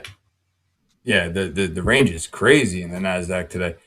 I was sitting comfortable in that trade, and then they were like, "Oh yeah, I ran whatever I ran said," and then we rallied right off of it, and it went to my stop in like I don't know a minute. Question in the chat from Mark. Mark1234 wants to know: is anybody else in here afraid to trade right now? That If you're is not afraid to get into a position right now, you're a robot. Because unless I know. your I was position going to say sizing is perfect. that fear comes from, it could be a lack of preparation, over leveraging. There's a lot of reasons to be afraid, but there are a lot of traders out there that seek this type of volatility. They love this kind of volatility. Volatility is opportunity, right? Mm-hmm. When the markets are moving, you always have another chance. Well, last year we went through a 2 months during the whole tariff fiasco where it was just like this every day for what was it, April and March through May, every day, 50.1 minute candles throughout the whole session. That took a lot of adjusting to for sure. Now we're 11,000 points past what happened then, but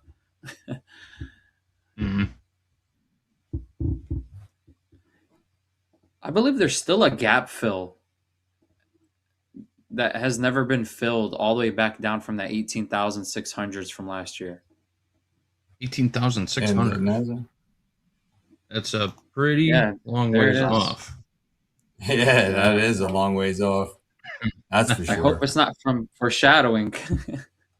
All right, we think about a short here in the ES, guys. What do you think? We are trading back up to the top of this channel. I drew a little 5 minute, or sorry, that's a 15-minute chart. I'm going to scale down to a 5 minute. Got a textbook. You know what? Downward sloping channel in the ES right now. We have a weak high in the ES today. Yeah. That's interesting information. We are towards the upper extreme of this downward sloping candle. If we get a breakout of this channel and some decent volume, we could go to test that weak high. I'm back in a position. I'm at short 28,927 and 3/4. Shooting for that 28,850. Actually, I'm gonna go a little. I actually want to get filled where it edged me the first time. Might not. It's not financial advice, but yeah, I might want to get short the Dow again. We'll get there. Yeah. We do have a double top almost.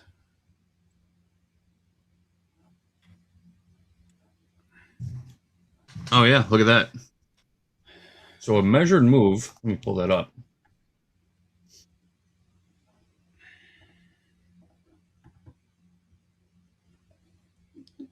What would our measured move target be on this double top then?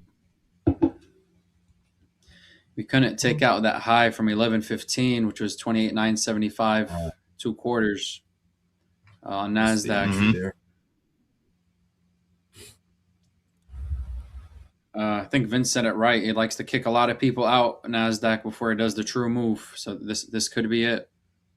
Yeah, it sweeps. It does a lot of sweeping. A lot of sweeping. Yeah, I missed my entry there. Target. I was looking to sell 53.90s in the Dow, but I missed that one.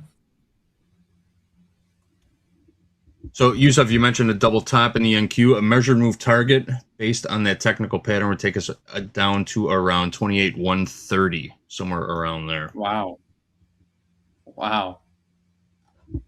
And what time frame did you measure that from? It's a 15-minute. Okay.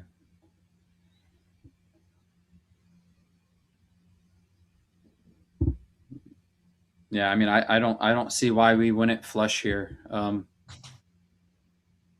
Just it's just bearish overall. It looks like all the big money is just positioning itself for the SpaceX IPO tomorrow.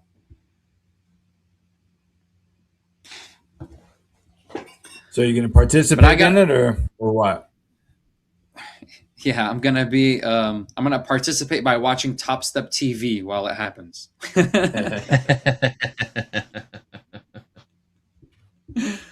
You don't want to get in on the action? You know, tomorrow's Friday. The shop is usually pretty busy on Friday. Let me focus on tires rather than rocket ships. Yeah, tomorrow's gonna be a day. We got some great guests coming on too to talk about it. We're gonna have Ben Emons on from coaching just about an hour from now. We're gonna be talking some macro, analyzing those CPI and PPI reports, talking about what to expect on the SpaceX IPO launch tomorrow. We had Cody on a little while ago talking about it. Francis Newton. Tomorrow morning we got Chris Versace coming on the opening call. Nice. Jessica Inskip's coming back tomorrow. A couple of days of action-packed TV coming your way. We've had a lot of great 94 guests this times week. earnings.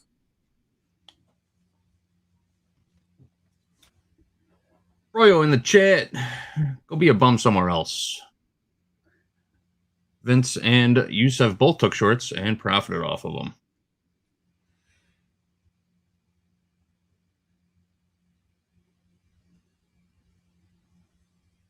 Yusuf, Taking what's a your look at position the there? tilt. 28, I'm what? short from 28, 927 and 3/4. Oh, 927. Nice. You got 50 points in it already. Yeah, Nice I trade. wanna try to get out of that 28, 830. That would be almost 100 points. So I guess my dream would have came true today.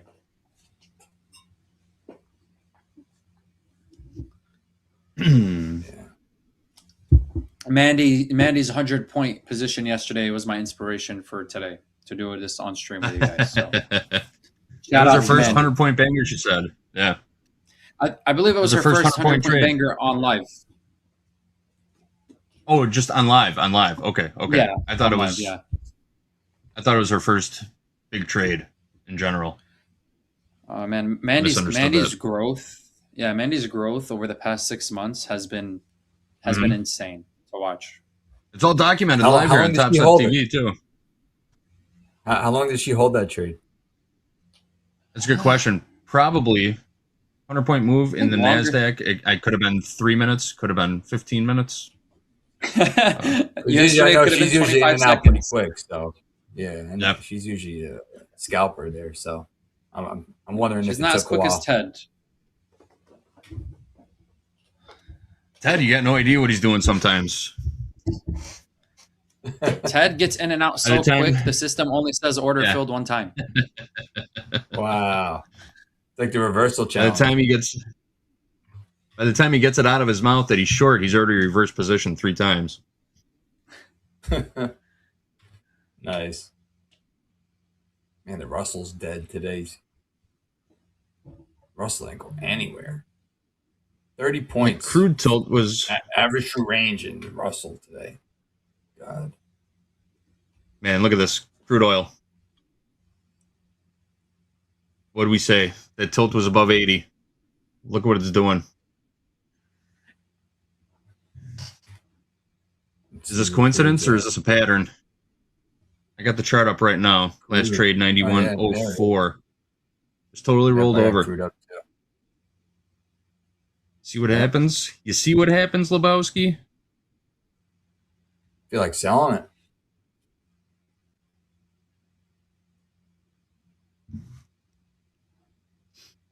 This market is just it's just a market between 11 and 12 Central Time.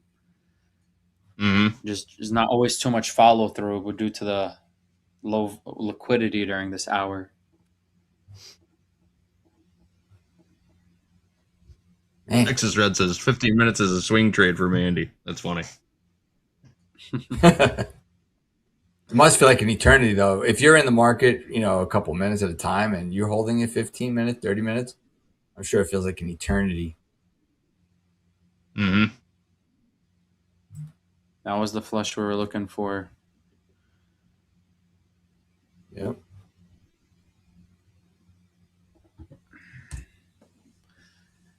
It's crazy. If I ever put on I can't seem to do it on a live account or a combine, but when I go on a practice account and I'll throw on a position that I'm comfortable with that I know is on a higher time frame, an hour, 2-hour hold, man, I think I probably have 100% execution rate on those things.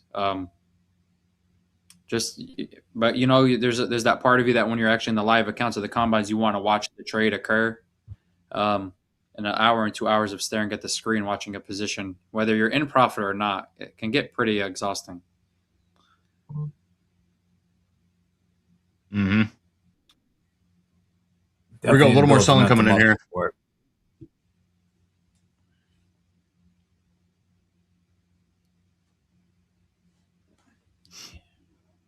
A little bit more selling coming in here. Mm-hmm. Yeah, we're fine. S&P's right. Looking pretty good. Are you in the same position, Vince, or did you add to it, or? No. I took profit on half of it, and then I ended up even on the second part of the position. And I was looking to get short at 53.90s, and it traded up there, but then I didn't put the order. I didn't hit it with a market order. It did get up there. It got up to like 50. Where'd it go? I should have had an order up there. 53.95 it traded, and then it's been down since, and I wasn't able to get filled on it. Yeah, I got edged on a position today that I considered an A+ setup, kind of how I got edged away from that profit a little while ago. It was one tick away from filling me, and then drops. Oh, wow. 120 points. This is the second time this week that happened to me. That's kind of the thing. That's why I like limit orders, because you get the price that you want guaranteed. However, you take the risk of not getting into the trade and missing the whole move entirely, versus a market order. You jump right in.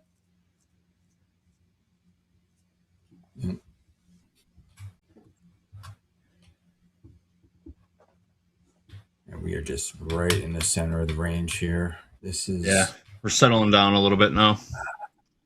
Yeah. What's going to be the next catalyst? We're due for a headline. Haven't seen anything in a little bit. Where's your target there? Like around 28,700-ish, somewhere down there? 28,830. I'm just looking to again get that consistency for this combine. Just about half back. 100.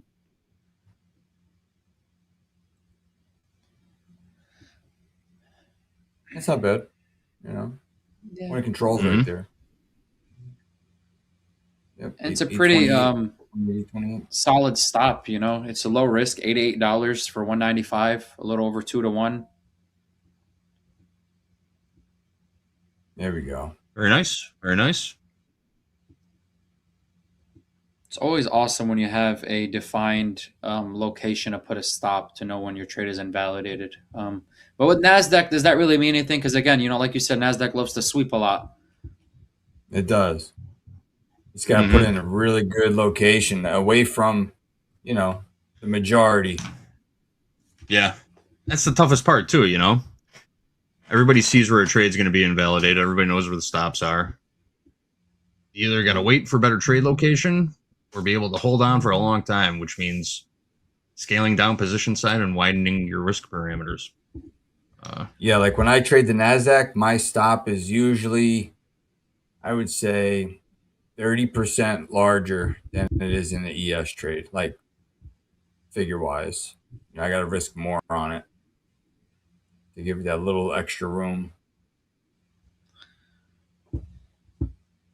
I'm just thinking maybe on days like this where the volatility is so high, or even this entire week on NASDAQ, ES might be a better trade. Because its version of volatility it's a little easier to bear. Like these wicks on NASDAQ are just insane. Especially earlier today. Earlier it was really whipping.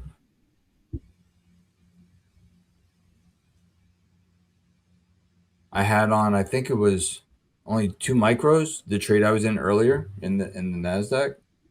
And I was up like $300 on the trade. And then, no joke, in 30 seconds, a minute, I was in the red on the same trade. It was pretty wild. And that's what micros. Time is definitely you can relative. trade micros.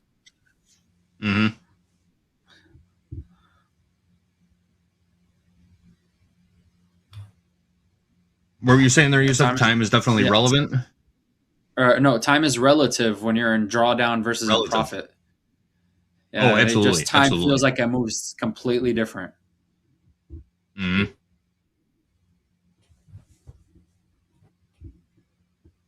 ES just got below the point of control here. We might get a little sell off here in the ES. See if Let we me can get keep that pushing 100-point lower. fill. Here we go. Let me get A it. little more selling coming in. Yeah, Come I'm on. watching the S&P. NASDAQ got to 30s. Your target was 30, wasn't it? It hit Yeah, I'm at 30s. 830. It's at 833.25 is what I have on my screen. Oh, 83 1 point All right. filled. Hey, Phenomenal. how about There that? it How is. about Nice that? trade. Nice trade. Two winners for 100, Yusuf. 100, yes, 100-point banger for the audience. There we Beautiful, go. beautiful. You guys see that? Go ahead and Good rewind the shooting. stream. Take a look at that one again. He walks you through that trade step by step.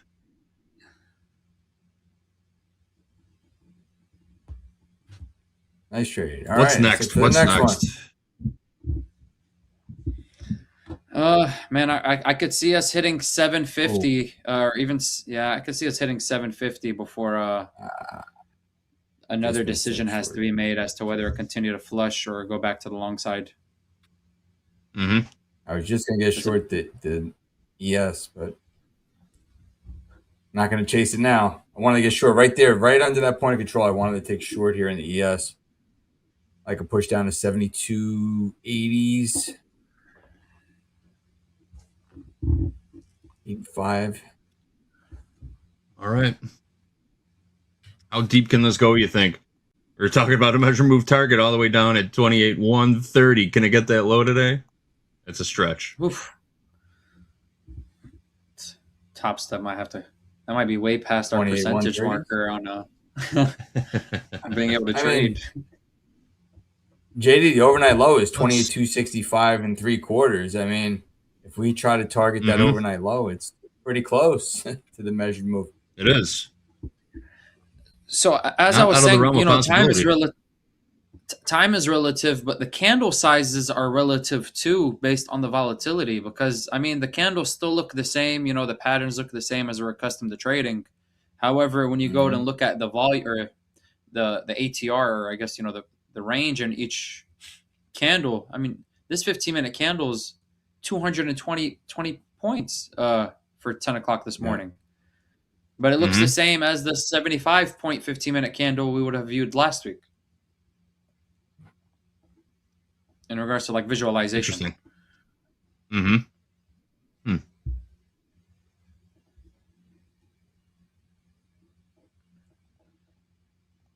Vince still flat, right? Yep, I'm flat. The crude tilt is paired off. Back down to 50%. Look at that move. I'm going to say it one more time. Crude tilt got up to 82% long, and it just fell right out of bed. Something to keep an eye on.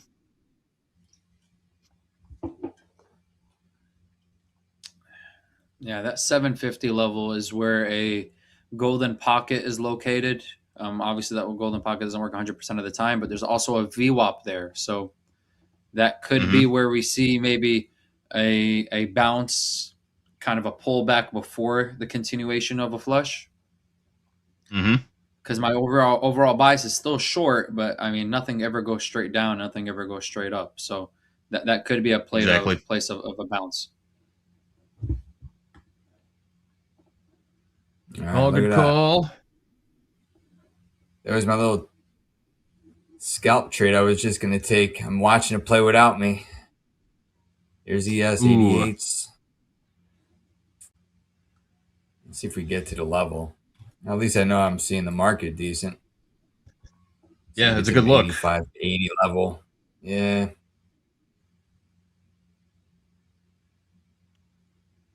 Well, guys, unfortunately, time for us to go. See, when they change up the shot on us, it means they're kicking us out. All right, guys. That's all the time we've got for Power Players. Yusuf, thank you for joining us. Put on 2 trades, a banger, 100-point banger in the NASDAQ. Nicely done. That's how you do it. Again, if you want to see it, Yusuf walked us through that trade step by step from analysis to execution. And, man, what a great trade. Vince put on a nice trade also in the Dow. And that's it. 3 winning trades in the last hour. Well done, gentlemen. All right, we are going to step aside. We got group coaching coming up next. We've got a special guest coming in. A couple special guests. I'm going to be here with Hoop, and Coach Emmanuel's back. New fan favorite on group coaching. And then we've got Ben Emons coming in at 12:30 to talk a little macro. We're going to talk about some of that inflation data that came out earlier this morning and yesterday, and that SpaceX IPO coming out tomorrow. Also, Fed meeting next week. Mr. Emons loves to talk Fed policy and rates, so we're going to pick his brain about that also. All right, we are stepping aside. Group coaching coming up next. Topstep TV. Let's go.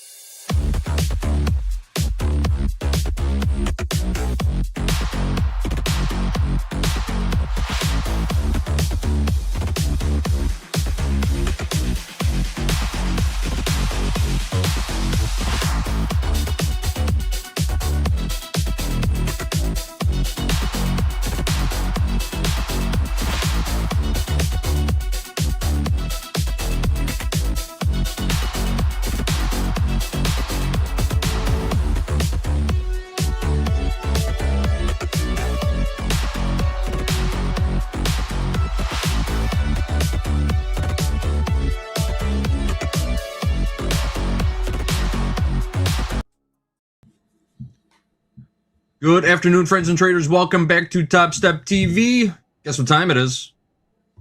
I'll just tell you. It's time for group coaching. We got a couple great guests today. The man in the middle, the man of the hour, Coach Emmanuel is here to answer some questions. You guys all know Coach Hoop, my other bookend over there. How we doing today, guys? Emmanuel, what's up? How you doing in these markets today? What's going on? Doing great. Very, very good. Up 5K on an Express account and not giving anything away after this. Definitely not giving anything away. Good move, good move. No reason to get all biffed up before a Friday, especially a Friday like tomorrow. Hoop, how you doing in these markets? You navigating them well? You making some moves, or you staying out of it? Yeah, I mean, most of the I did some stuff in the overnight. I'm just working on hold times a little bit. You know, when the markets get so volatile, you can size down if you get good trade location and just let a trade run too sometimes, like in the overnight last night. So, and I've traded, once again, you know, I trade a lot of markets. I actually took a micro silver last night. And I traded, I was watching the WASD, JD, and it's been kind of a dud. I didn't get a chance to peruse through the numbers, but it was a little negative, and you know the soybeans and corn both kind of sold off, and so yeah. But the volatility right now is markets are moving for sure, and we all have different trading styles. So just chat, be nice to people. I mean, we all have our opinions on that. They were piping off this morning with my guy Ted. You know, we all have different styles of trading, right, guys? I mean, if it doesn't fit your style, we don't need to, you know, he's gambling. And you know, and I it's funny. I talked to Hope the other day about this and said this. I said, how I spent the first 10 years of trading and how it looks now is completely different.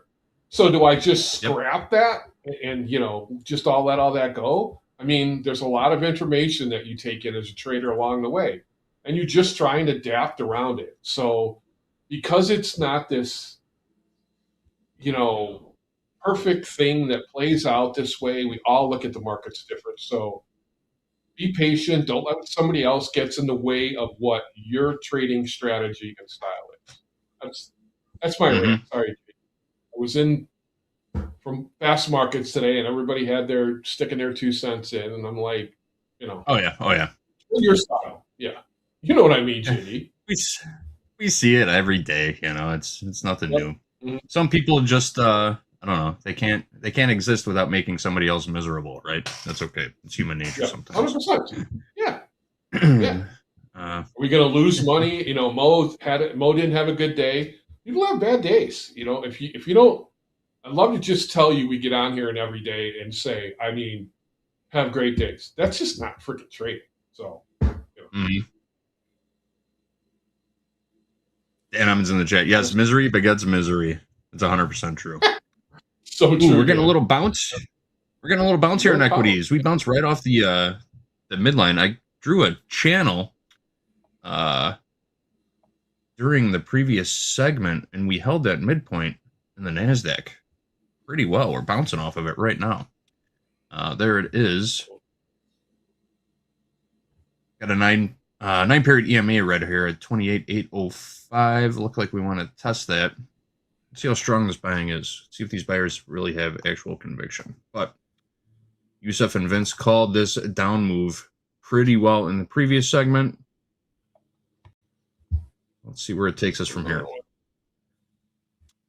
But Hoop, you touched on something that relates to a question that we got. But everybody has a different trading style, different hold times.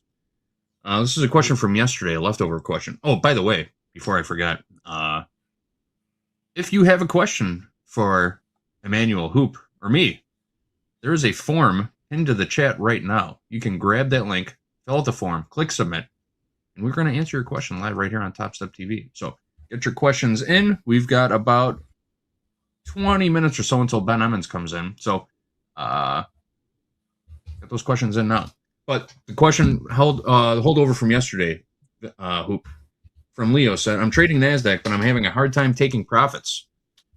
I feel like I'm holding it too long. What would you recommend? Holding trades too long, not having a target in mind, I guess, and letting profits slip away.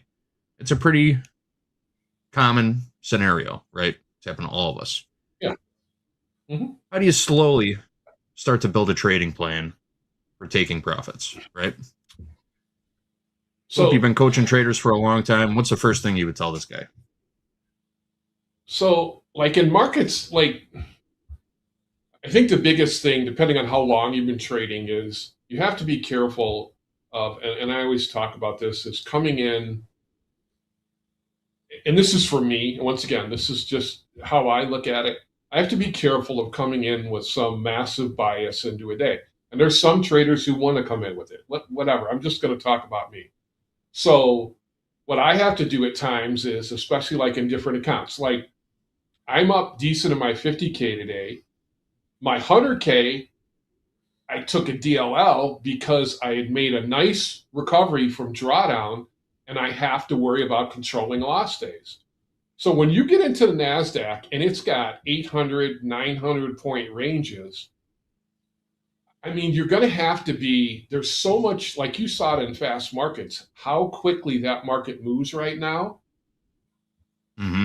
I mean, I hate to say it, 50, 75 point moves, you go look at the ATR, they happen in minutes.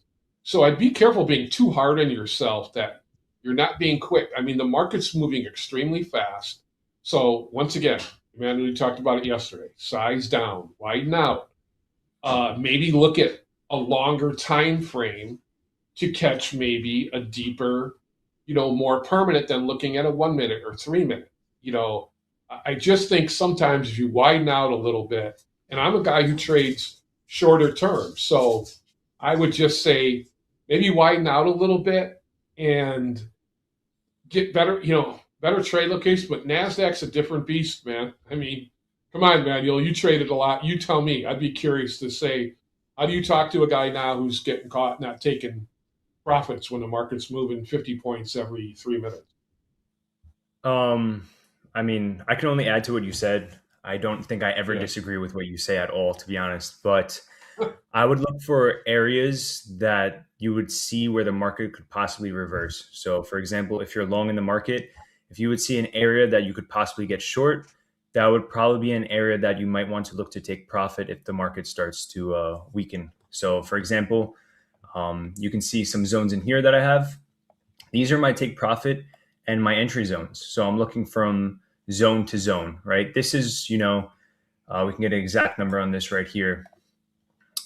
From this zone to this zone is 170 points. On a normal day, maybe a couple of months ago, this would have been a little too much for me. This would have been probably 50 to 70 points on the NASDAQ, but due to this current market conditions, 170 points happens in minutes. We were seeing 1 minute candles when I was on earlier of 100 points on the NASDAQ. So you have to consider ATR for sure, and just possible points of reversal. So most traders are having the opposite problem. I feel like everyone's taking their profits too early because they're looking at the money.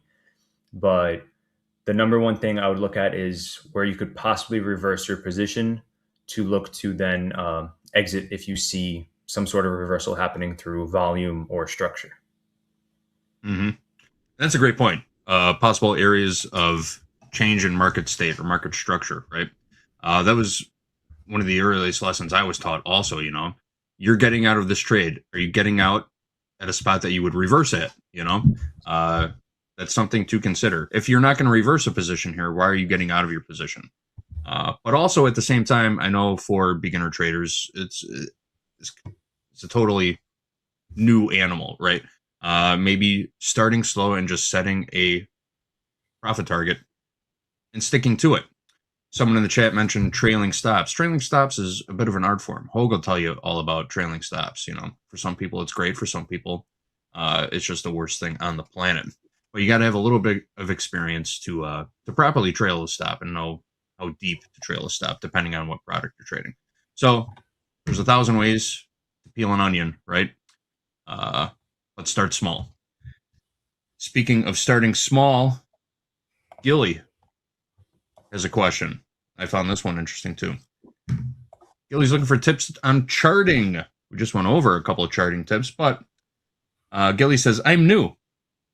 I normally only take shorts because I don't understand how to chart fully. I hear you guys mentioning different tools you guys use, but I'm lost a lot of the time listening to people talk about indicators and whatnot. So Gilly, this is a great question. Another beginner question. How do you get started? And I think the simplest way to do it is to keep it simple, right? The KISS method. Keep it super simple. First thing you got to do before you throw an indicator on your screen is understand how it works, right? All of the indicators on the Topstep X platform come with an explanation on why they were designed and a right and wrong way to look at them, right? And there are literally thousands, tens of thousands of different indicators that you can pollute your chart with. But really, it all just comes down to volume and price. That's it, right? And time. Time, price, and volume. Hoop, in your experience, coach thousands of traders. I've said this already. You've coached thousands of traders from, trading combine to funded to payout. When it comes to charting, what are the basics?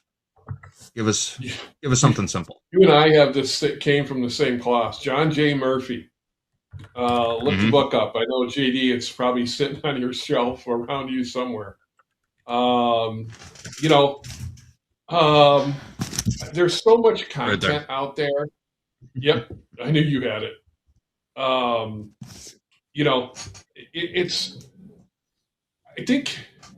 think the biggest thing I would say, looking at it, the first part of my career, all I'm dealing with is an auction, right?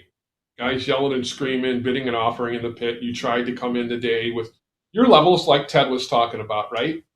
Now it's different. There's, like you said, when we used to pull up a CQG chart on the floor, you had Bollinger Bands, you had RSI stochastic. You didn't have a lot, right? There were maybe a handful, Keltner channels, stuff like this. So there's so much out there now. You've got to keep it small first, especially when you first start. So I think more of what I see down the line is once you do get some basic, and once again, go through our training camp, right? I mean, Hoag's in there telling you just some real basics of what's going on, what you need to do with the market. Ultimately, 30 years later, and once again, I don't make trouble for that one. Learn that one. So, I mean, the psychology of our industry now, as I look at it, is more of me, looking at charts for 30 years, whether they're 3-minute, 30-minute range bar. We were just talking about it earlier, Emmanuel and I just say the psychology part, I think, Emmanuel, you talked about it last time you were on, we can all start to see support and resistance and all those things, but how we execute in the moment, that's ultimately, like people were saying today, I'm afraid to trade. Maybe this volatility isn't your type of environment. So you put that in your journal and you mark that off. So I'd love to just tell you, but from a technical standpoint, there's a lot of stuff out there. Like I said, that's about it ain't great reading, right, JD? I mean, it's very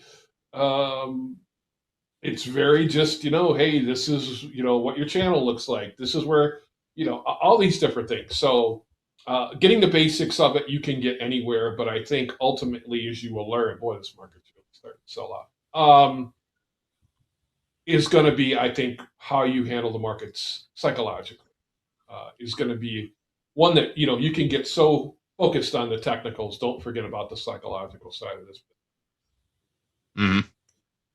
Yep. Start small. You mentioned volatility.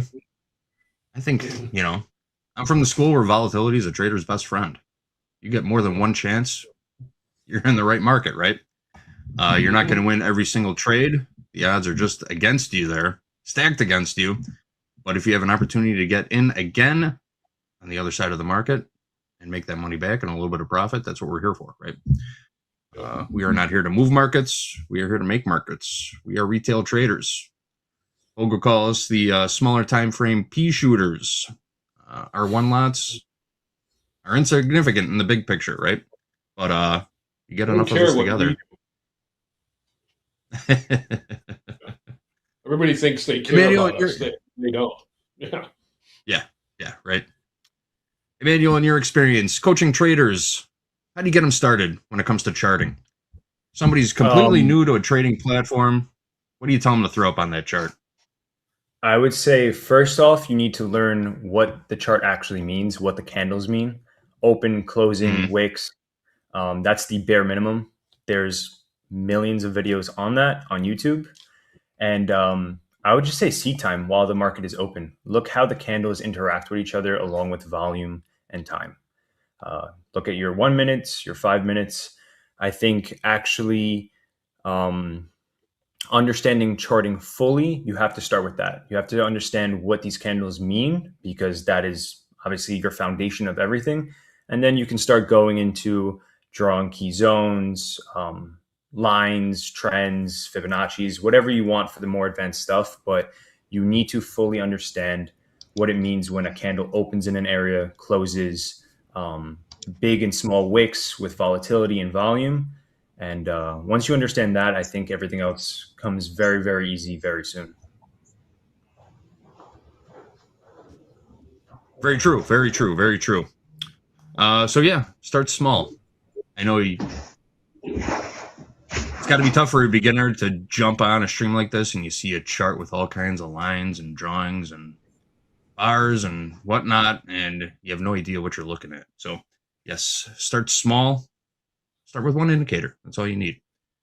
I see Emmanuel's got the volume bars up on the bottom of his screen. I do the same exact thing. I'm always looking at volume. You can tell the strength of a move or the conviction of a move based off the volume traded during that move, right? You know if it's for real or not. I also like to see changes in market state around peaks and troughs and volume. So volume analysis is a different thing, but you got it. You got the basics, right? Keep it simple to start. Know what you're doing. Understand what you're looking at when you put something on your chart, and then move on from there. All right. Check in on these markets real quick. Around the horn with the tilt. Tilt growing a little bit to the short side in the equities. We've got 62% short in the ES, 57% short in the NASDAQ, 57% long in crude, and just about 50-50 in gold. Not a whole lot of movement right now in gold and crude. But equities are approaching, NASDAQ's approaching initial balance low, 28,650 initial balance low. And, I see our friend Ben Emons is in the back getting ready. So what we're going to do now, we are going to take a look at some trader stats that we weren't able to get to earlier this morning. We got some payout and P&Ls. Payouts and P&Ls to go over. Let's get into this. Yes, we've got yesterday's top 5 live funded payouts and P&Ls. Here are the P&Ls. We had some big winners yesterday. Garrett K trading the S&P in a 150K live funded account. $35,921 in profit. Turned around and requested a $25,000 payout right at the end of the day. Nice job, Garrett. Chris, becoming a popular name around here. $30,386 in profits, trading in a 50K live funded account. In the NASDAQ, Chris has taken nearly $150,000 in payouts so far this year. Big year for Chris. Lucas, $21,065 in profits yesterday, trading the NASDAQ in a 150K live funded account.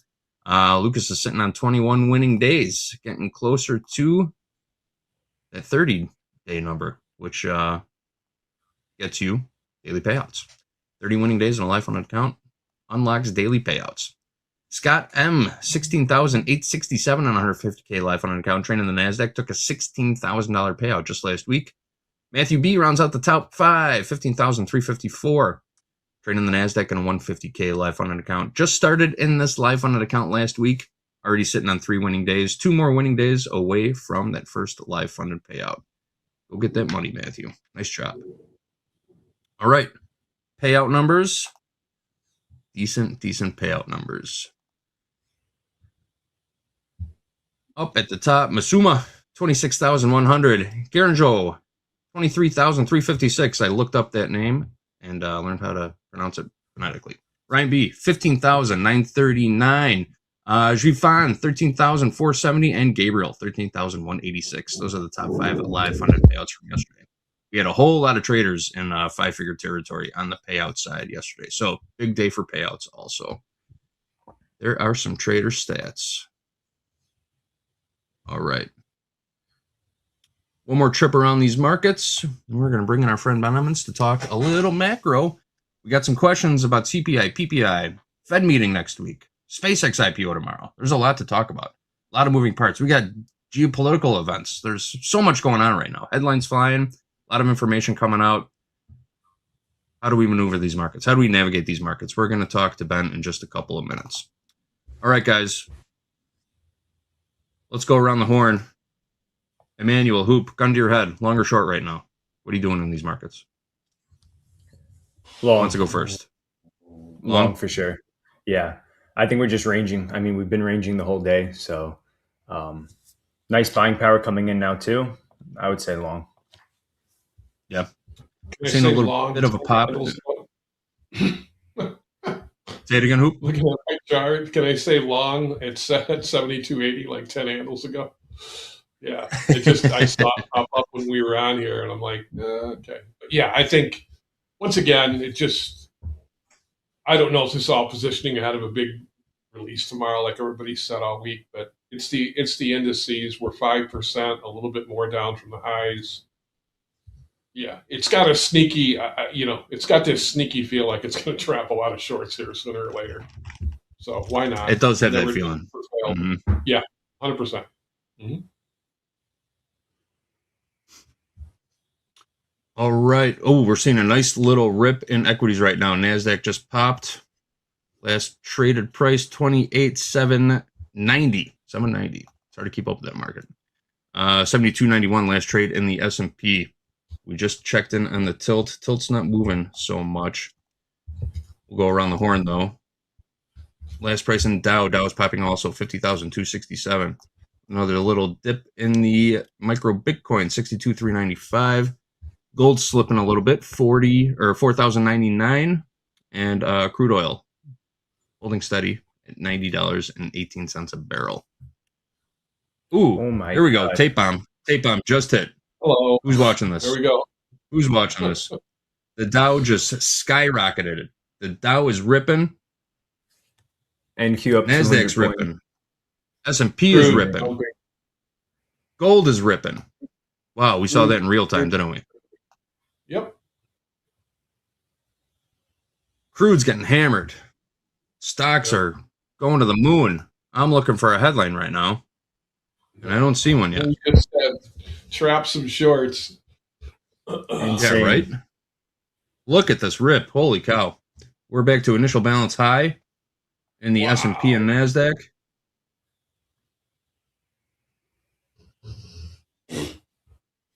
Okay. All right. See you guys later. Yep. How about that? Here's your headline. President Trump, I've canceled. President Trump says I've canceled scheduled strikes and bombings against Iran this evening. There we go. Here we go. There is your headline. And stocks are still ripping. Look at this move. Look at this move. Oh. Trapping shorts. Hoop, did you say that 30 seconds before this move happened? I threw the lightning bolt out, didn't I? They were all watching. Right? Holy. Gold's still on the move. Oh. Gold was trading 40.99 not a minute ago. Last print 41.35. It was long gold earlier. Hey. Were you? Yep. How do you anticipate these kinds of moves? You know, you can't. It's impossible. How do you prepare for it? Headline risk remains high.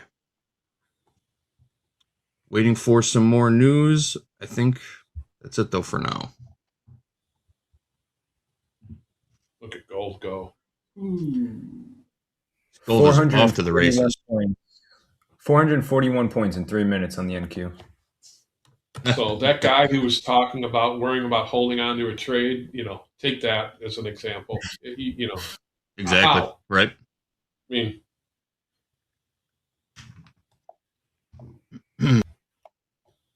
wow, impressive.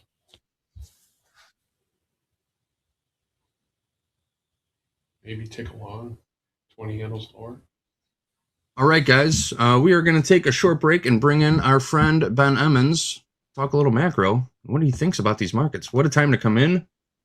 Right on the heels of a giant move like that.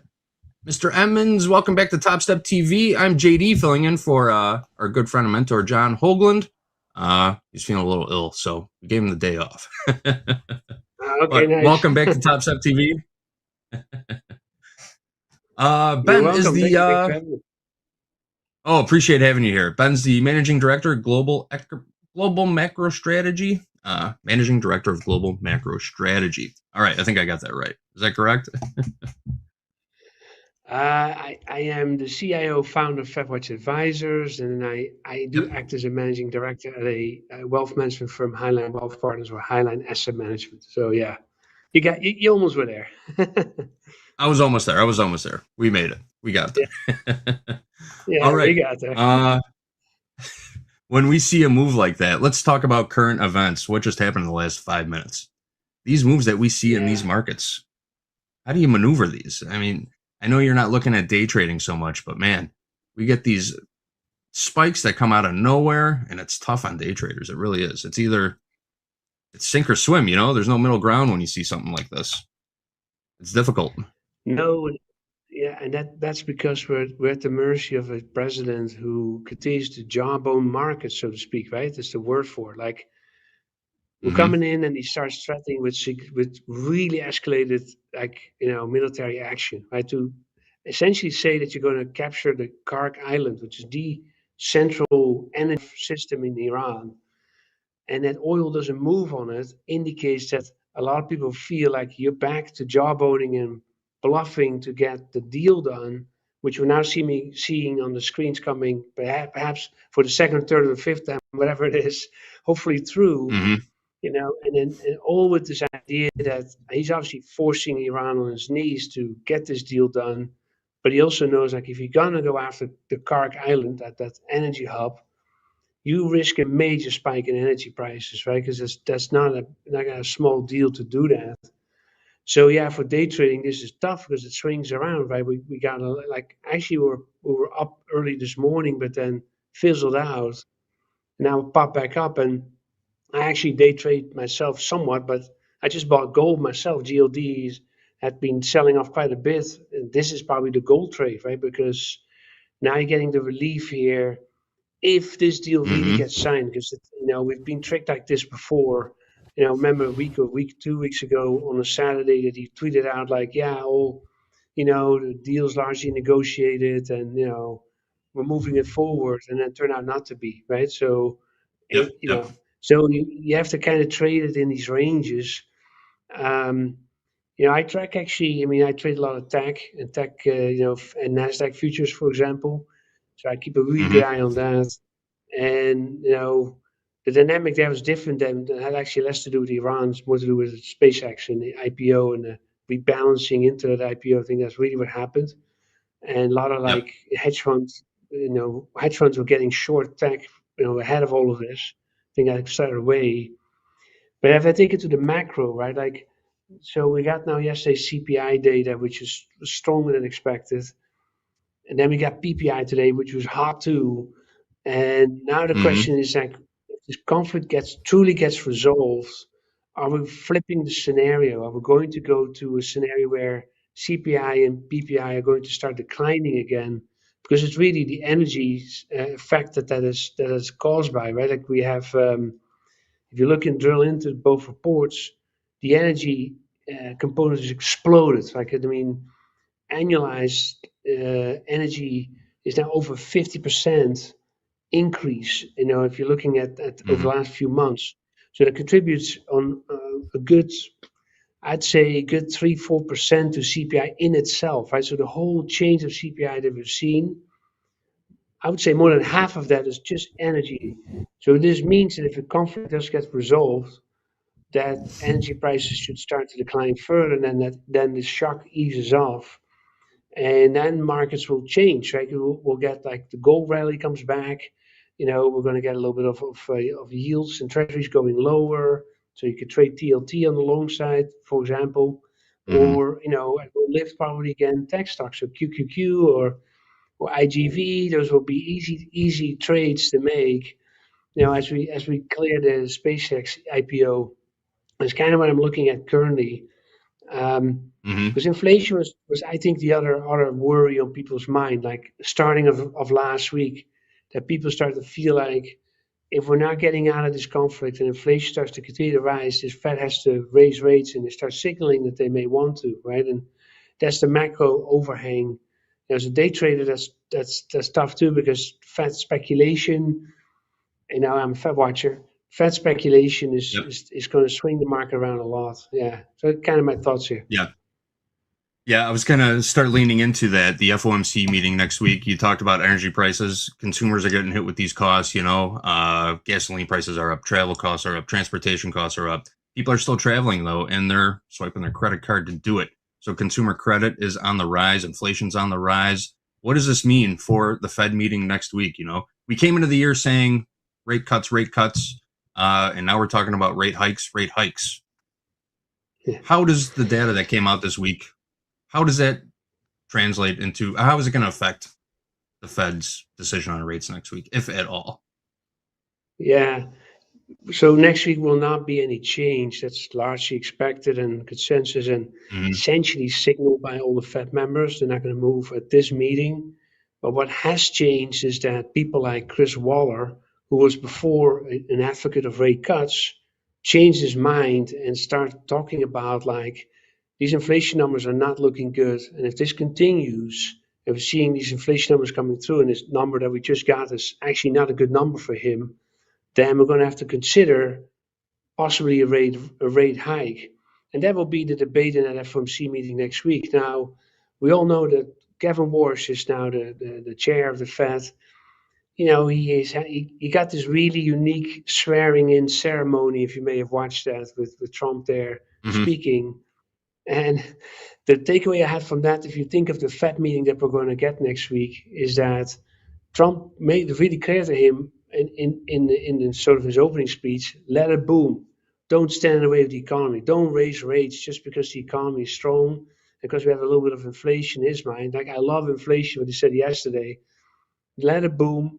And so Walsh is under political pressure to try to persuade this FOMC, Waller and others, like, we may signal that we want some tighter policy to lean against inflation, but we're not going to raise rates. We're not going to do what happened in 22 and just slam the brakes, right? We should be able to just with messaging pretty much get there.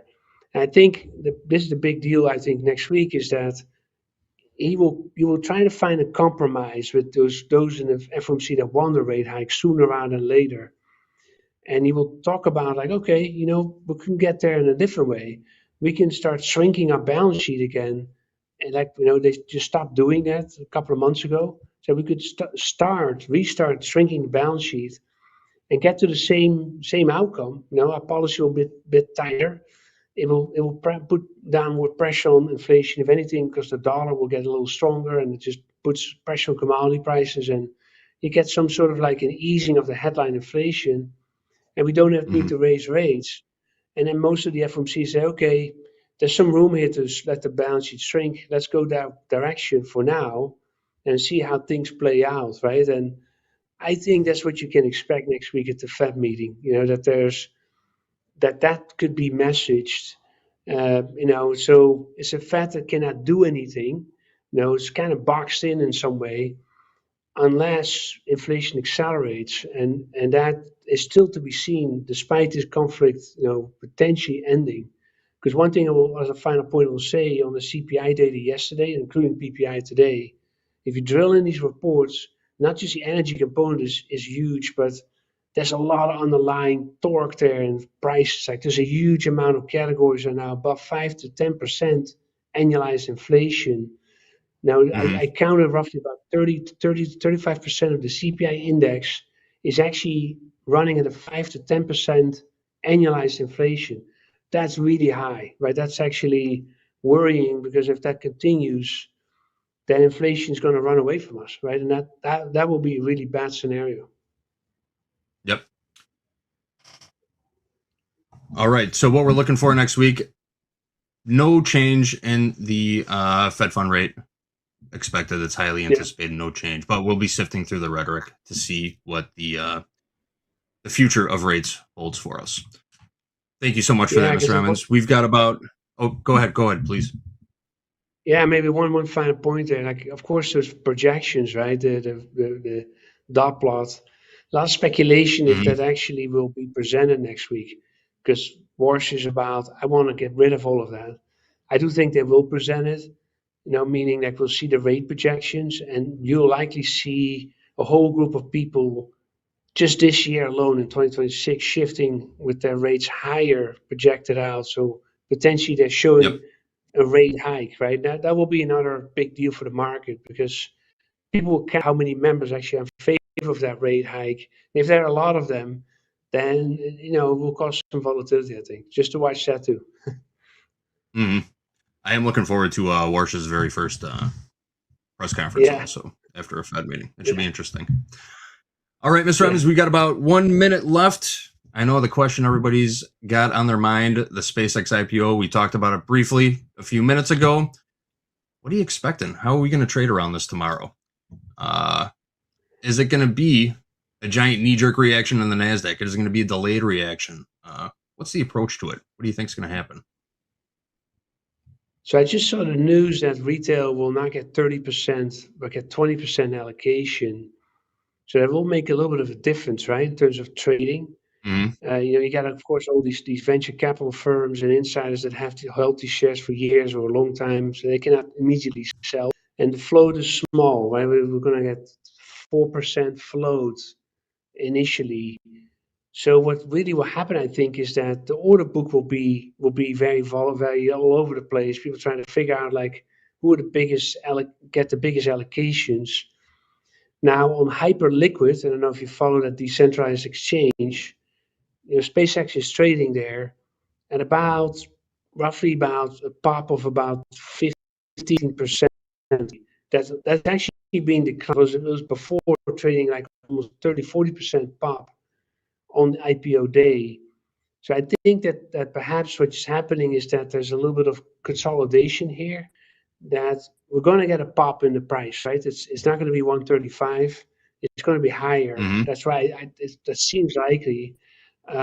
Just for the amount of of demand for this IPO, because it's been now oversubscribed almost more than 5 times. It will likely go even higher than loaders out of the Middle East, by sovereign funds and institutional money out there that need to buy it because of the index inclusion. And right, so I think it's just going to be choppy, moment of trading when it comes out, a bit like the Cerebras IPO in that way. But then it does clear. It's not a big float, so it will clear relatively just easily, because it's not a lot of buy, actually, if you think of it. I think that's like like this sell-off that we just had since last Friday, or last Thursday actually, was perhaps somewhat more rotation of out of frothy names and parabolic names. I dubbed it a parabolic 7, right? Micron, AMD, IBM, Intel, all those guys. That those come back, right? They will pop back up. People will look at this. SpaceX is a seminal event. They change, I think, in terms of space exploration and AI and all that. But the volatility that comes along with that is basically reflected in the sell-off we just saw. So we may have get most of the pressure out. So the initial pop is there, and then you kind of hold off and trade then into that. I think if I had to day trade it, I'd say you never buy the IPO, by the way, on a market order. You don't want to do that. You're going to do a limit order. But you don't do that. Don't do the market order. I mean, you could do it, but it's not a very good idea. Dangerous, yeah. But I think I would be. I'm likely going to trade the triple Qs and actually TQQ. Is actually my favorite, the lever one, because I think it's going to pop. I mean, I think it's going to rally. That's how I would look at it. Yeah. And this news from Trump actually helps. Yeah, absolutely. Absolutely. We're all looking forward to it. $1.75 trillion valuation going into this IPO tomorrow. One of the largest IPOs ever. Should be an exciting day. Thank you so much, Mr. Emons, for joining us here on Topstep TV. Oh, real quick before you go, where can people find you on social media? People are asking in the chat. Where do we find Ben? So Go let me ahead. promote this. Let me promote it this time first with Substack. I have a Substack. FabWatch Notes. That's where you can find my name is there, Ben Emons, Emons. So that's you can read my notes there, my analysis. I'm obviously on LinkedIn. I'm on Twitter. That's Marco Madness 2. That's my handle. So and then let's see. Yeah, those are the three. Those are the three main I'm active on. So Substack, check it out. If you want to subscribe, great. Awesome. Go check them out. We'll drop your links in the chat also. Thank you again, Mr. Emons. Always a pleasure having you on Topstep TV here. We appreciate your market knowledge, your experience, and sharing it all with us here live. You're very welcome. Thank you so much. Me. Yeah, thank you. Thank you. We will talk to you soon. All right. Have a great day. Have a good day. Thank you. Okay. Hoop and Coach Emmanuel, we are back at it. That was awesome. I love listening to awesome. A lot of sauce there. Stock macro. That was great. Yeah. A lot of he can cook. Macro. I love it. Yeah. Look at this market. Did you guys put any trades on? Mr. Emons was speaking. Anybody do anything? I've got an order to buy gold in about $20 lower. I wasn't chasing. I've been run over too many times trying to chase it. So I'd rather try and see if I can maybe sneak a pull back in, Fair enough. Fair enough. I shorted. Here we go. Yeah, I tried shorting NQ a little too early. We touched my supply zone once, and I thought we would fall a little bit more, but I got in 2 micros, super small size. So I think I lost $176 on that trade, which is obviously perfectly fine considering the P&L. Yeah. I mean, that's very insignificant to try to take a trade. I think I was looking for 780 over here, but the supply zone is still holding good. If we start to see added sellers in here again, I have no issue trying to short again with inside supply. Very good. Very good. Very good. We are still, man, that rip was unbelievable. The timing. Yeah. Just perfect. You think? Yep. You think? Short squeeze. What? Yeah. I always say the trading guys are always listening, JD. They are. They are always listening. You'd say, well, that didn't mean anything. Yeah, well. Of course it meant something. Yeah. I'm looking for one more question to get to. We got about 5 minutes left. Whoa, here's one.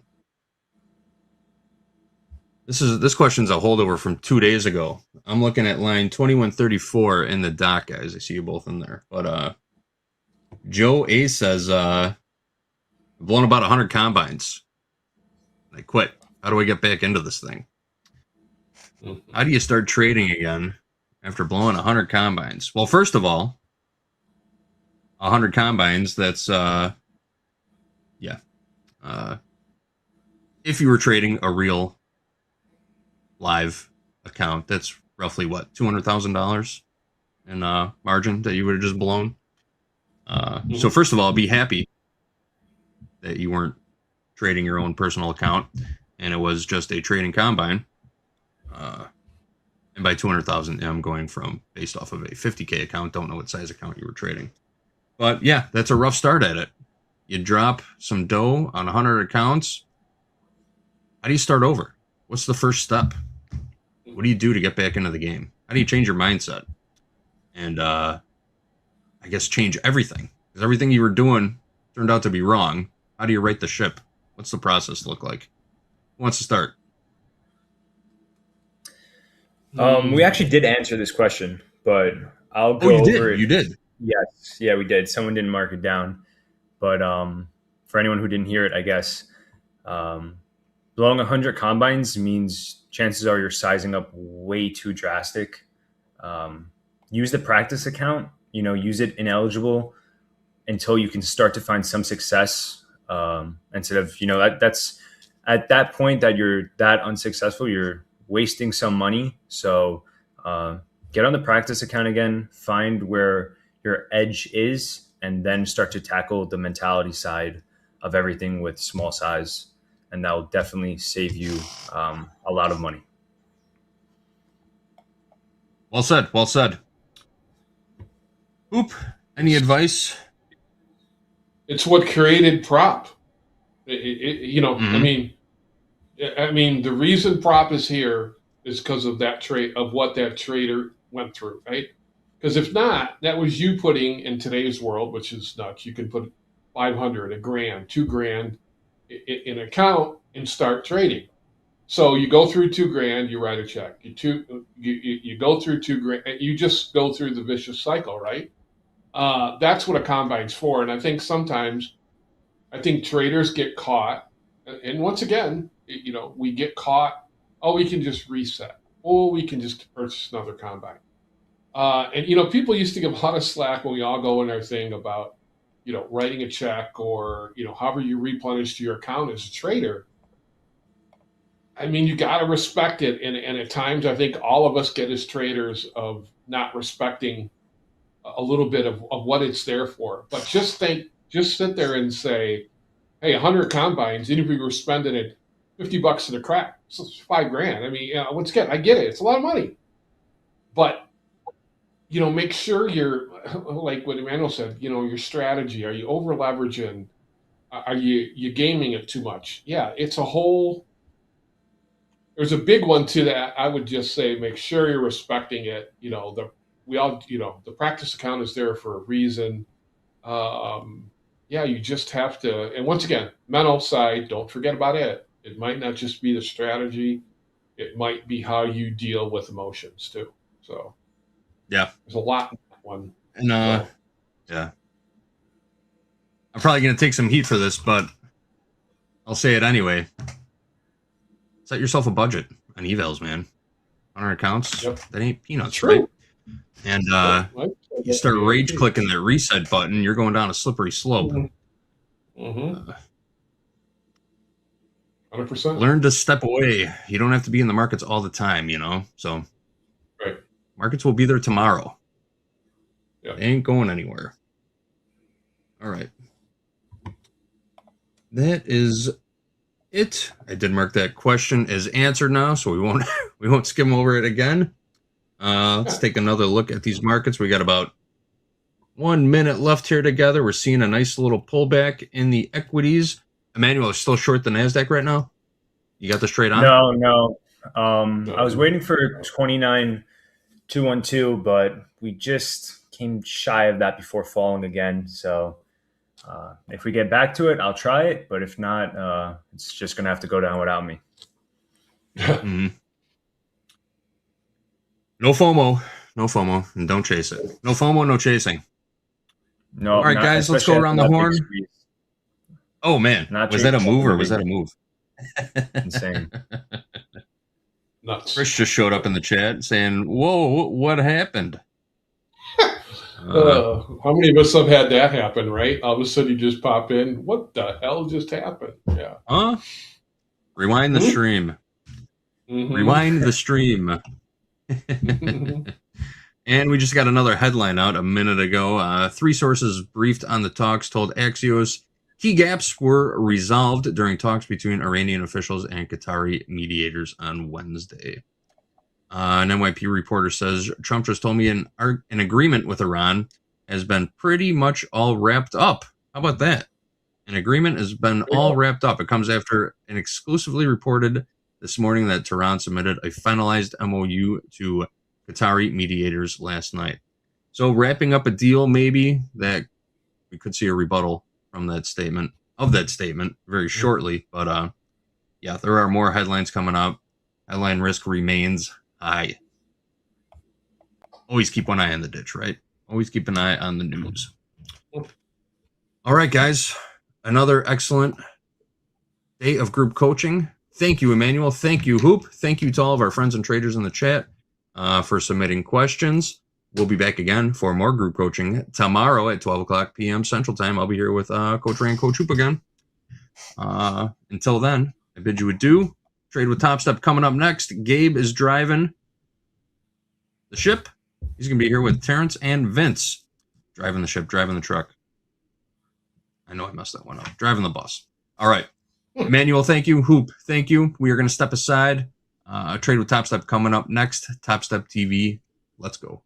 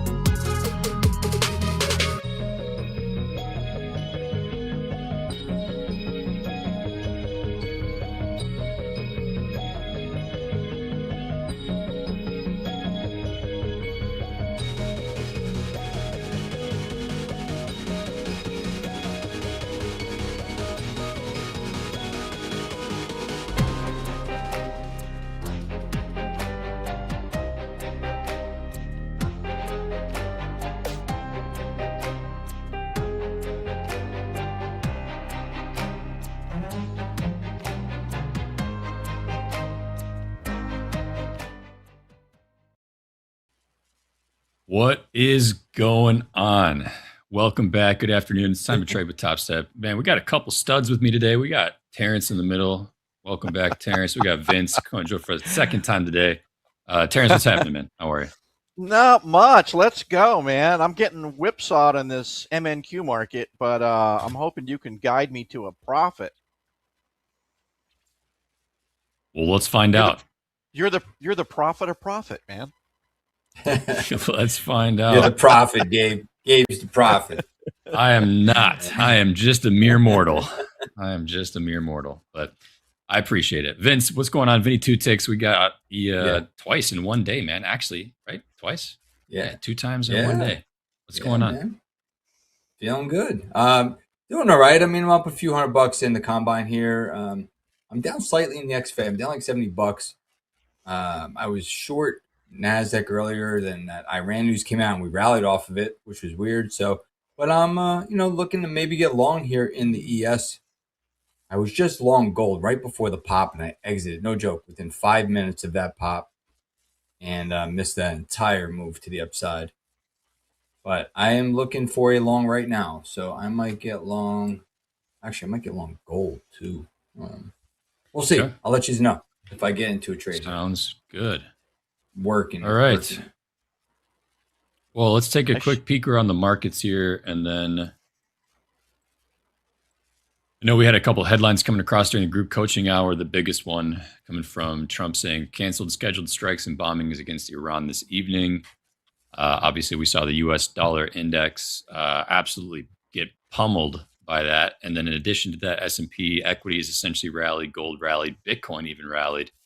You had a crude oil sold off. Just a lot of volatility coming into the market this last hour. We'll see kind of how we handle the remainder of the close. We got about 2 hours left in the regular trading hour, so we will indeed see what is going to happen here. We got pretty thin ladder here in the NASDAQ. We've been seeing that kind of be a theme for most of the day today so far, and we'll see what kind of volatility we get as this hour continues. But so Vince eyeing along. I also don't mind looking for longs, but I'm looking for a little bit of a deeper pullback here in the NASDAQ. I would love to see us kind of come back to these 50s, which is the previous pivot high that we got from about 10 a.m. That's kind of where I'm looking to take a stab at a long. Terrence, what are you eyeing right now? Anything particularly? I'm looking for a long. I got a buy order in right at 29,001, 02, something Nice. like Okay. that. Like it. I just wish Trump would send me an email or something before he goes on these rampages. The funny thing is that around 11 o'clock, 11:30ish, I had a long. I was sitting long 3 micros at 28,826, and I waited and waited and waited for that trade. Nothing happens, and then boom, I come back after lunch, and this thing's gone crazy. Mm-hmm. That would have been a whole day's income right there, but I missed it, got stopped out, Now I'm waiting again. Yeah. Well, we'll see if we get a little confirmation. Now, there's been a pretty common theme of this back and forth of agreement, no agreement, agreement, no agreement. Just he said, she said things kind of going back and forth. So regardless of, your sentiment, until we really get a little bit more solidified communications from both sides of the fence regarding that agreement, anything could happen. We did have a reporter near the top of the hour say that Iran denied the existence of an agreement.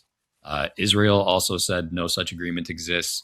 I don't necessarily have a source, but that's just based on one reporter that the Financial Juice has referred to here at the top of the hour. So ACH is obviously something that we say quite a lot. But it sounds like somebody just got long. Vince? Yes, sir. That's me. All right. I'm long 5 micro Dow 5705. All right. We're also long ES 7358 quarter. Let me make sure that's correct there. Okay. All right. Let's see here. Sounds good.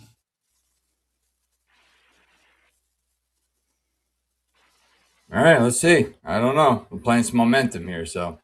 Got 2 contracts going, huh? You got two symbols going. 2 different trades. Yeah. Yep. Wow. Wow. Yeah. That's crazy. Wow, that All was right. what a pullback quick right there. Let's see. Yeah, I Isn't mean that typical? Even the 1 minute ATR. Let's take a quick peek at the ATR on the 1 minute. What does this look like in the Nasdaq right now? We are looking at about a 45 point ATR as of right now for the last 14 minutes. Right around, we'll say the bottom of last hour, we were at around 70. We peaked at about 70 points per 1 minute candle. So quite a lot of volatility right now. Swings can be brutal. Yeah, markets are nuts right now. Looks like we're gonna get stopped out on both of these here. Not looking too good. And just no continuation there. Might get a better location there, Vince. Might get a better I'll put these price. on a 1 minute. Yeah, I might try it again if these stop out, but let's see. What's put your on a 1 minute CYA chart? Oh, they're tight. They're tight. 73.46 quarter in the ES and 56.30. Actually, I want to go down a tick here on this. 636 in the Dow. Okay. Let's put these on a 1 minute chart so we can kind of see this 1 minute action here. We did just get a 5 minute inside bar there in the NASDAQ. So that's possibly a little quick sign of some buyers starting to step in here in these just around the 29,100 level. Not seeing a whole lot on the ladder for offers stacked above. Once again, there are plenty of gaps in the ladder spread across. So be very careful. Be prepared for potential slippage depending on how many contracts you're trading. We're not seeing a whole lot of size here in the ladder, neither the bids below the market or offers above us.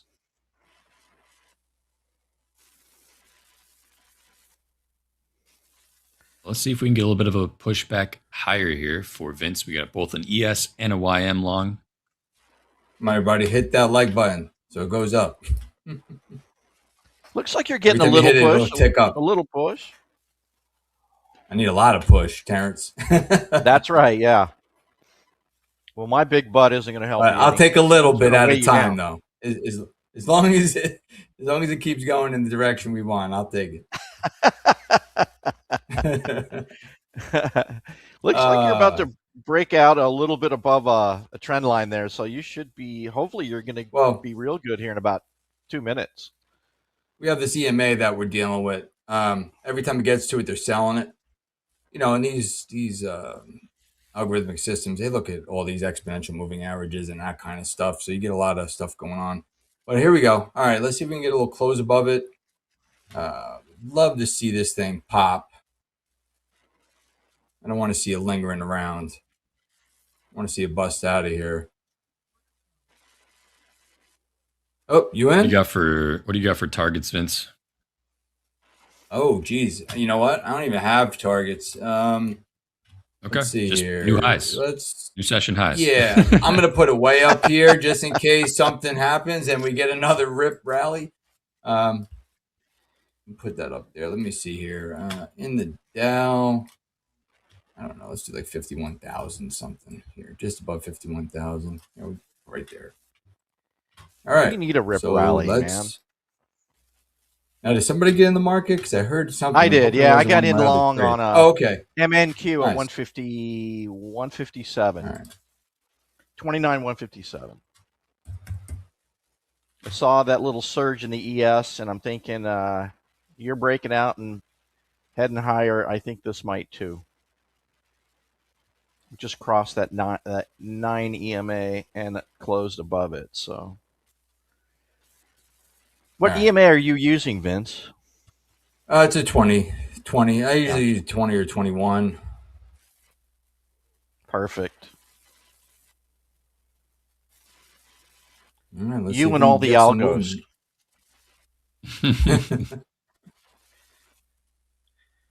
Well, we got some looks like movement this- here.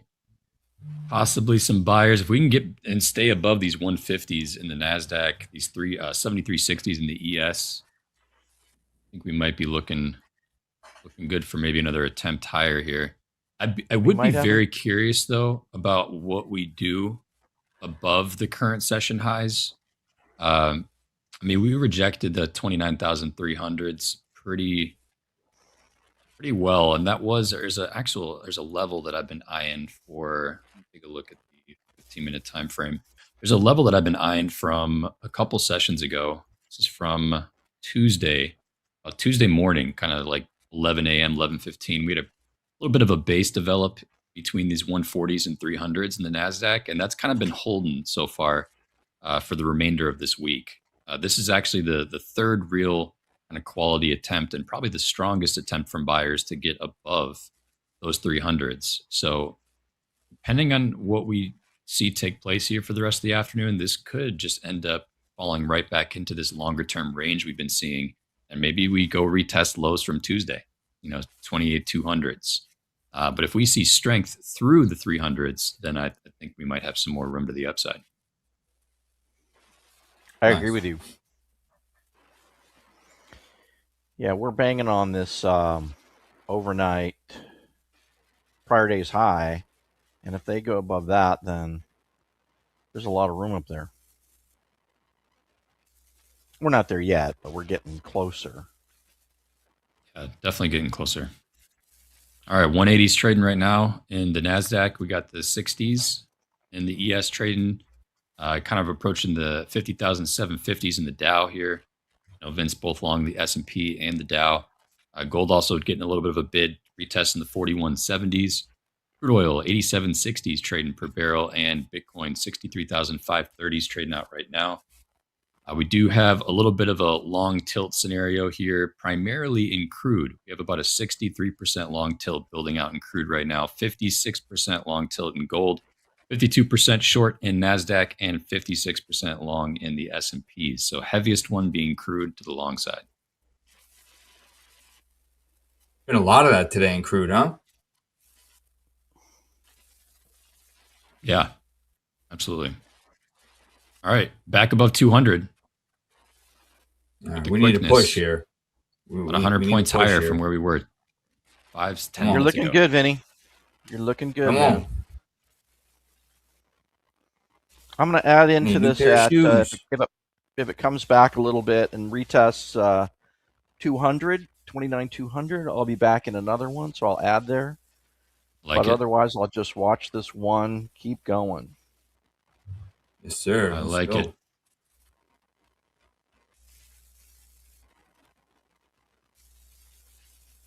Vinny, looks like you're going to take out 73.84 if you keep going this way. I'm hoping. A nice trade, bro. If we can get above that, I think we might have a little bit of fireworks. That'd be fun. This is usually the slow hour. We could use some fireworks. Come on. Yeah, right? Yeah, it's been kind of a it. dud for us past few weeks here. Maybe we'll get a little action here. That'd be fun. Did you guys see that truck that was carrying fireworks on the news? And he's going down the road and something ignited it? What? Yeah, they actually got they got tagged with a bunch of violations because they weren't actually legally approved to be transporting fireworks. I think you have to have some special forms submitted, and they got tagged with a few tickets. I guess. In addition to losing all their inventory. Oh my gosh, the thing was just blowing up. Probably one of my relatives getting stocked up for July. Yeah, you a pyrotechnic guy? I know I am. You know what? I love it, but I'm not one. I'd probably blow my fingers off if I ever really got serious about doing stuff like that. That could happen. People yeah, have done it. Unfortunately, it does. Mm-hmm. All right, we look like we want to make new session highs. Let's see what we do here. See if we're going to blast off. We got 72s trading in the S&Ps, 230s trading out in the NASDAQ, 780s in the Dow. Crude might be making an attempt to get back below $87 a barrel. See how much push here. Sustained direction we coming get at here. The highs. Man, this NASDAQ ladder it's blowing my mind how many pockets there are. Yep. Just added I moved mine up from 200 to 220 and added there. So Okay. I'm long Nice. two All now. right. Let's go. Come on, Terrence. I'm taking your lead, Vinny. Running All with right. it. Couple of desperados running across the desert on a horse with no name. Hopefully, we find some water before we die of thirst. Yeah, let's hope. I hope it's more than water, Vinny. Yeah. I want to grip it. I want to grip it and sip it. Are you thinking a little tequila? That'd be nice. I'll go for a little of that. Yeah, I'll take some tequila. Why not? Quart of water and a gallon of tequila, or a quart of water and a. I was about to say, couple shouldn't it shots be of the other way tequila? around? Shouldn't it be mostly probably. water? Shouldn't it be mostly water? I guess and it a little depends bit on of how tequila? hot the desert is. Yeah, that's Yeah. true. Get dehydrated real quick. Yeah. Are you guys into mezcal?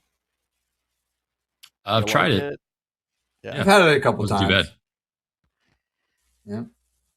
Yeah, I'm not a huge fan. I have tried it. I like it. It's just, when I get tequila, I Definitely like gets- a yeah, good it's a little aged different. tequila. Yeah, it's totally different. It is. It's like a Scotsman and a Mexican got married, and they blended whiskey and tequila. A real Mhm. smoky whiskey. Yeah. Definitely acquired taste on that one. Definitely, yeah. It's different for sure. Yeah, it is. Let's see what we Braden got says, here. all I drank on vacation was mezcal mules.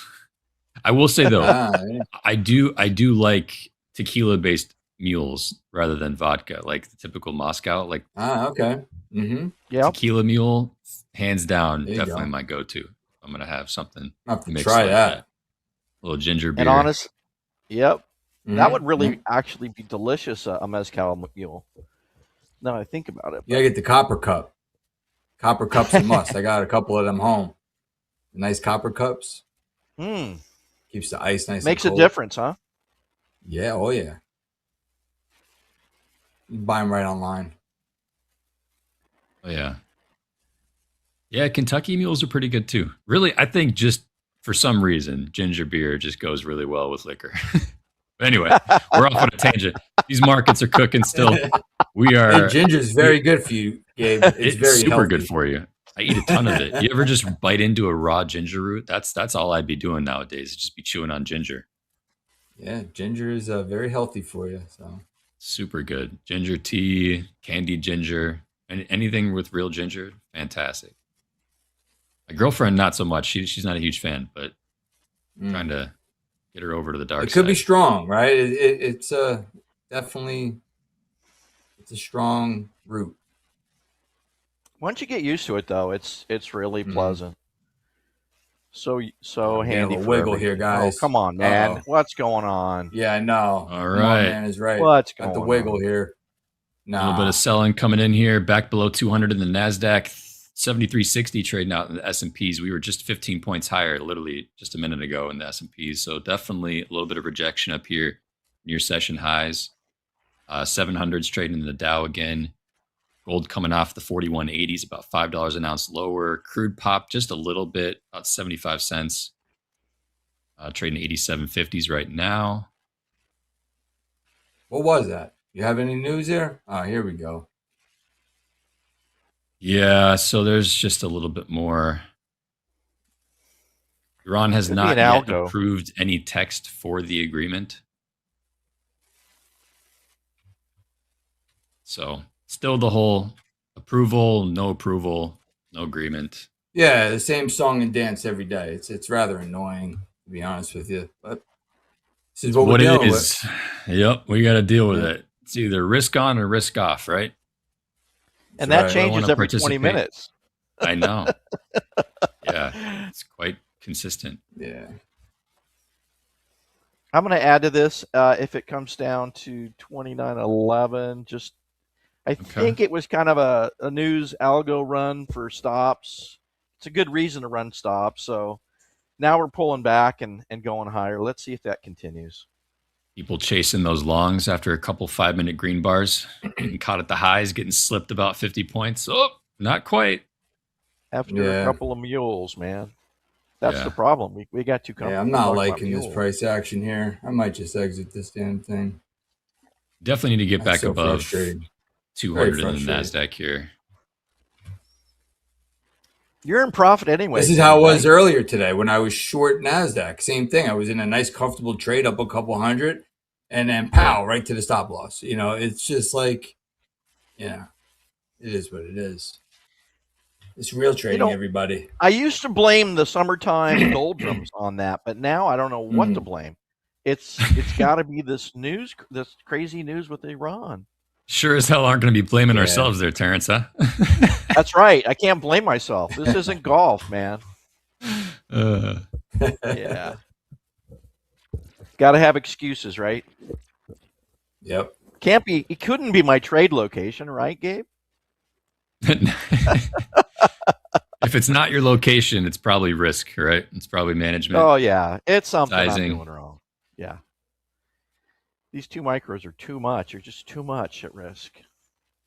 Yeah, man, I'm curious. Has anybody in chat actually still trading minis right now through this summer so far? I mean, I put them on once in a while. Depends on how much I have to risk on the trade.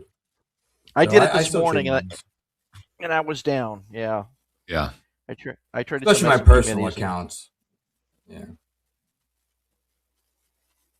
Man, you it's walked scary, George said though. not on purpose. That's a good I've answer. done that. Whoever that was in the I've chat, I've done fingered that. into that too. Yeah. Yeah. One time I was trading, actually it was pretty recently, and I was trading micro ES, and I had, I guess, the chart up on one, but then I had the dome with the other one because I wanted to see depth of market in the bigger market, and I hit it with a 3 lot, and I lost like $1,500 in a matter of like seconds. Right? I did it by accident. I thought I was selling micros, and I sold 3 minis, and I had like it was $500 per contract loss on each one. It was pretty devastating. Brutal. How quick it happened. Yeah, it was a mistake too. You know, there's nothing you can do about it. Yeah. There's no takebacks, right? Nope. I wish. Hit the reset button on a trade once you take it. Do over. No do over. So, Vince, we did end up using your entry, and looks like in the S&P, it's kind of building a little bit of support near your entry right now. We'll see if that holds. Yeah, I don't know, Gabe. It's we have a pennant formation here, and you know that whatever just came out really, I think it damaged our trade a little bit. So we have this pennant, right? And we're just grinding in it right now. We're just grinding back and forth. Yeah, we got our fireworks. They just went the wrong direction. They fired at us instead of with us. Yeah, why couldn't it go up, right? Exactly. I bailed on the one right before the gold happened. Why couldn't it happen here in the ES and just take me straight to the target? That would have been nice. We got about a 67% tilt in the crude building out now, so getting heavier on the long side here. Average long price 89.15. Longs are bleeding right now in crude. About almost $2 underwater. Oh yeah, man! I almost took a crude at 91.5. I'm so glad I didn't take that trade. I just couldn't. I couldn't justify it. But now I'm so happy. I'd have been so upside down. But one of those $1,500 losses you're talking about, Vinny. Yeah.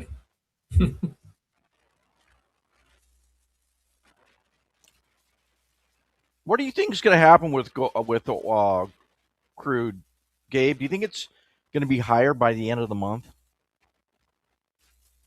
I mean, historically, I don't really trade crude, but just based off, if you go look at the longer time frames, there's only a few sustained outliers where we get just a lot of time above $100 a barrel.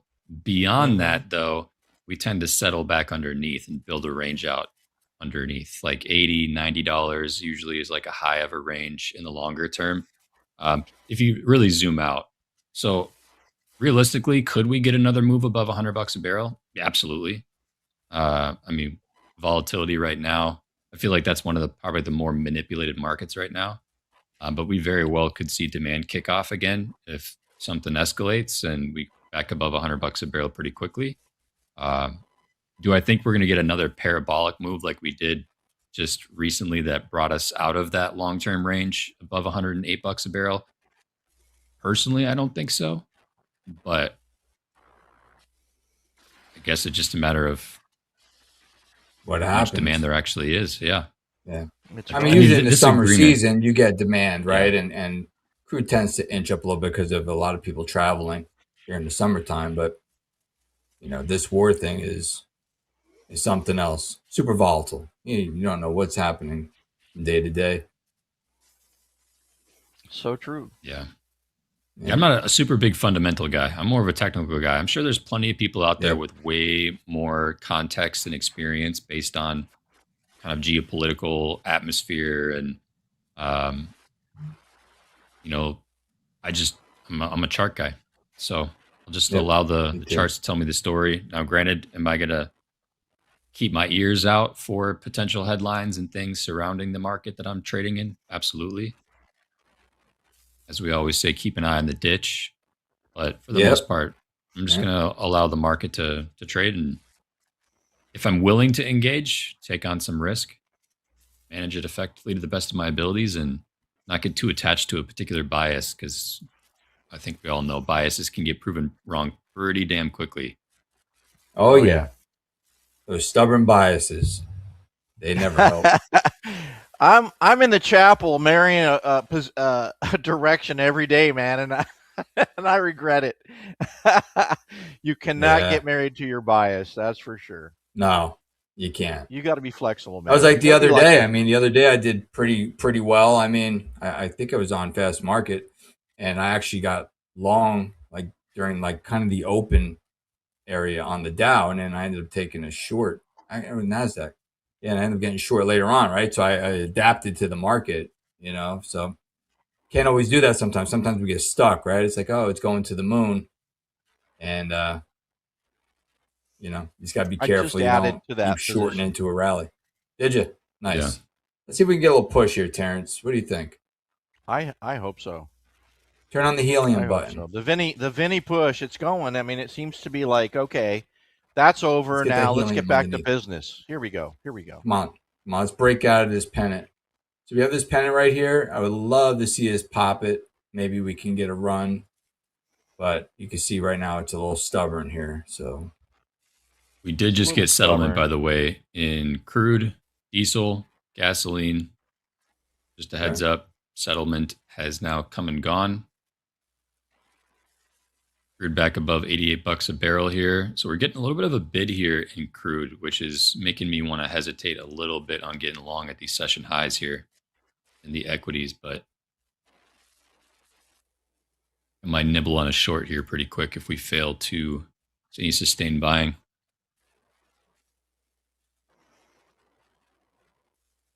But no other headlines coming across. We're just chopping.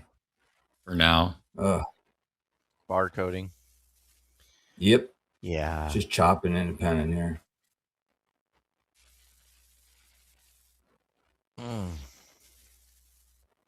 It hurts. Come on, give me my money back. I mean, look, it's in this 5-point just chop. 5 up, 5 down. 5 up, 5 down. You know what kills me is the 20-point chop, where you think you're going one way, and then it chops back 20, and then you're out, and then you chop back up, and then you chop back down. Oh my God, that was this morning. Yep.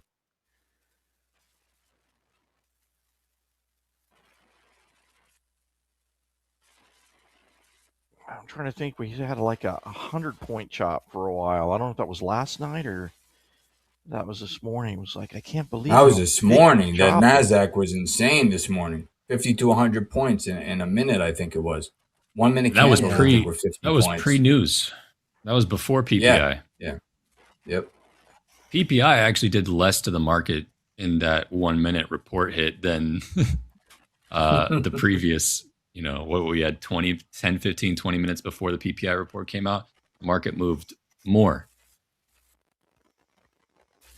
What is going on? It's nuts.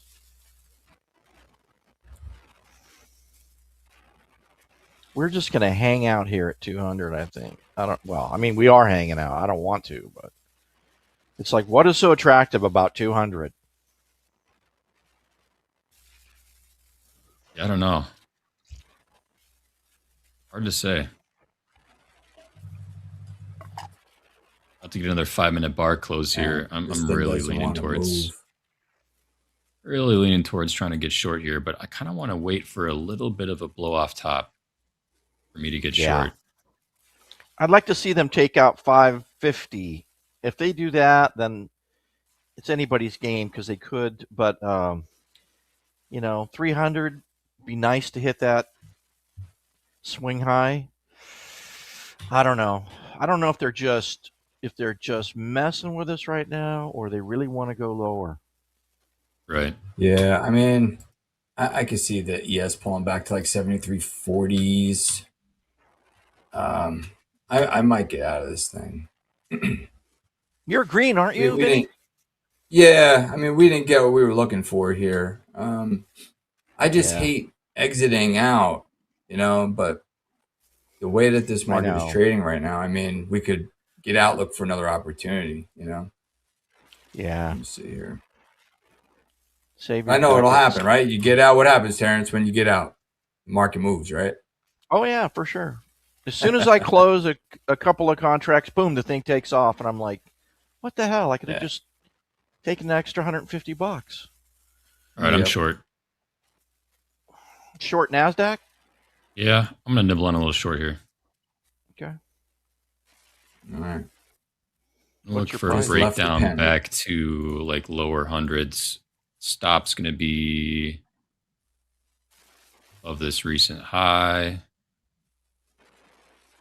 Go for about a 1-to-1 here. Only downside is we're in the middle of the range, but we are really failing to see. We're really failing to see any sort of sustained selling, sustained buying above 200. So I'm interested to see if we can flush this 200 level. Just might happen. But we are in the middle. And we're right at the edge. Yeah, we're at the edge of this trend line. This is perfect Dolby territory. The range master. Yeah, Dolby's Dorito right here. Dolby, what kind of dip we providing with this? Yeah, really. Let's talk dip. I want to see some spicy chili here and make this thing do something.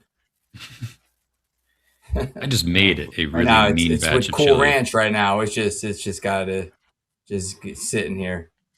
What kind of protein, Gabe? I did bison and venison. Oh my God, that's great. Bison and venison. Where do you get bison in Florida? So there's a farm store Whole out in Foods? Clearwater Oh, okay. called Lakeview. Okay. Gotcha. So Lakeview and Clearwater, they source from a bunch of local ranchers. But yeah, I mean, you can even find camel. I know Muhammad talks about eating camel. I found camel one How's day. that taste? Cooked a camel burger. It was super lean. But yeah, I did a lean batch of bison and venison chili. Shout out to Lakeview and Clearwater. Nice. Red chili? Camel burger. Interesting. Yeah, just a typical, I did like black beans, Great Northern, some pinto. Did a little chili starter, typical, tomatoes, some spices. I threw a little jalapeno in there, onion, garlic. Nice. Sounds terrific. It sounds bone pretty broth. good. Bone broth as the base instead of water. Add a little extra protein. Wow. Yeah. Using some kind of a base like a beef broth or even a chicken broth as a base is such a good flavor enhancer. That's agreed. Sounds like You guys ever flip your flavors, like put like chicken rub on on beef and like beef rub on chicken. You ever try that? I have not. Yes. Give that a try. It's amazing. Sometimes you get You'll stuck be in a pleasantly rut, surprised. right, Vinny? Yeah. Yeah. You know, McDonald's used to coat their fries in beef fat. I mean, they would use beef fat or tallow in their oil or something like that in Oh, order yeah. to Oh, really? enhance the flavor. That's old news, right? Everybody knows that. But Interesting. No, I didn't actually know that. Actually, I it's a didn't. great trick. Well, you know, they were the best fries in the world for so long. I think they stopped doing it. They did. I don't Oh know. yeah, they definitely do not fry in beef tallow anymore. You know who does though? Steak and Shake. Oh wow. Steak and Shake just made like June 1st. Steak and Shake actually started doing all grass-fed burger, and as well as they sell beef tallow, but also fry everything in beef tallow now. Interesting. That's the way to go, baby. That is the way to go. Their fries aren't that great though. I will say I'm not a huge fan of Steak and Shake fries because they're like super thin and they get cold like instantaneously as soon as you get them out of the bag. I'm like, all right, There you go. Yeah. if they were like McDonald's size fries, but fried the way they do. Oh, fantastic. Terrence, what are you thinking here? Oh man, I'm ready to kill this trade, but I'm just thinking it's consolidating and accumulating for a reason, and I'm just hoping the reason is higher. But Right. this time of day, it's a coin flip right here. There's nothing. There's a target above, but there's targets below. I could see 29,101 coming into play in a heartbeat. You can also see 2250 coming into play in a heartbeat. It's just really.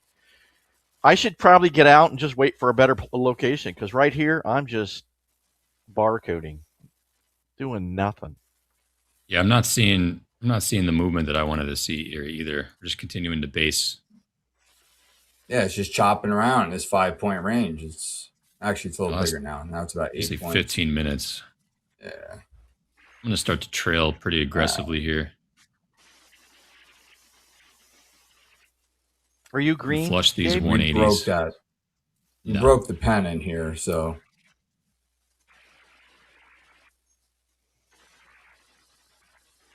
Now my entry is actually kind of currently sitting as the support, which is not my most enjoyable condition. So you're like at 180 somewhere in there.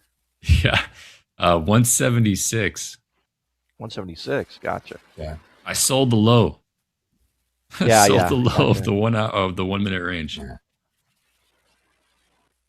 You know, typically that's not such a bad idea. The thing is that the only thing that's keeping me in this trade is that these wicks are longer on the bottom than they are on the top, and I'm thinking they're buying this up into resistance.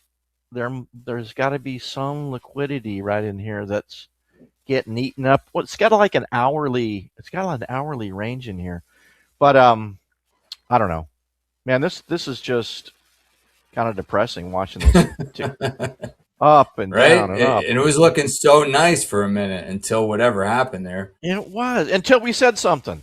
As soon as we said, Everybody hey, got confused. Yeah. Everybody was in buy mode, and then it's like, oh no, do we buy? Do we not? And everybody's scratching their head right now. Just start buying again. That's all. Yeah, what's the problem? Just buy. Unless you're Gabe, of course. BTFD. Oh yeah, that's right, Gabe. Gabe's short. I'm fading Yeah, y'all we gotta be intentionally. gotta be careful, I gotta, Vinny. I gotta have some contention in right. in this segment. We can't all be Yeah, wrong. exactly. Hopefully we all make some money here. Hopefully we all get paid. You guys are looking a little bit more promising right now. The longer that we continue holding these 180s as support for me, because that's not a good location. If we could just get a pop here, I think that'll convince all of us of the direction this is going to go. The buyers step in. Muhammad says, "I'm so hungry now." I know, right? Yeah. Jeez. I know. Me too. Burgers, fries, shake. That time of year chili. too, right? My wife made some Nice killer cold cerveza. white white chicken chili the other night. That was pretty Oh, good. dude, like a white lightning chicken never had chili. that. Yeah. Oh man, love that. She killed it. And she barbecued all the chicken beforehand, so it didn't go in there. It went in there with flavor and that smoky taste. Oh, it was good. Sounds amazing. All right, here we go. Here we go. We're back up a little bit. Be right And back. here we Quick go. sandwich. What's what? People in chat, residents like, be right back. Quick sandwich. There go we make a go. quick sandwich. For real. Make us one while That's you're how at I it. feel. About to say I can't step off TV right now, so otherwise I just go eat something. See, Yeah, these 70s are like the death of me. These 70s. All right, I'm bailing. Market just doesn't want I'm to gonna get preserve on some above green these here. 70s.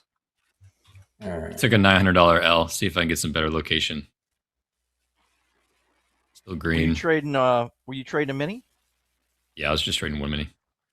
I was Gotcha. up I'm about reading the chat here. 2,500, so I was risking one mini. Still up T-Man. 1,600, but T-Man said he did the same thing I did with the MNQ earlier. I'm reading the chat here. Let's see. So I'm going to go to break even on this just to kind of stay positive for the day. Yeah. And let's see if it goes. Go to go to 850, baby. Yeah. No, what Blue am I Boy saying? has a question for me in the chat. Yeah. Blue Boy, he's asking if I find when the consolidation wedges break, and do they venture to one side or to fake? So that's a good question there, Blue Boy. And there's no right or wrong answer to it. Yes, they do fake a lot of times. I held into it because I'm looking to hold the low of this little swing here. Well, this was where I had it, right? And now the market didn't take this one out. So I kind of just held into it. A lot of times they will break and go in one direction, but there are a lot of times it'll fake. So there's no right or wrong way to play. You just have to know, where to place your stop so that it's in a decent location, right? In case, because ACH, right? We don't know what's going to happen. So it's all about risk management at the end of the day. If you see a wedge break, it's not to say, hey, it's going to go in that direction all the time. So just be careful and just manage your risk the best you can. that's a good answer. All right, looking like we're about to like a true professional. Make an attempt at these You're welcome, highs Blue here. Boy.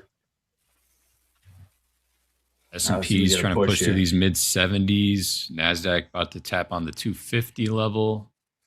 Dow hitting 800, 50,800. We got gold just a couple dollars off the highs of session, 41.88 last trade. Crude oil going to absolutely nowhere, right around $88 a barrel. Push your guys' longs up here, make some new session highs, then I'll maybe take another stab at a short.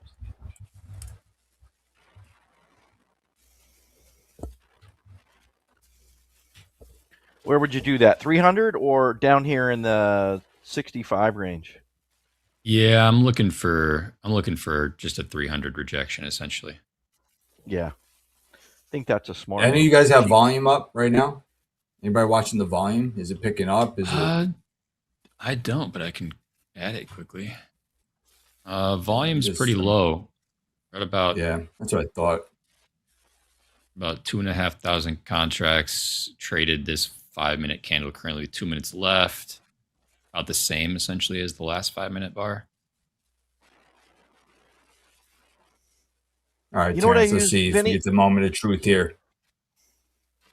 I use those volume candles on the X platform, and it gives you some idea volume. You ever use those? Oh, these here? Yeah. Pop them on there. All right, let's take out these swing highs here. Well, they're not swing highs, but they're probably an hourly high. 60. All right, let's see. We get a little movement here. All right, got one off. Took a There we little go. off. There you go. I'm going to add back in a little bit lower, see if they come back to the 50s. We're going to 300s at this moment, boys. Good deal. Good deal. Got to limit it into highs for one. Offering one. I'm gonna put on an S&P mini. I think. Let's see. What time is it? 1:48. Ooh. Yeah, I got about 7 minutes left in the session. Mm-hmm. Yeah. See if we get a little push here. Hey, doesn't mean fighting you can't right hold now. a They're trade. fighting it. Yeah, no, I'm gonna Protected. put it on. We'll see if it takes it. I don't know. But shorts are protecting right now. This time of day is not always the best, but who knows? You know what? It looks like it's gonna make a run for it. There we go. I'm in one mini, one S&P mini, and I'm in All right. two micros of the MNQ. Let's see if we can get up to. I'll take profit at 83.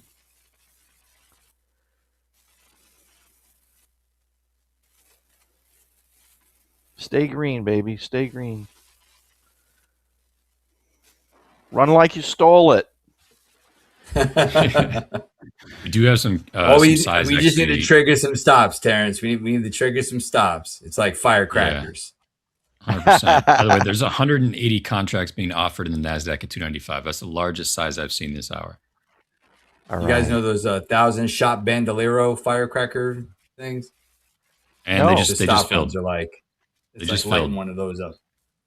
All 180 contracts just filled at 295s. Kind of run like an antelope, Brad said. I'm Brad taking Sims. profit on that. I'd run like an antelope. If I could click out of this thing.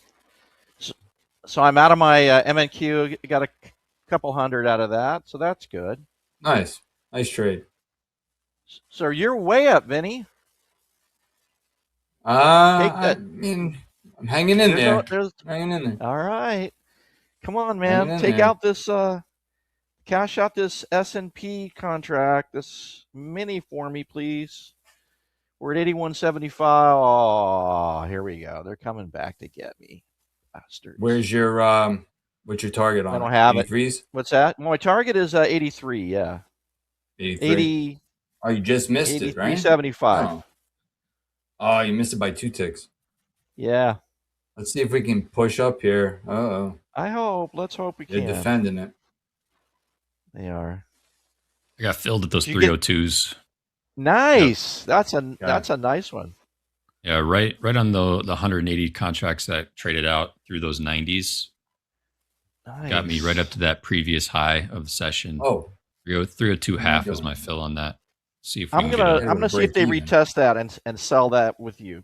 I'm gonna see if they forgot. retest 300.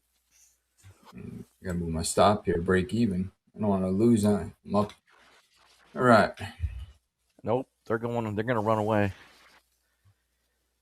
So do you think we're gonna see the close higher than 29,000? Ooh. Trying to call the closing price today? What do you think, Terrence? Yeah, what the heck? I got What do you limited think? time. Only got 2 more minutes. Come on, man. Got to have a little fun. What you think? Can we fall back right into range?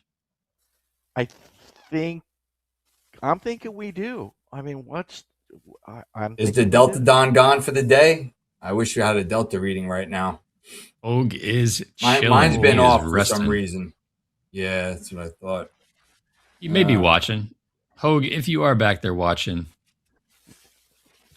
throw a little Delta reading in the chat for me. Yeah, even though you're under the weather, help us out, right? I don't think he's actually here. I think he's resting like we. Yeah. I mean, my Delta has not been 100% correct, but let me see if I have a reading on it. What do you want on the mine's S&P? showing I might be able to pull positive it up. 25,000. I don't think that's right. It could be though. I don't know. Delta.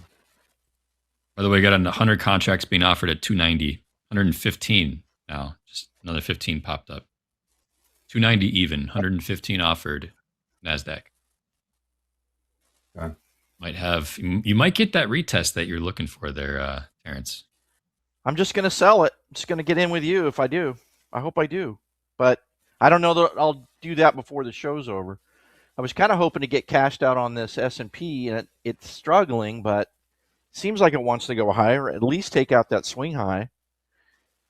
It's fighting there, Terrence. It's fighting the sellers. They're defending that short up there. They're defending I just hope they give up. Yeah, let the sellers give up, man. Just wave the white flag, would you?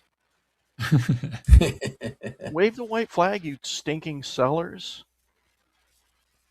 Just for a couple of minutes, anyway.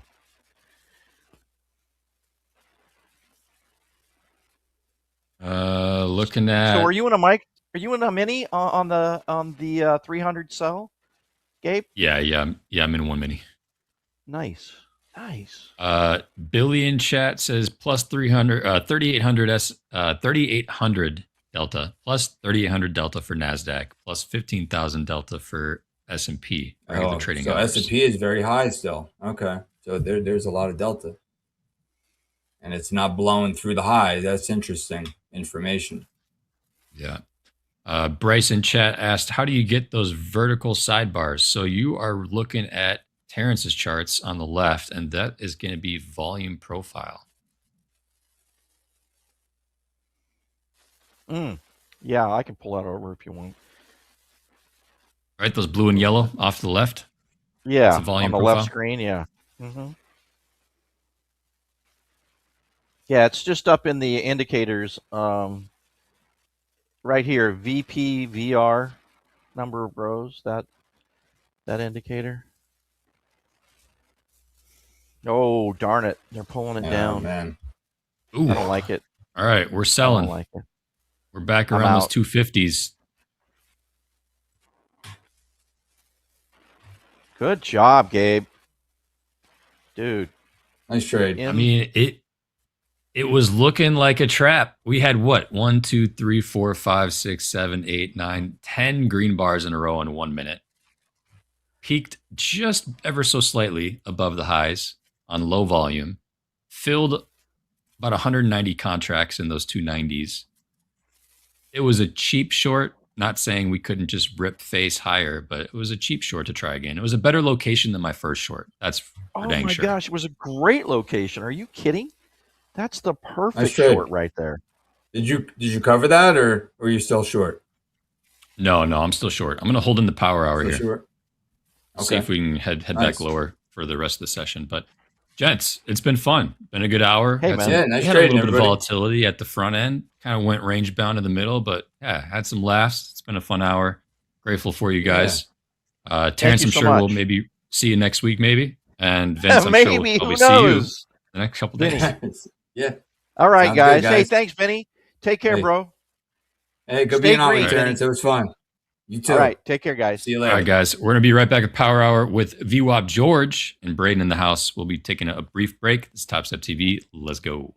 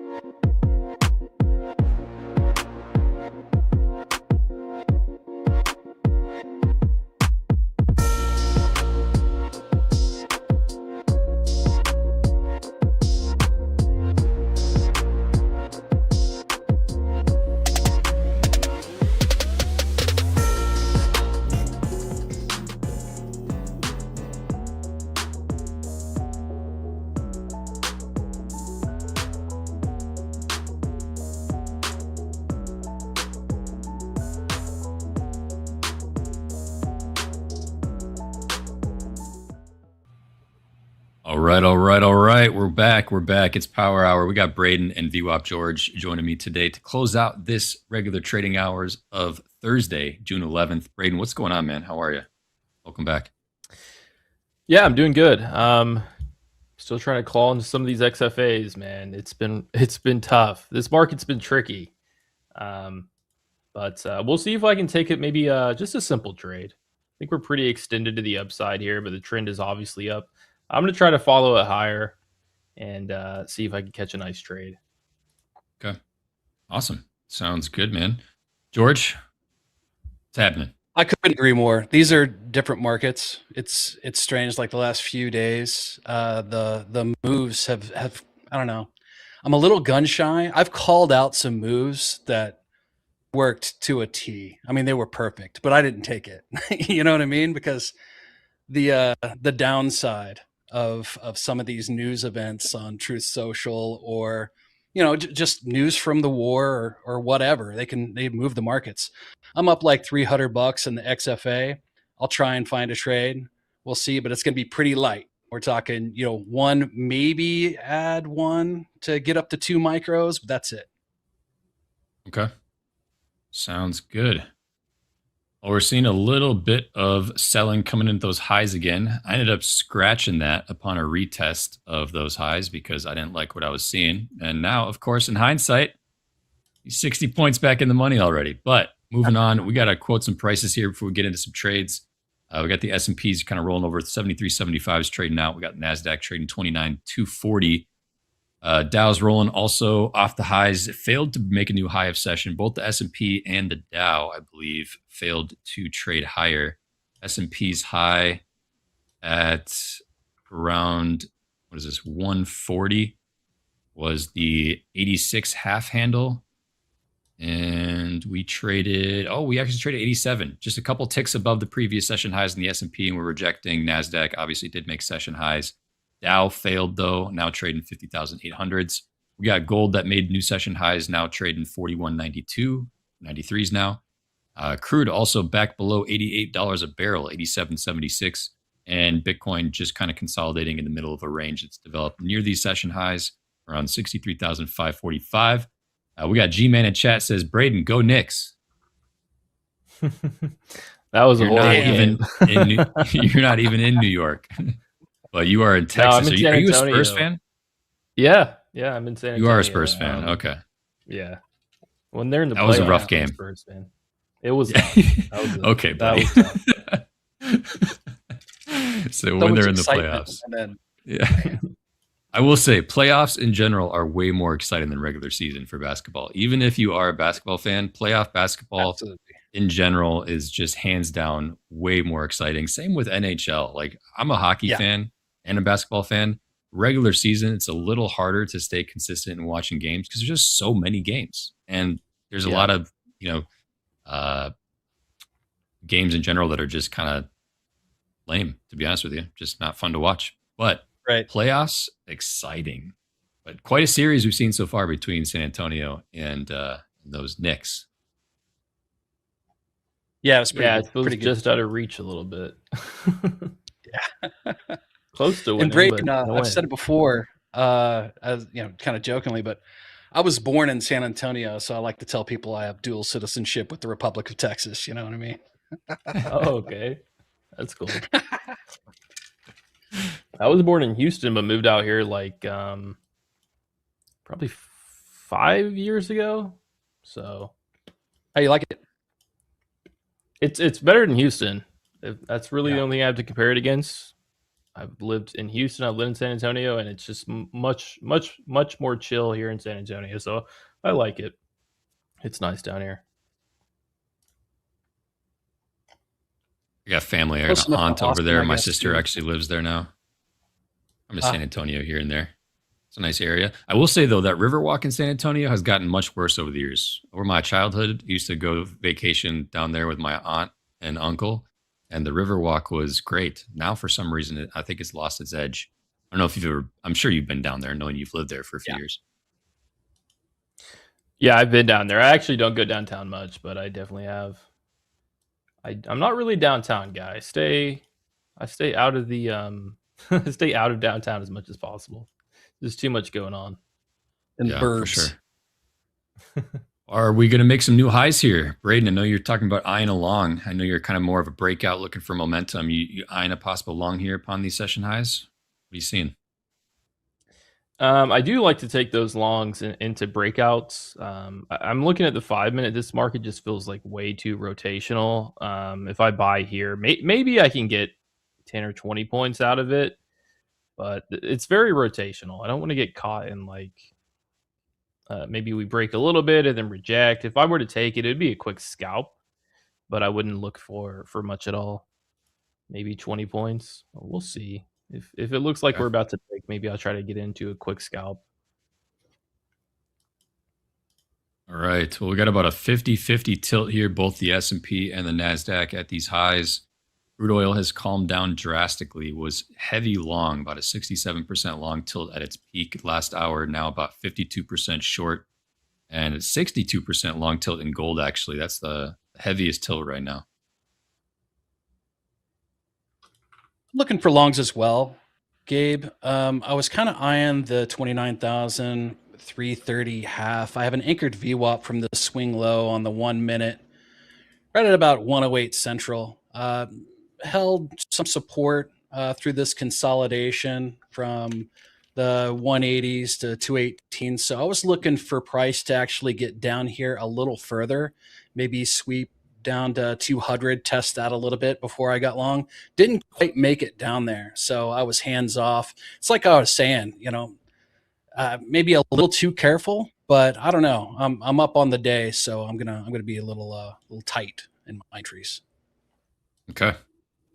All right, we got a quick poll. I know we got to do above and below, but let's do a quick poll. Are you long or short right now? Are you flat? Let's start with that. We'll leave it up for just a couple minutes, and then we'll put the above and below in there.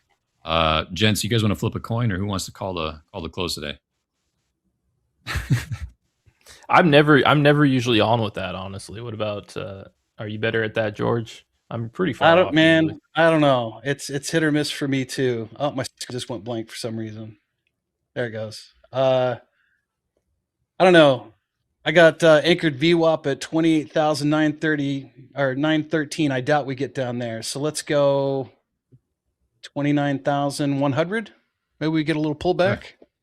Back to reality. News comes out. 29,100. So once we're done with that long or short pull, above and below, right. NQ 29,100. We are seeing a little bit of buying stepping in here at these highs. We just traded out the 73.90 handle in the S&Ps. 350 trading out in NASDAQ right now, 50 points higher than the previous session high. Dow just made an attempt to get above session high as well, currently trading 50,850s. Gold also popped 42.06 last trade in gold and crude, seeing a little bit of selling back below 87.50, 87.39 last trade. And Bitcoin still consolidating right around those 63,500s.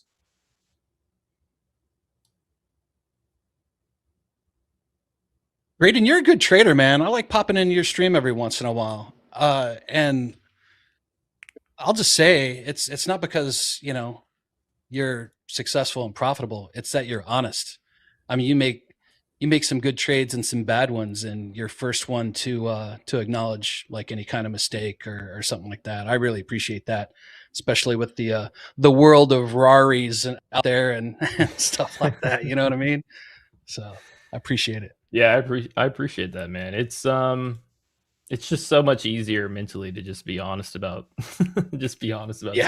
Like I tell everybody on on this stream and my own, it's like, yeah, man. I have some good trades. I think I want to start going live more because I tend not to do stupid stuff when I'm live. But yeah, I take some good trades, bad trades, but it's exhausting. I'm sure a lot of the trading influencers are a little sick with themselves, having to always cover things up and just be, not lack of better words, dishonest about stuff. But there could be more transparency. So I appreciate that. I appreciate that compliment.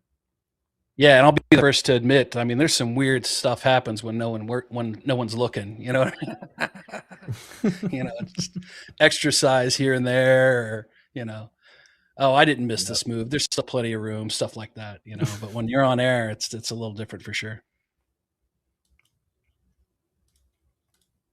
Well, let's see if we make another attempt to push higher here, getting a little bit of an inside bar in the last minute. I'm stalling out around these 350s. See if buyers want to come back and claim here. Gold's ripping. We got 42.10. Just closed a new 5-minute bar, 42.10 in gold. Those longs are getting paid right now. Average price of those longs, 41.52. About $50 in the money. Actually, a little bit over that. $59 in the money.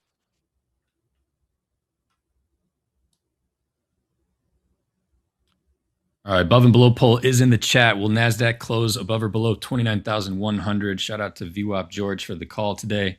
We'll see where we do end up closing the session, regular trading hours, as we get further Sounds into like a power simple hour poll, here. doesn't it?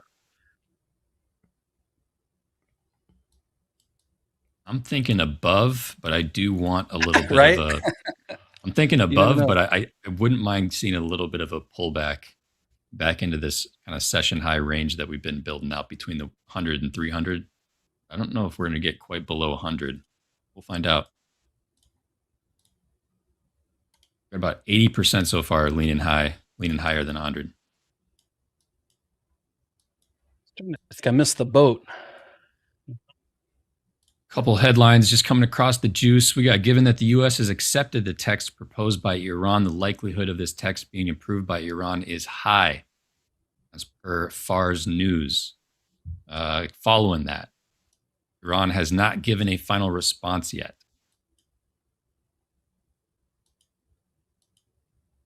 Will we get any clarity during regular trading hours, or will we get something in the overnight session? That is the question. We have one more trading day this week. We got tomorrow to close out this full week of trading. We do have a federal holiday next Friday, so a little bit of a condensed week next week, but should be interesting as we continue this month of June. Obviously got the SpaceX IPO tomorrow.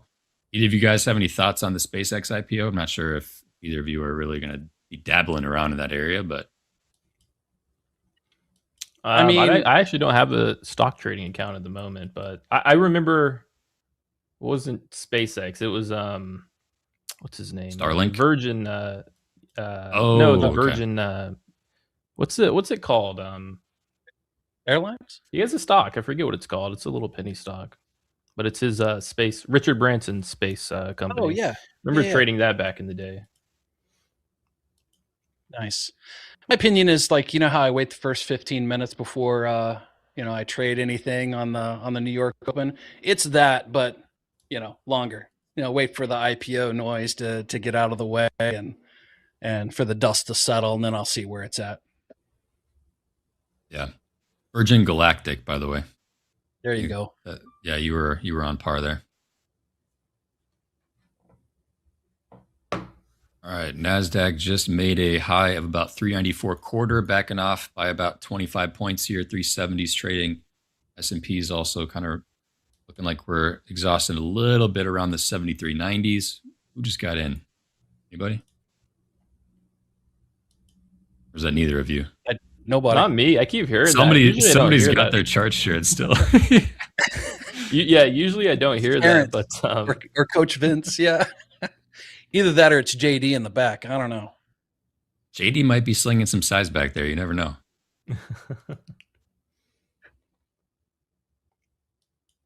JD's like whispering all roads, taking shorts. Yeah. Crude selling just a little bit here, back under 87.50, 87.10 last trade here. Obviously, electronic trading hours is what crude is currently in, knowing settlement was at the bottom of last hour. Micro Bitcoin pushing a little bit towards those session highs, 63,715 micro Bitcoin. Gold tilt has calmed down just a little bit, 57% long gold tilt now. Back under 60.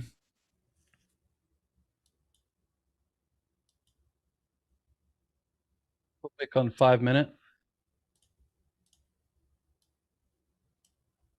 I don't mind 30, the shorts. 40 points meant something. Right? yeah, I don't mind the This shorts 1 either. minute. I wonder if we clear 400s first, though. Retest that 390s, Yeah. breaking the 400s a little bit. Maybe that'll be a better spot. I like it. Dan Emons in chat.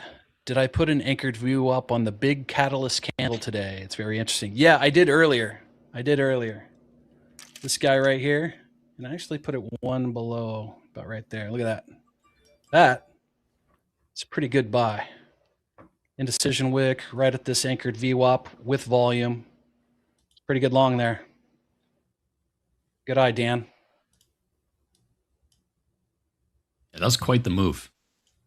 Yeah. We've had a couple pretty big pops today. We had a little bit of volatility kick in pre PPI, so right around when opening call was kicking off this morning. PPI came in fairly soft, at least in terms of how price responded.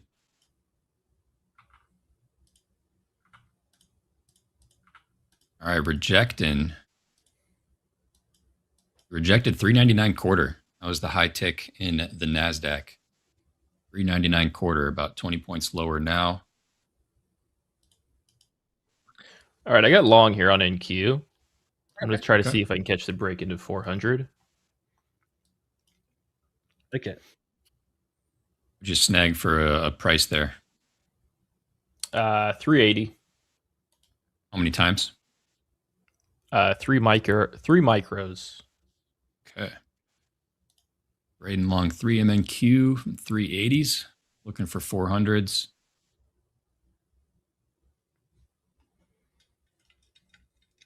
Got some resistance on the upside, like 440s, 480s, if you're interested. Yeah, I was thinking of actually trying to reverse it depending on what it looks like above. Nice. Like if I catch a long, then I'll catch a short. Make this an interesting segment. I think there's probably an opportunity both ways where we are right now. Yeah. I do like the shorts, but I think the better trade is just to probably be hands off and wait for the short, but we'll take this one. I'm just going to try and wait for it to get up there, but it looks good.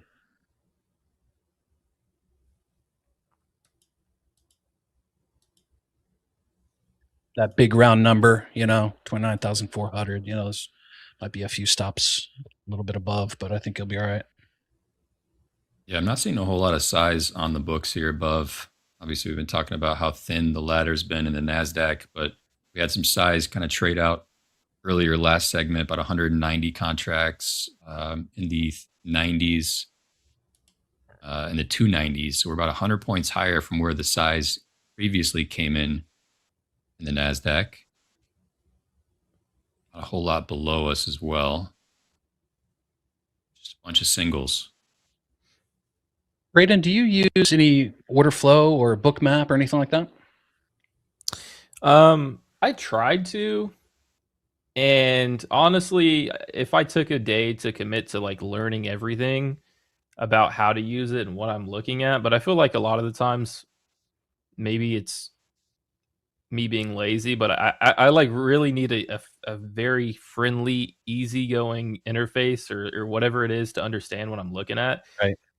So I just found it too intimidating. I said, I don't know what I'm looking at. I probably should watch a video on it, but do you use it? Does it help you in your trading? Well, that's kind of what I was getting to. Is I know just enough to get me in trouble. I look at it, I see where the orders are. You got the passive buyers and sellers, and then the aggressive ones. But I need to sit down with like JD or something. Like he grew up looking at the dump, and all that.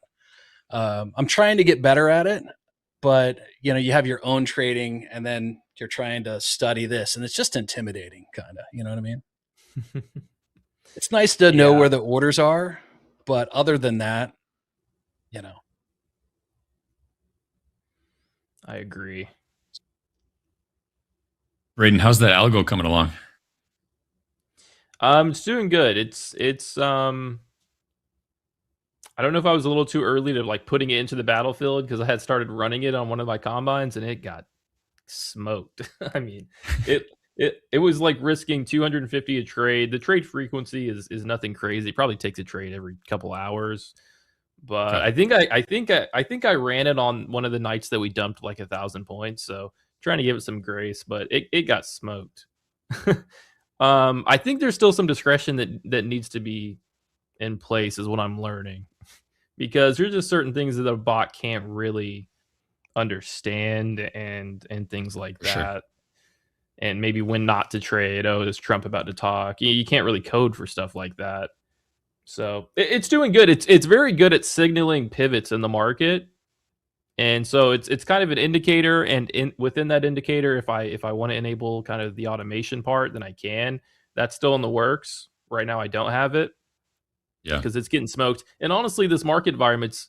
I don't think me testing a bot in this market environment's beneficial. I think it's going to get smoked, and I'm going to get discouraged, and because it's not a normal or market, even you worse, know, it does so- really well, and the market or changes. that. Right? Yeah. Maybe it's I have, maybe I could have just. I was just gonna say I've been risking like 1 ATR on it, and in this market, like price is just overshooting that more commonly than it would be in a more normal market. So there's probably some adjustments, but yeah, go ahead, George. Yeah. I have quite a bit of experience with what you're doing, Braden, and it's a lot of fun. And I promise it'll make you a better trader because of what you just described. Like, so you have, if this, then that, right? And that discretion that it needs that you have will actually give you a little bit of confidence, I think. You know what I mean? Right. Yeah, I could see that. Makes you think about kind of different things, but it's not doing bad. I think I like the indicator that I've created that signals the bot. Yeah. It gives me these like potential reversal areas, stuff like that. So that's good. But still in the I works. have some that automate, right, through the Topstep API and all that. And yeah, I had way too many strategies. So I was all over the place. I got the orbs. I got, I had what's called a Captain Caveman McHugh that I built specifically for Power Hour that just kind of like yours, where it just looks for pivots and trades. It was based on a super trend system. And it was just constantly in a position, right? Yeah. And man, talk about hit or miss, right? It's either, man, this thing is awesome, or it just has like 2 days of like, oh my gosh, I'm really glad I'm not like in an XFA with this thing, Yeah. I guess that would be how it feels. I guess it was on a losing streak. I don't think the bot took one winning trade, to be honest. But like I said, I also had made an adjustment to where it would kind of mainly look for long trades, just kind of the nature of the calculations I did. So, and then that was also the same week we just started selling off. So it had a rough week, but I'm gonna get it back in operating. I'll sacrifice, a combine or a combine just for testing purposes. See what it does. Yeah. We are seeing some buying coming in here. Short. Yep. I'm out. Now I'm short. short. 400. Short. Little flip. Okay. I'm gonna risk decent risk. I'll risk about a third of what I made on that trade. That was a nice breakout candle. Yeah, about 50 points higher from those 380s you got long at. 430s trading out right now in the NASDAQ. George, you said you had a level up here that you were curious about how we responded to. Right around what was that price 460? again? Okay. See if I can get the chart. Right around 460, 440, 460, right around in there. We'll see if we can't get up there. You've gone Elgato on us there, Braden. Oh, sorry. You're good. Yeah, I like this level here. We'll see what price does. I'd really like it to get closer to 460. That's just me. I like those 50% of my zones. Touches that, it can go past it. It could break down before, but I really like it to at least touch it. And again, I might miss the move, but I'm going to be careful. Oh, and Braden, hey, And building these bots are super easy, right? With AI, nobody tells you like how long it takes, though. Oh my gosh, yeah. I How'd you like the literally I syntax haven't been. errors? I know I haven't been on. I literally haven't been doing anything for a week, but being on my laptop and building it. It does take a while, even though I'm not How many really doing any hours? of the work. It's just a lot of back and forth with the AI. Yeah. How many hours do you think you put into it so far? Oh, probably worked like 8 hours a day on it each day of the week. Oh wow, huge rip. All right. Oh my Ooh, all right. goodness. Wow, Little that tape has to be bomb news, there. right? There's the blow off Golly. That's a top. big rip. 500. There Never mind is my the 460s. blow Just off top. damn. Just high ticked 502s in the NASDAQ. About an 80-point rip in the last minute here. Trump is scheduled to go live here pretty soon. In addition to that, we just got a headline. We just made a great settlement of war with Iran. Really? Wow. War's over. Is that what that's mean- how I'm interpreting it? Settlement. And then Trump's We will gonna find speak. out. Yeah. Settlement subject to settling over the next few days. Signing of the Iran deal probably in Europe. All coming directly from the president.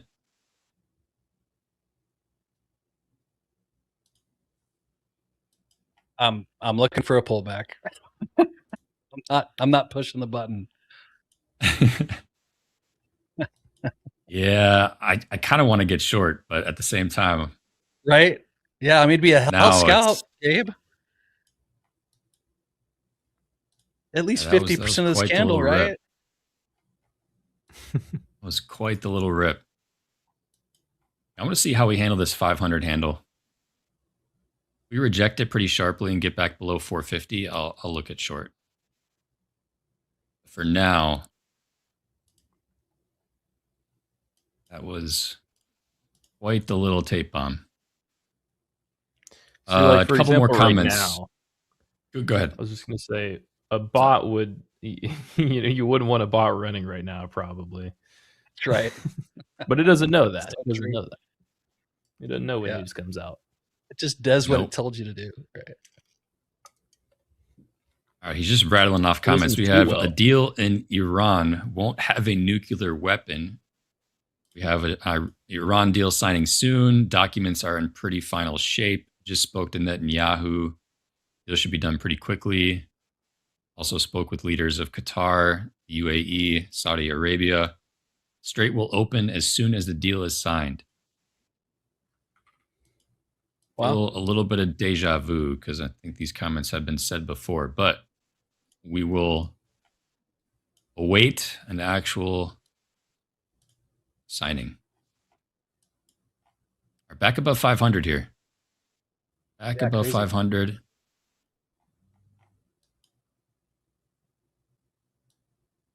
Just high tick the 520s. Well, let's take a quick little news break. We did get a little bit more news, some bad news for home buyers. It's not a good time to get a mortgage. JD, what do we got? I feel like it hasn't been a good time for a long time for home buyers. But yeah, the 30-year fixed rate rose to 6.59% this week. It's only 1/100th of a point lower than the record high for the year set 2 weeks ago. And things may get worse. The Federal Reserve is under pressure to raise its interest rates to battle inflation, which is at its highest point in 3 years. Sorry for the Debbie Downer moment, but I have White Sox tickets tonight, and it's looking like a rain out, so I'm dragging everybody down with me.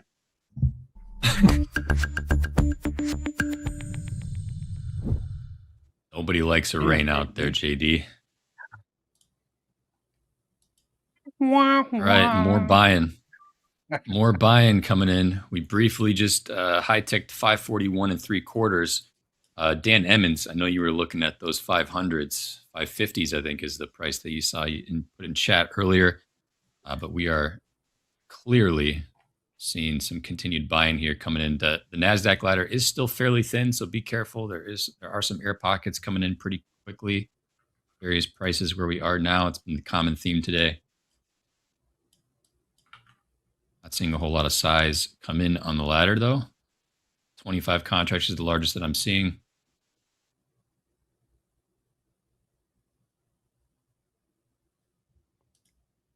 Responding to a question in chat by Raptor, can you trade the API in a live funded account? I don't know. I'll get to live and figure it out for you though, sooner or later. Gabe, do you know the answer to that? So, to my knowledge, API and I'd probably have to go back and look at the help center for that information, but we have a pretty relaxed policy when it comes to automation compared to a lot of other firms. Never hurts to always get in touch with the risk department, though. If you do get called up to live and you have any questions as you enter that program, never hurts to just get some clarity before you really start, whipping around any orders. But yeah, we have a pretty soft policy, a relaxed policy regarding automation across the board. Imagine it would have. Yeah, I think I'm going to get my. Go ahead. I was going to say, as long as it's something that you can actually do in live. For instance, like a lot of the policies most firms have is they want to avoid you executing any behaviors in sim that you wouldn't be able to do in a real environment, in a live environment. So anything that you can do sustainably and correctly, as in adhering to CME rules, then you should be able to do that in a live environment. But go ahead, Braden. I'll cut you off. No, I was just going to say, I'm going to get my robot up and running next week. Come back for some vengeance. I'm going to give it some wider stops. I think it was just a bad week for testing robots, to be honest. Feel free to DM me, man, if you want. Okay, yeah. Cross notes and stuff. Yeah. Definitely.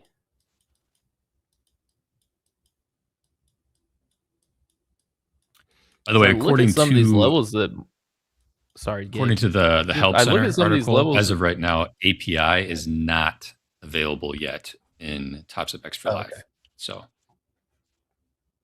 on the road. No API.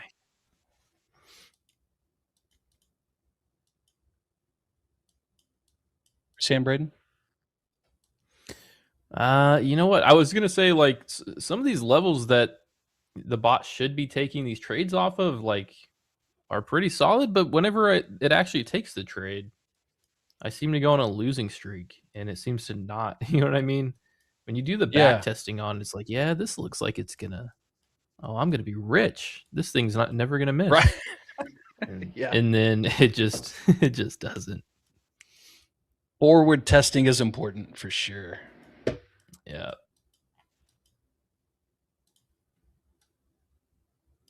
Yeah, Dan Emons, slippages versus live real time. Yeah.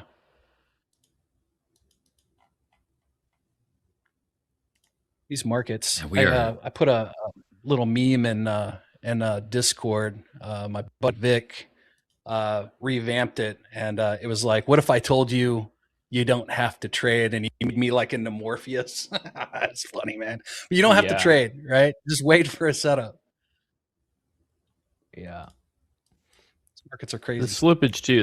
That's a good point. The slippage is very real in the live account, and also, compared to the XFA. I remember I was on slow markets with Dakota one night, and I put an order in, and it got filled, and we actually never traded to the price. We got pretty close to it, but I got filled on the ask, but it never actually traded there. So like getting filled pretty much at a level that was never in drawdown, never had gotten traded.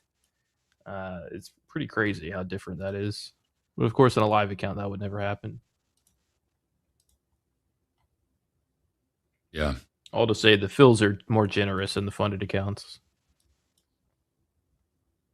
Yeah, I like your decision, but you miss live. I know there's tons of differences. You know what? I don't, but it was definitely like a psychological thing where I probably could have done a better format as far as like taking payouts from it. I felt like a mission to try to like balloon it. I don't know why. But yeah, I probably could have done better taking payouts from it more often. definitely probably lost more. I know for sure I lost more from that account than I moved into it with. But I also took a lot in payouts from it, and it was nice. But as far as do I miss it? Yeah, I wish I had the ability to do those daily uncapped payouts again. I'll get back there, but I think it was the right decision, man, because I was just not trading well. I was not trading well, and I Okay. think I probably would have lost the rest of the balance if I didn't take it out, to be honest, with the way I was trading and the way I was sizing and me not being able to get my act together on that. Like Gotcha. I was swinging. I was swinging in the live account. I'm on Because one from you know, I just 469 swing a half. bigger size. Yeah. Said you're long there, George? Yeah, long from 29,000, 469 half. I got about a 32 point stop down at 437.50. Okay. Don't know how long Are you I'm just going to be looking in it. I'm up 30 points already, so, you know, whatever. You're just looking for new Nice. highs? Yeah. I like it. I like it. We're in that mood where these dips are just getting eaten up quick, aren't they? That's a sweet move off the 450s.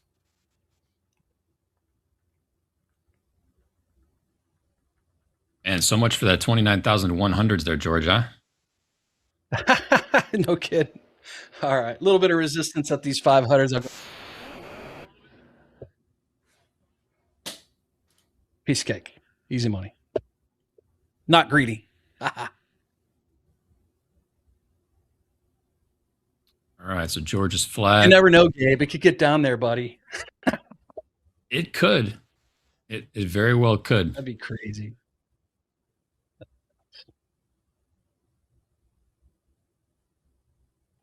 This is kind of where I want to take a stab at a short here.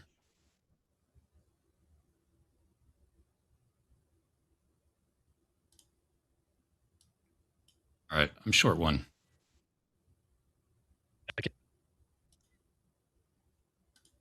Your risk just above the highs there. Yep. Yeah, I'm short one Gabe, from tell 507. hit the We'll see. reverse button. Yeah, starting to see some exhaustion there. About 5 or 6 minutes. We'll see if we can sell off. We got a pretty good amount of selling there. Came in after that blow off top move. This will be my only attempt. Trying to stay green on the day, so see if we can get a little bit of a rotation back down. We obviously got MOC coming up in about 7 minutes or so.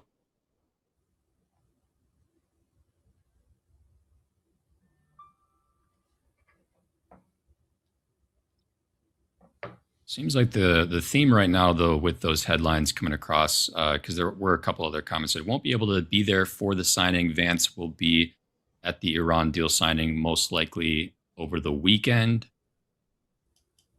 What it sounds like. What if they ghost him again? Didn't they ghost him last time that he was supposed to meet with them?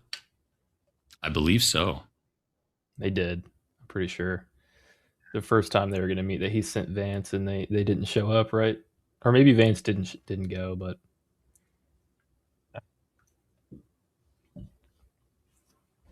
Did either of you ever trade the news, like fundamental analysis, or give that a shot at all? Because I did back in the day in the Forex world, and man, that'll chew you up. It doesn't matter if you're right; the market's just going to do what it wants to do, you know. But do you guys trade the news at all, or do you just would rather know when it's coming out? Yeah. No, I like being in a position before the news. Yeah. Or like expecting it. Thinking you know where it's going. No. Nah, I'll trade the volatility if it presents itself, but I don't really try to. I've definitely been in trades accidentally before major news came out. Sure. Yeah. Yeah. No, I can't handle that. It's crazy. I would rather full port whenever conditions are normal compared to that. Right. Yeah. I'd rather lose it all knowing that it wasn't manipulated, you know? There you Even go. though it still is, but maybe it takes a little longer. You get more bang for your buck. Yeah, You know, I think that's what it is. It won't take 5 seconds, but like 5 minutes. right? And it's gone.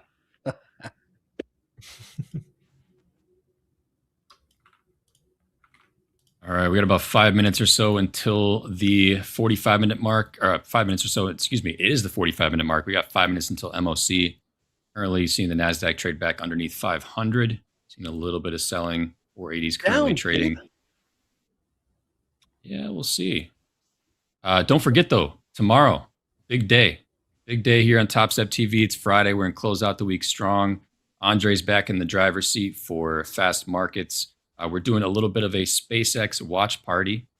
So make sure you come hang out with us tomorrow. You guys saw the graphic earlier. Jay got a real kick out of it. Shout out to the social and our creative team, whoever put that together. But we do have a SpaceX watch party tomorrow. Make sure you come and hang out with us. Opening call, 7:15 normal time. I will be talking about that for a good portion of the day. We'll even have a SpaceX chart open, in the lower right-hand corner of the stream, so we can keep an eye on the price as that begins to trade.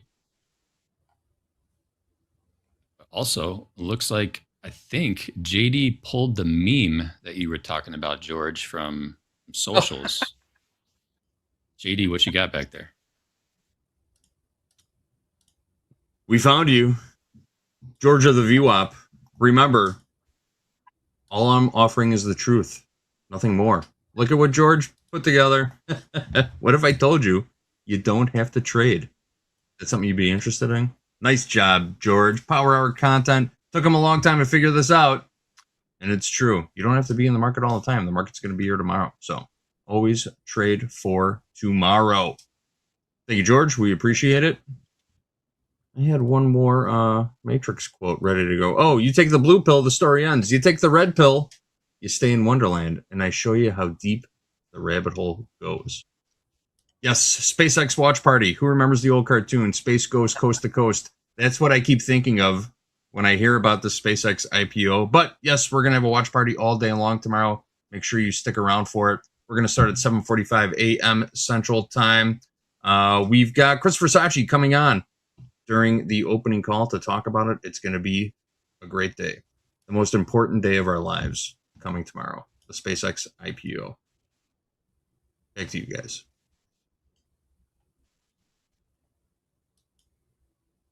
Also, we got Jessica Inskip tomorrow during Fast Markets too. Yeah, I'm going to scalp it's right now. Pretty decent. You in a short? Yep. I want to see. Hopefully, we can clear like 10, 15 points without just rotating. Oh, yeah, we're rotating. We'll see. I'll stop out if we get it back above 470. It's supposed to be a quick breakdown, looking for like 10, 15 points. Right. But there's just so much rotation going on. We take that low, retest 470s. No, I got my eyes on George's closing call of 100s. There you go. No, that's pretty unrealistic at this point, but we definitely are seeing a little bit of selling back underneath 500. See how we handle this. I did reduce my risk. I originally had my risk above session highs by about 15 points. Now I've reduced it just above the recent pivot just to cut things pretty tight if we do end up popping again. So 537 is where my CYA is now. Yeah. Let's see if we can get a little bit of rotation lower. We got MOC coming in just about a minute and a half. Braden, I like that trade regardless, man. Yeah, it's hard to know like which one of those candles are going to break clean and then give you more than 10 or 15 before they switch back up. But this market's been doing it a lot, to be honest. Break past a level, come back in, retest it heavily, pull back up. There's just a lot of wicks, even at breakout levels. I have a anchored VWAP from the last swing low right here, right now, sitting at 428.5. See if we can get past it or if it provides support. This is looking juicy. If we can flush these 400s. Yeah, I'm still holding that short from 507. Nice. Just one Okay. NQ. Nice. You mess with your risk at all here, Gabe? I did. I brought it lower. 1 minute before. Originally was risking about 50 points on the trade. Now I'm risking only about 30 points. Okay. 1 minute little before tighter. MOC is what I was getting at, I think. And all right, MOC 800 million buy side, S&P 450 million buy side, Nasdaq 892 million buy side, Dow, and 579 million buy side to the Mag 7. So buy side all across the board.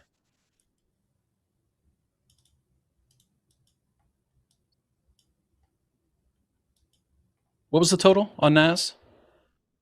We are looking at 800 million buy side S&P, 427 million buy side Nasdaq. All right, I'm gonna short scalp here, looking for the break into 400s. Nice, dude.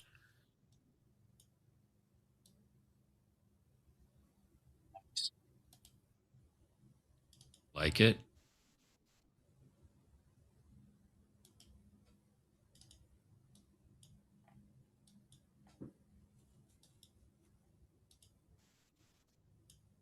I am putting a target in for 360s. That'll be it for me for this short. Did you close out there, Braden? All right, I got stopped out of that. Yeah, I got stopped out. I think I'll call it. Kind of wanting the market to just give us 10 points without retesting 10 points and just trying to size it. It's just not giving that momentum right now.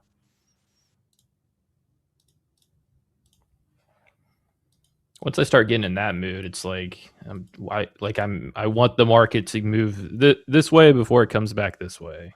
And it's not a good headspace. Yeah, I hear you.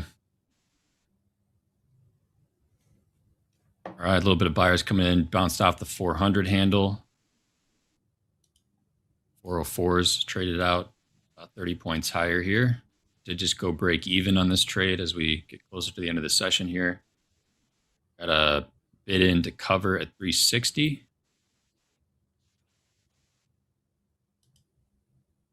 Long one from 435 quarter. I had my 10 points, but there we go. I could squeeze a little more out of this.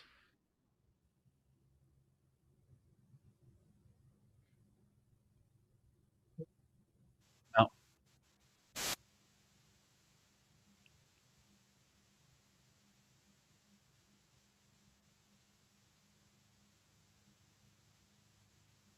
See if there's any update to MOC. MOC just still buy side, but growing heavily. We got 1.6 billion buy side S&P, 1.2 billion buy side Nasdaq, 990 million buy side Dow, and 770 million buy side Mag 7. Growing.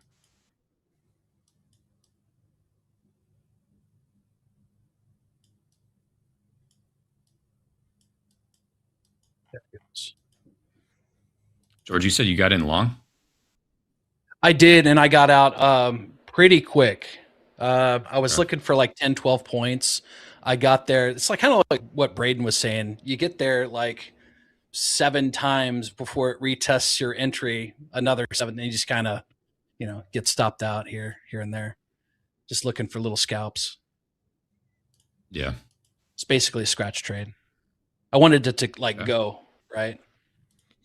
Yeah, it's that rotation, man. We're not able, it is moving, it'll move 80 points, but there's so much rotation both ways as it gets there that it's very hard to scale into it and keep the risk like the way I like to trade it.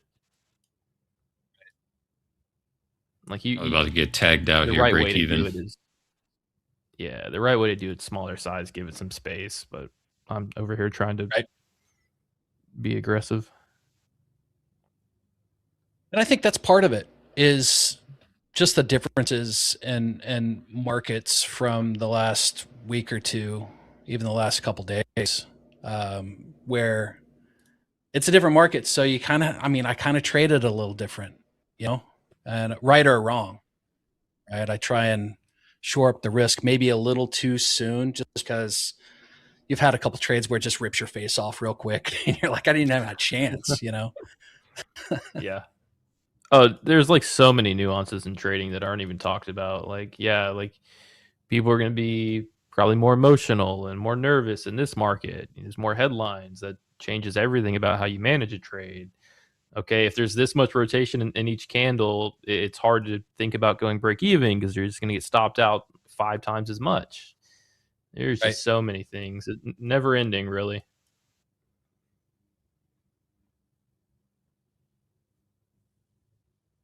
All right, 480s trading just a moment ago here in the NASDAQ, about 10 points lower, 20 points lower now. 460s just traded. We do have about 5 minutes, a little under 5 minutes left here in the regular trading hours. Close up this power hour. See if there's any changes. 4 billion buy side S&P, 4 billion buy side NASDAQ, 1.3 billion buy side Dow, and 1.2 billion buy side Mag 7. Absolutely crazy.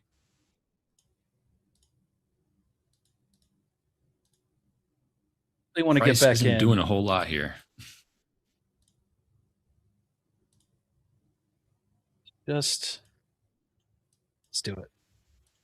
What a day. 20 points. You back in long? Actually have a TP and a stop loss and just let it go. See what happens. Just go micro from the 60s. Yeah, 468 half, 1 micro. My stop loss is at 448 half, and I have a TP at, you know what? I should probably manually close out and put my TP up here just in case, right? 580 half, 81 half. See what happens.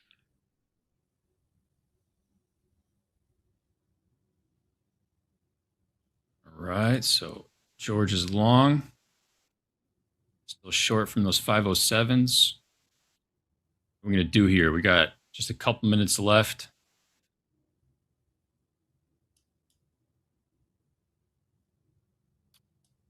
Buyers stepping back up. Maybe we can come back and retest these 500s.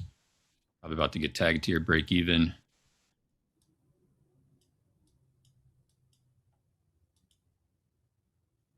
Couple points off here.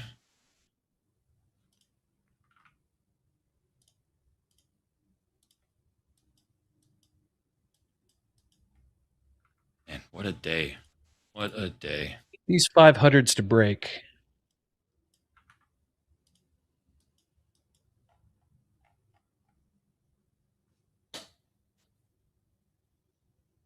A rally just fully into the close here, aren't we?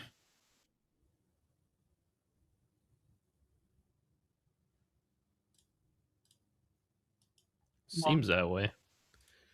Yep. 490 just traded out here. A little bit of a fight. Base kind of chilling right between these 460s and 490s. Get back up to those 500s and go through them, please. Careful what you wish for, George.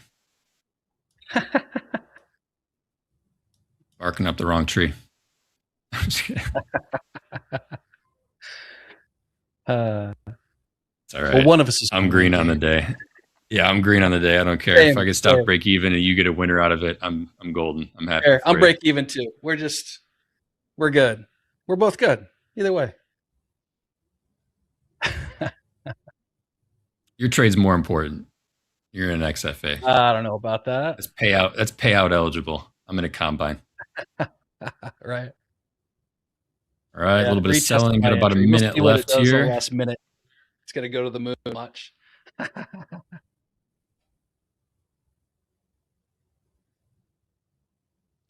Pretty muted last few minutes here, but let's see. Where will we close? I don't think we're going to close at those 100s there, George. That's the only downside. Your above and below call was... That is a fact. I was a little off. And these markets, I was about, what, 300 points? No big deal? Just a couple of handles. All right, 30 seconds until the bell. 470s tapping on right now. Moving in the right There's direction. 460. Now we're trading 450s. A little bit of volatility taking us all the way down to the 38 handle. About 10 seconds until the bell. And we are done for the day. I'm going to go ahead and close that out. All right. Good job. All right. That was a fun hour. Closed out. We got one more day of the week, but gents, Braden, you got anything to say before we get out of here for the day? Not really, to be honest. Not really. That's okay. That's all right. That's the kind of day it's been for me too. George, how about you, man? You got anything else you want to say before we get out of here and close out this day? Get them to at the buzzer. It was a pleasure, man. Always was fun being on fun. Topstep TV, and it was awesome hanging out with you. Shout out to Crossroads Markets Discord. That's a cool group. Look it up, and we'll see you next time. Sounds good. All right, guys. Well, stick around. We're going to go ahead and close out from here. We got at the buzzer coming up, so make sure you don't go anywhere. Coach Jay, Coach Paul, wrap up the day. We got one more day to close out the week. It's Friday tomorrow. Super excited for Friday. Got a couple special guests dropping in. We got Mr. Versace himself. We got Jessica Inskip. SpaceX IPO. Should be a fun way to close out the day. Andre's back in the driver's seat for Fast Markets. But yeah, get up. As Eddie would say, it's your time. Get off the computer, get your butt outside, get some fresh air, go do something else, and come back and hang out with us tomorrow, 7:15 Central Standard Time for opening call. But in the meantime, have a great rest of your day. It's Topstep TV. Let's go.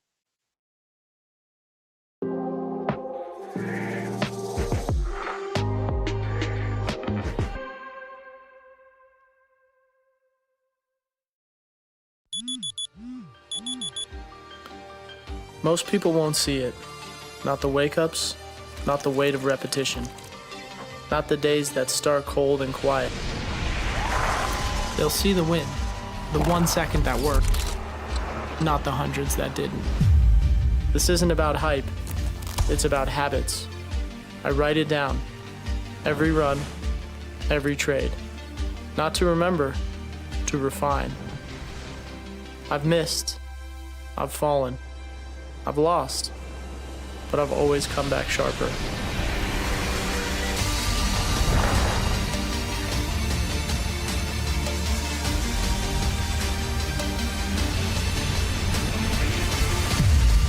I don't train for motivation. I train for execution, over and over.